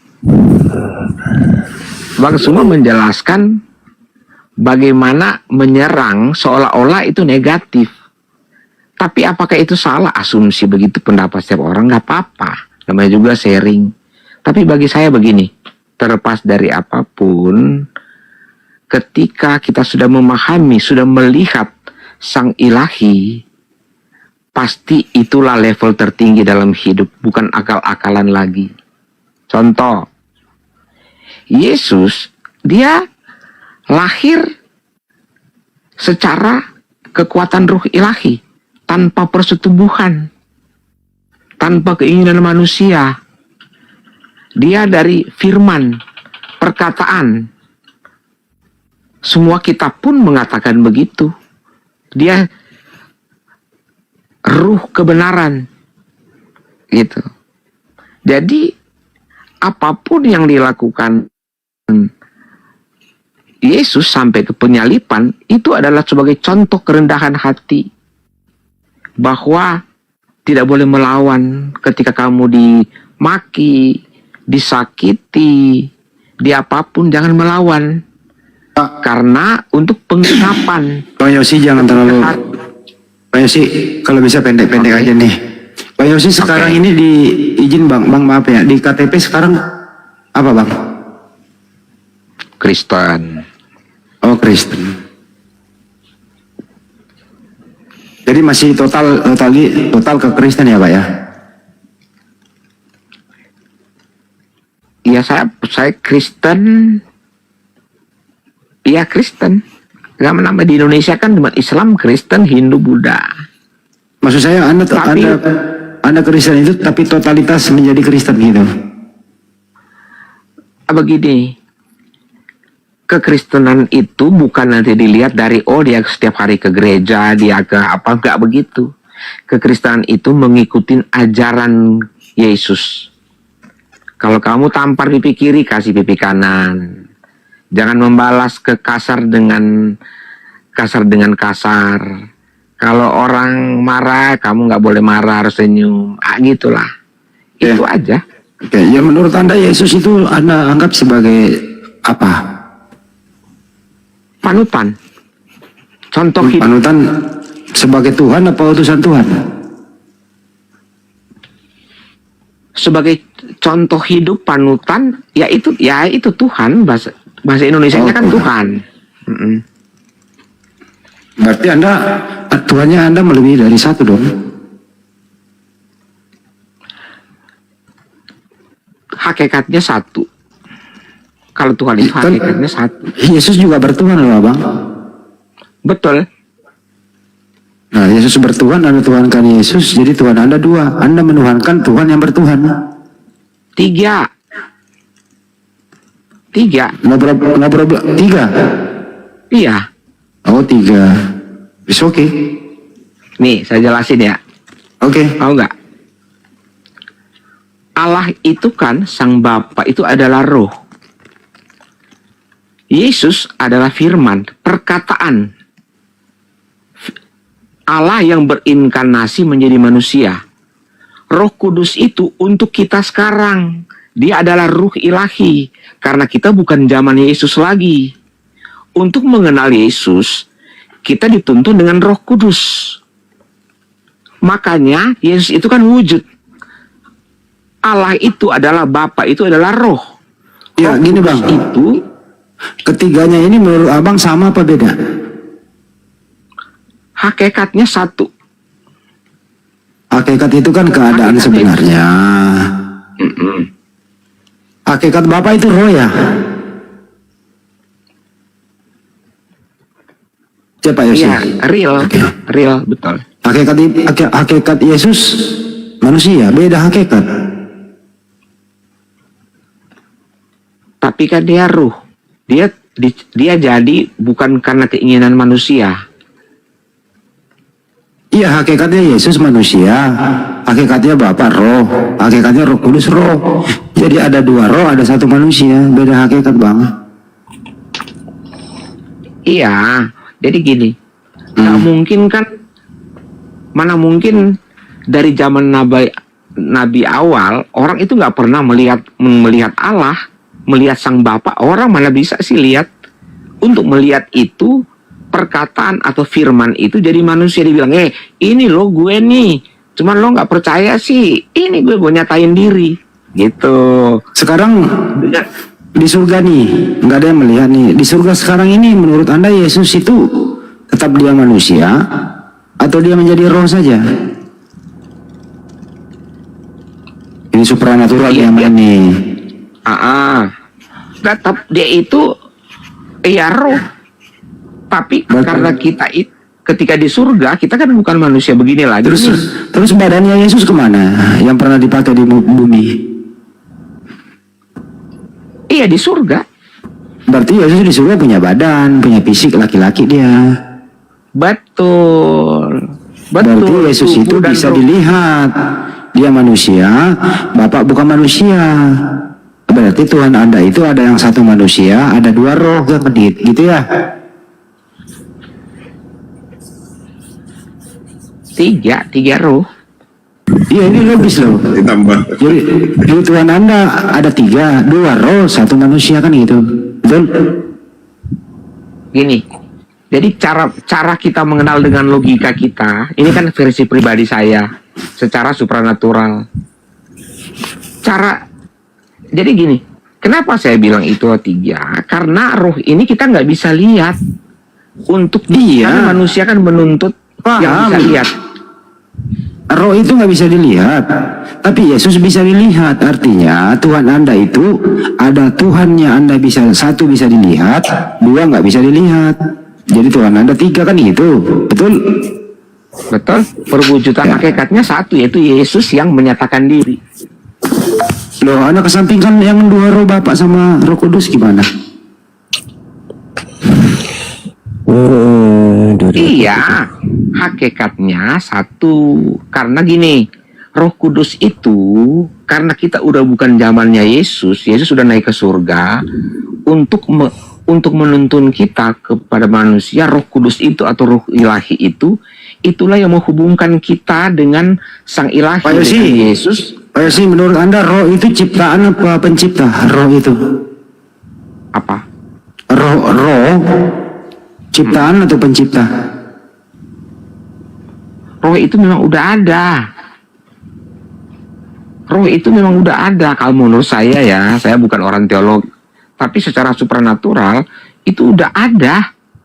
Nggak bisa kita bilang. Iblis juga roh. Menurut Anda iblis ciptaan nggak? Ya, iblis itu memang udah ada. Karena kan itu secara supranatural memang udah ada, itu hitam. Mana duluan ada? Bapak di surga, Bapak atau iblis? Mana duluan ada? Bapak. Ya sendiri dulu, berarti di luar Bapak semua ciptaan, betul? Gimana?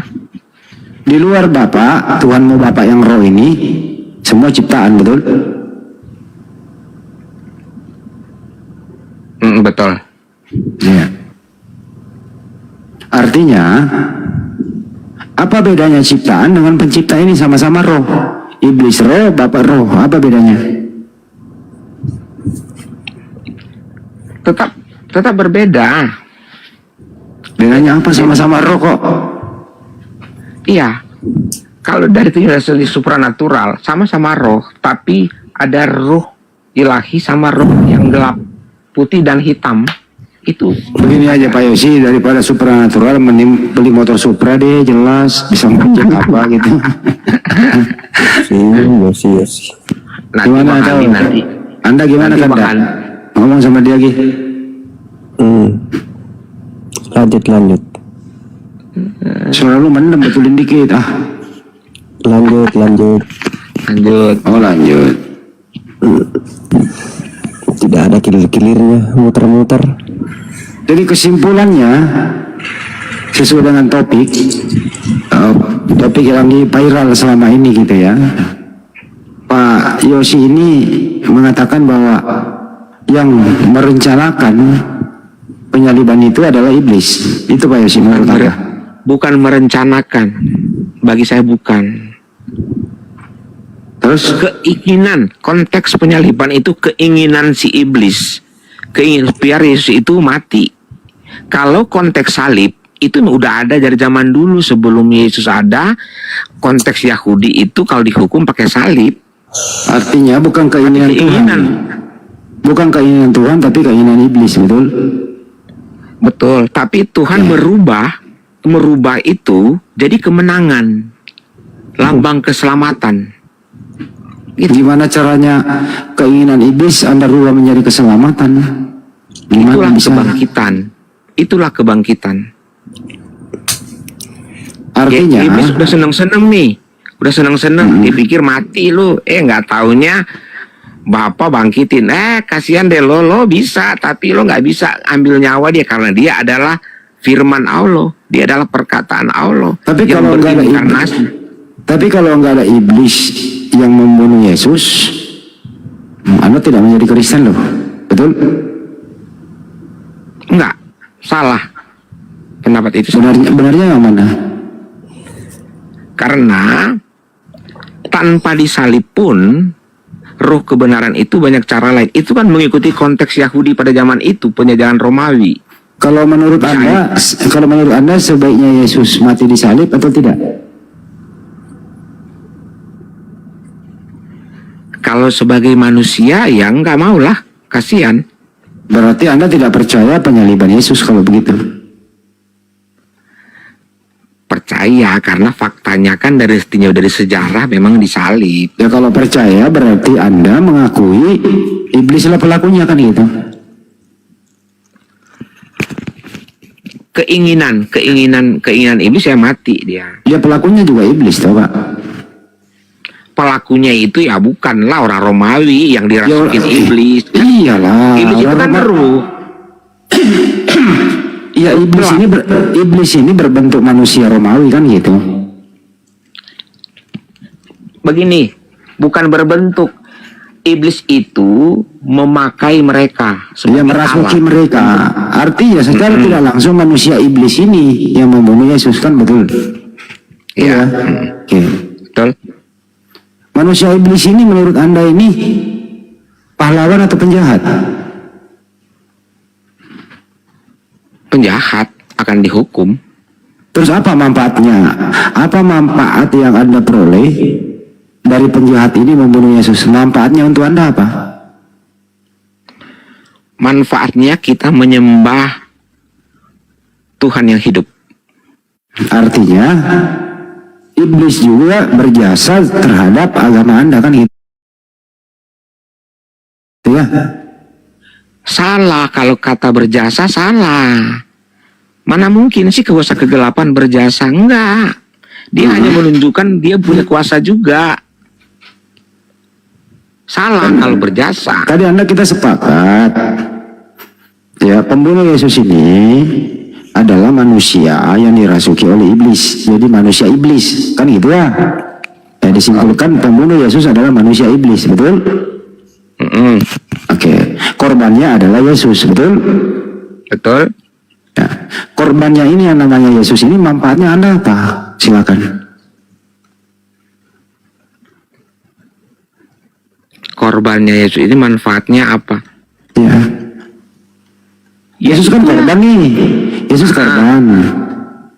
Pelakunya adalah manusia iblis. Yesus korban pembunuhan. Pertanyaannya, Yesus korban ini yang dibunuh oleh manusia iblis, manfaatnya untuk Anda sebagai Kristen itu apa? Silakan. Kalau cuman sampai di mati tanpa kebangkitan, Kristen itu nggak berguna. Jadi mati dan bangkit, itulah kemenangan. Kalau cuma sampai mati, ngapain kita menyembah orang mati? Justru karena dia mati dan bangkit, itulah kemenangan. Salib menjadi kemenangan. Tapi matinya inilah yang saya tanyakan. Jadi Yesus ini matinya sia-sia, betul? Apa matinya berfungsi untuk Anda atau sia-sia? Enggak. Kalau kehendak ilahi itu tidak ada yang sia-sia. Nah, ya, artinya kematian Yesus ada manfaatnya buat Anda, betul? Betul. Yang manfaatnya apa itu? Iya, kita menyembah orang yang hidup, yang naik ke surga, mati bukan naik ke surga. Menebus dosa sumber keselamatan bukan? Betul. Iya, artinya manusia iblis yang membunuh Yesus ini, Yesus adalah korban. Korban inilah yang Anda manfaatkan menebus dosa Anda, betul? Bukan kita manfaatkan, salah. Bukan gitu. Bermanfaat buat Anda. Jadi itu kan anugerah, karunia. Kalau kita bermanfaat buat kita kan lahir zaman ini nih. Kecuali zaman itu gua saksi langsung nih gini. Kita kan di zaman sekarang. Timbul dari baca, dari pendengaran, dari melihat sejarah. Itulah yang... Saya persingkat ya. Saya ulang nih kembali nih, pelan-pelan nih. Manusia iblis berhasil membunuh Yesus. Yesus mati 3 hari. Kan gitu ya. Pertanyaannya, Yesus mati 3 hari ini gitu, itu fungsinya apa buat Kristen? Yesus mati 3 hari, fungsinya apa? Yesus mati 3 hari, fungsinya apa? Bingung? Ya bangkit itu kan 3 hari itu kan jangan kebangkit dulu. Jangan kebangkit dulu, kan yang mati 3 hari dulu. Yang saya pertanyakan nih mati 3 harinya dulu. Saya nggak nanya bangkitnya. Saya ulang ya. Manusia iblis membunuh Yesus. Yesus mati 3 hari dikubur. Pertanyaannya adalah, mayat Yesus 3 hari ini korban pembunuhan iblis, ini mayatnya 3 hari ini, itu manfaatnya buat Anda sebagai Kristen apa? Atau tidak ada manfaat? Manfaat ketika dia bangkit lah. Jangan kebangkit dulu, matinya dulu, belum kebangkit. Ya kalau cuma mati doang ya nggak ada manfaat. Kalau nggak bangkit buat apa itu orang Kristen? Jadi kematian Yesus tidak bermanfaat buat Kristen, betul? Ya jangan dipotong begitu, nggak bisa. Bukan nggak bisa bilang betul kalau begitu. Ya ini kan dua hal yang berbeda. Mati dulu baru bangkit. Yang saya katakan matinya dulu, belum bangkitnya gitu loh. Iya, nggak bisa begitu. Kalau di konsep Kristen nggak begitu. Dia mati dan bangkit. Iya, matinya saya tanyakan. Mati, banyak banyak banget yang mati. Iya, apakah mayat Yesus yang 3 hari ini dikubur itu, apa manfaatnya buat Anda? Atau tidak ada manfaatnya begitu? Iya, kalau cuma mati doang nggak ada manfaat. Tidak ada manfaatnya. Jadi kematian Yesus yang pembunuhnya adalah manusia iblis, tidak ada manfaatnya buat Kristen, betul? Kalau cuma mati, tapi ketika bangkit itulah kemenangan. Iya, nanti bangkitnya dulu, habis ini betulkan dulu apa iya kan atau enggak gitu. Saya ulang ya. Manusia iblis. Tinggal nyambung aja. Manusia iblis yang membunuh Yesus 3 hari ini mati. Kematian Yesus tidak ada manfaatnya buat Kristen, betul?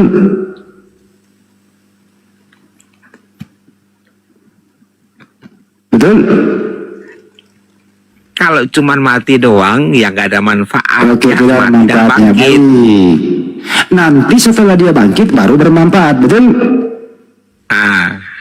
Betul. Betul. Jadi mayat Yesus 3 hari ini mati tidak ada manfaatnya. Nanti setelah dia bangkit keluar dari kubur baru bermanfaat. Kan begitu?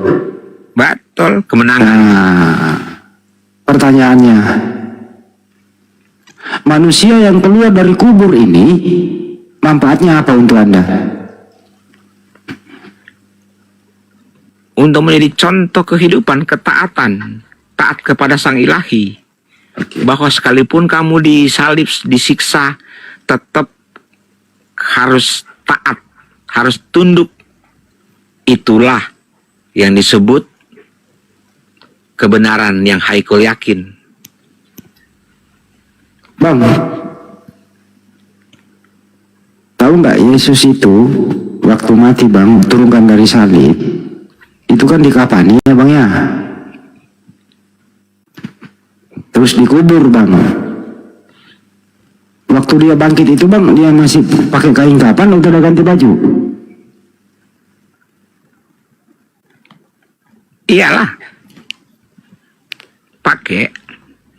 Masih pakai kayak pocong atau udah pakai jubah? Udah kalau menurut itu ya pakai jubah lah, pakai jubah. Berarti di dalam kuburan ada pergantian baju dong. Tadinya waktu dikubur pakai kain kapan, bangkit pakai jubah, artinya dia ganti baju dalam kuburan, begitu? Salah, bukan mbak, bukan. Nah, terus gimana dia ganti baju? Itu kan dia pakai kapan tuh kan? Ya. Ketika kan dia bangkit itu kan udah bukan kayak pocong lagi dia bangkit, enggak, dia udah pakai kayak selempang begitu. Iya, pertanyaannya abang, Ya kan? siapa yang nganterin jubah ke dalam kuburan? Kan itu ada kapannya. Ya kayak yang bangkit pakai jubah, atau dia bangkit pakai pocong? Kali itu kan udah rahasia ilahi, kita nggak pakai. Oh, rahasia ilahi. Itu kan udah, mana mungkin sih sang utusan yang terbaik terus mau dipermalukan. Aneh-aneh aja ini. Loh, aneh-aneh ini pertanyaan logis loh Pak. Artinya apa? Orang kalau cermat Pak, orang kalau cermat, saya ini kan manusia yang cermat, jeli Pak. Keadaan satu dengan keadaan yang lain step by step. Waktu disalib kagak pakai baju. Sebagaimana gambar ya, mohon maaf ini bukan menista. Sebagaimana gambar-gambar beredar itu tidak pakai baju, disediakan sedikit penutup itu. Menurut Pak Yosi percaya nggak sih patung-patung yang beredar yang nggak pakai baju itu cuma menutupi sedikit itu kenyataan apa rekayasa Pak Yosi? Itu kan karya seni, orang berimajinasi tentang itu juga kekuatan supranatural, sama kayak Abang Andik ini, misalnya kayak Abang Andik ini. Maksud gua bang, itu keadaan sebenarnya atau hanya rekayasa? Karya seni berarti itu bisa enggak. Oh, bisa iya, bisa enggak. Iya. Tapi perasaan supranatural Anda ini sebagai orang yang bisa menerawang sampai ke langit ketujuh, sampai ke 7 sumur gitu, bahkan menerawang bisa sampai ke Burundi. Penerawang Anda itu waktu Yesus disalib itu pakai baju apa enggak? Enggak. Cuman pakai itu doang. Pakai itu doang ya. Yang tersisa itu celana dalam doang. Enggak usah terlalu vulgar lah, pakai itu doang aja gitu. Nah, kalau fakta sejarah memang begitu, kita masa vulgar, itu hal yang biasa. Jadi Anda percaya Tuhan Anda diperlakukan demikian, dipermalukan loh itu? Memang nubuatannya begitu, dia akan dipermalukan, paling hina. Dia lahir secara hina juga di kandang yang hina kok. Memang gambaran ilahi begitu secara supranatural. Dia tidak ambil yang orang, biar orang puji-puji, biar orang hayalan-hayalan orang sebagai sang raja penguasa jago perang. Enggak. Mengambil yang paling hina.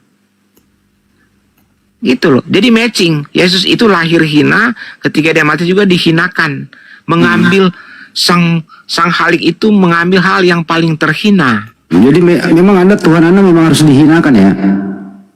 Bukan harus dihinakan. Memang supernatural itu memang orang harus rendah hati.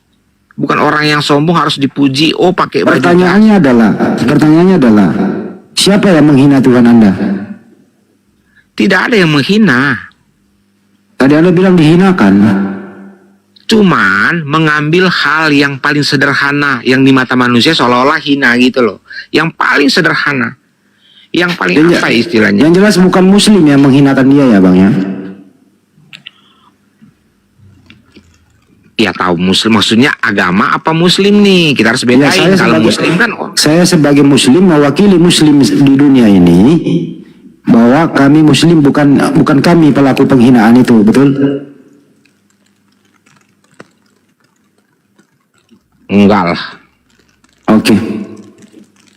Tapi kenapa bisa harus dihinakan bang? Gak ada kata lain begitu dimuliakan?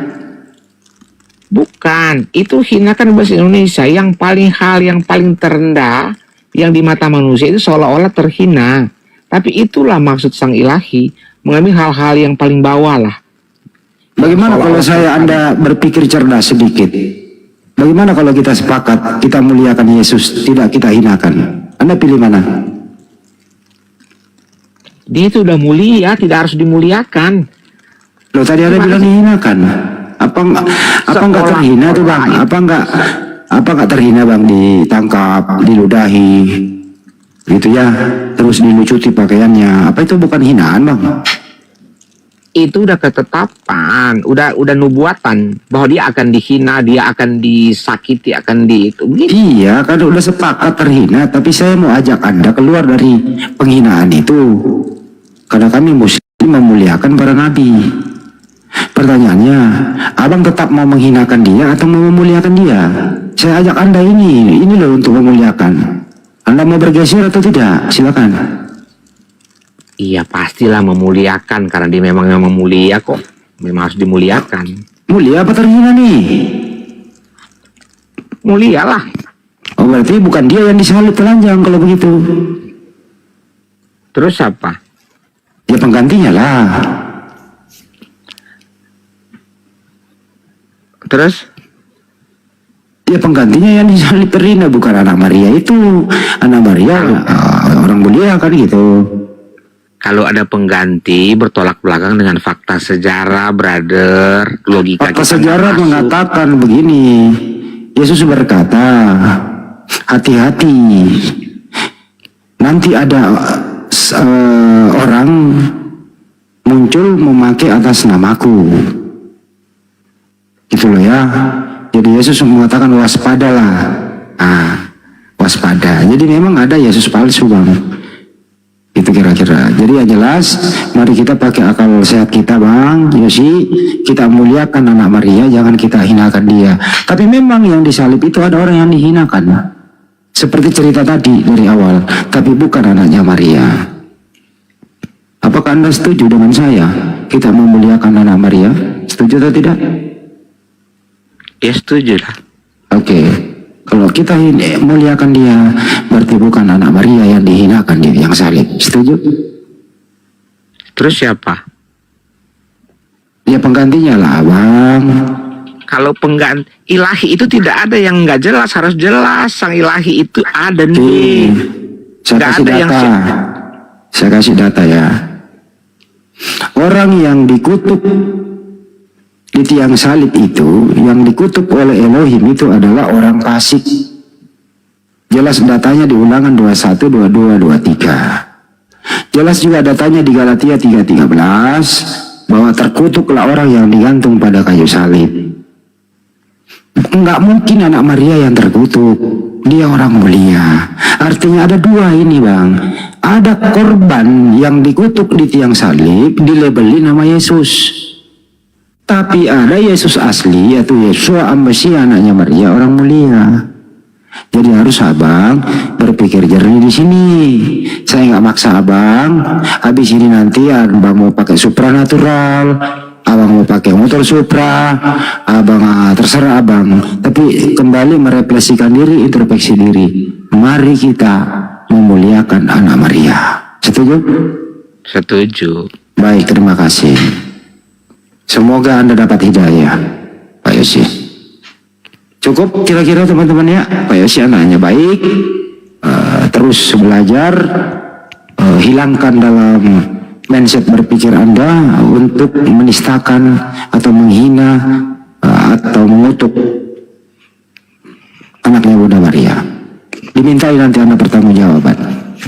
Kami Muslim, semua para nabi kami muliakan. Termasuk anaknya Maria kalau memang Anda mau menyamakan dengan Isa Al-Masih.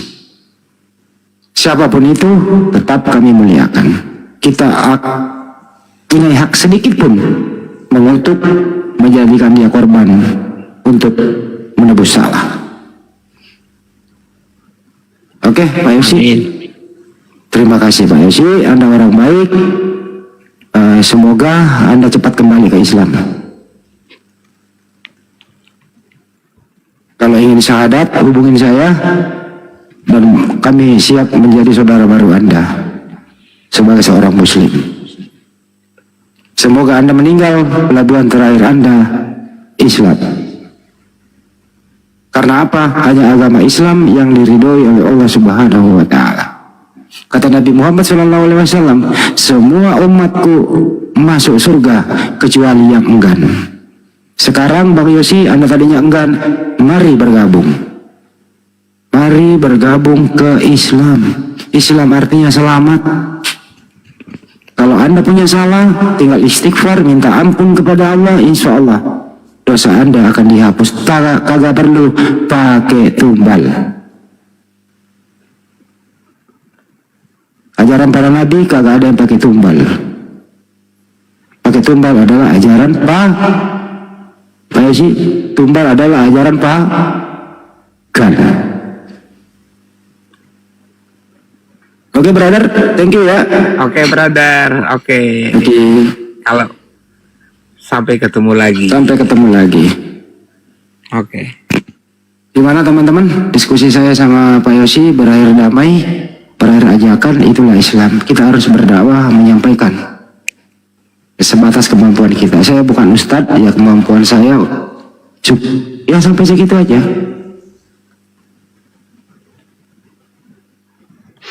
Oke bro, saya pamit ya. Oke, makasih brother. Sehat Ya, selalu. sama-sama. Jaga kesehatanmu, tetap berpikir jernih. Muliakan semua para nabi, oke? Oke. Terima kasih kawan-kawan semuanya. Karena ini udah menunjukkan 2:30, Bang Juma harus istirahat, hostnya juga harus istirahat, kita semua harus istirahat. Kita sudahi dulu live kita pada kesempatan kali ini. Saya mewakili teman-teman, apabila ada kata-kata hilaf dari kami mohon maaf yang sedalam-dalamnya. Tidak ada maksud untuk menista, tidak ada maksud untuk provokasi. Ini murni diskusi dan ada tanya jawab. Dan murni edukasi. Tapi kami sebagai manusia biasa tidak luput dari salah apabila ada kata hilaf. Mohon maaf. Terima kasih buat semuanya. Sampai jumpa di lain kesempatan. Wabillahi taufiq wal hidayah. Assalamualaikum warahmatullahi wabarakatuh. Sampai jumpa.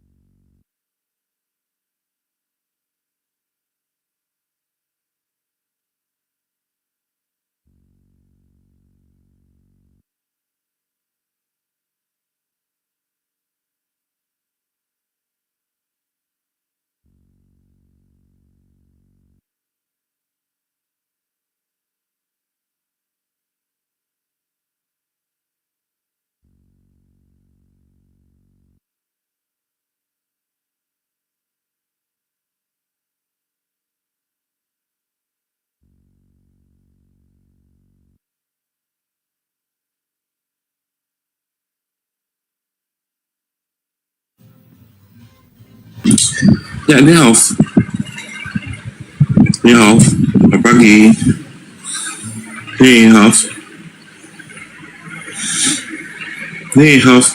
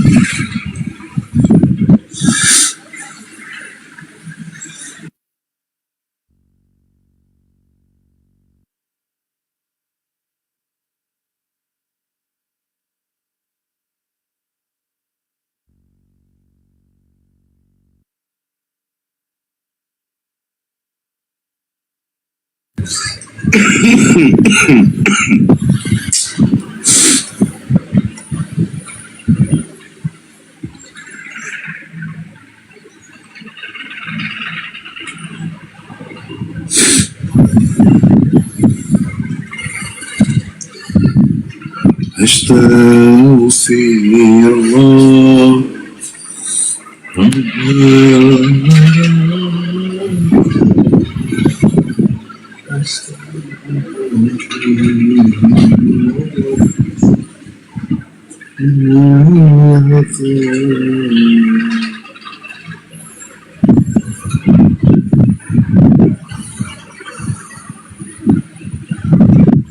Nabi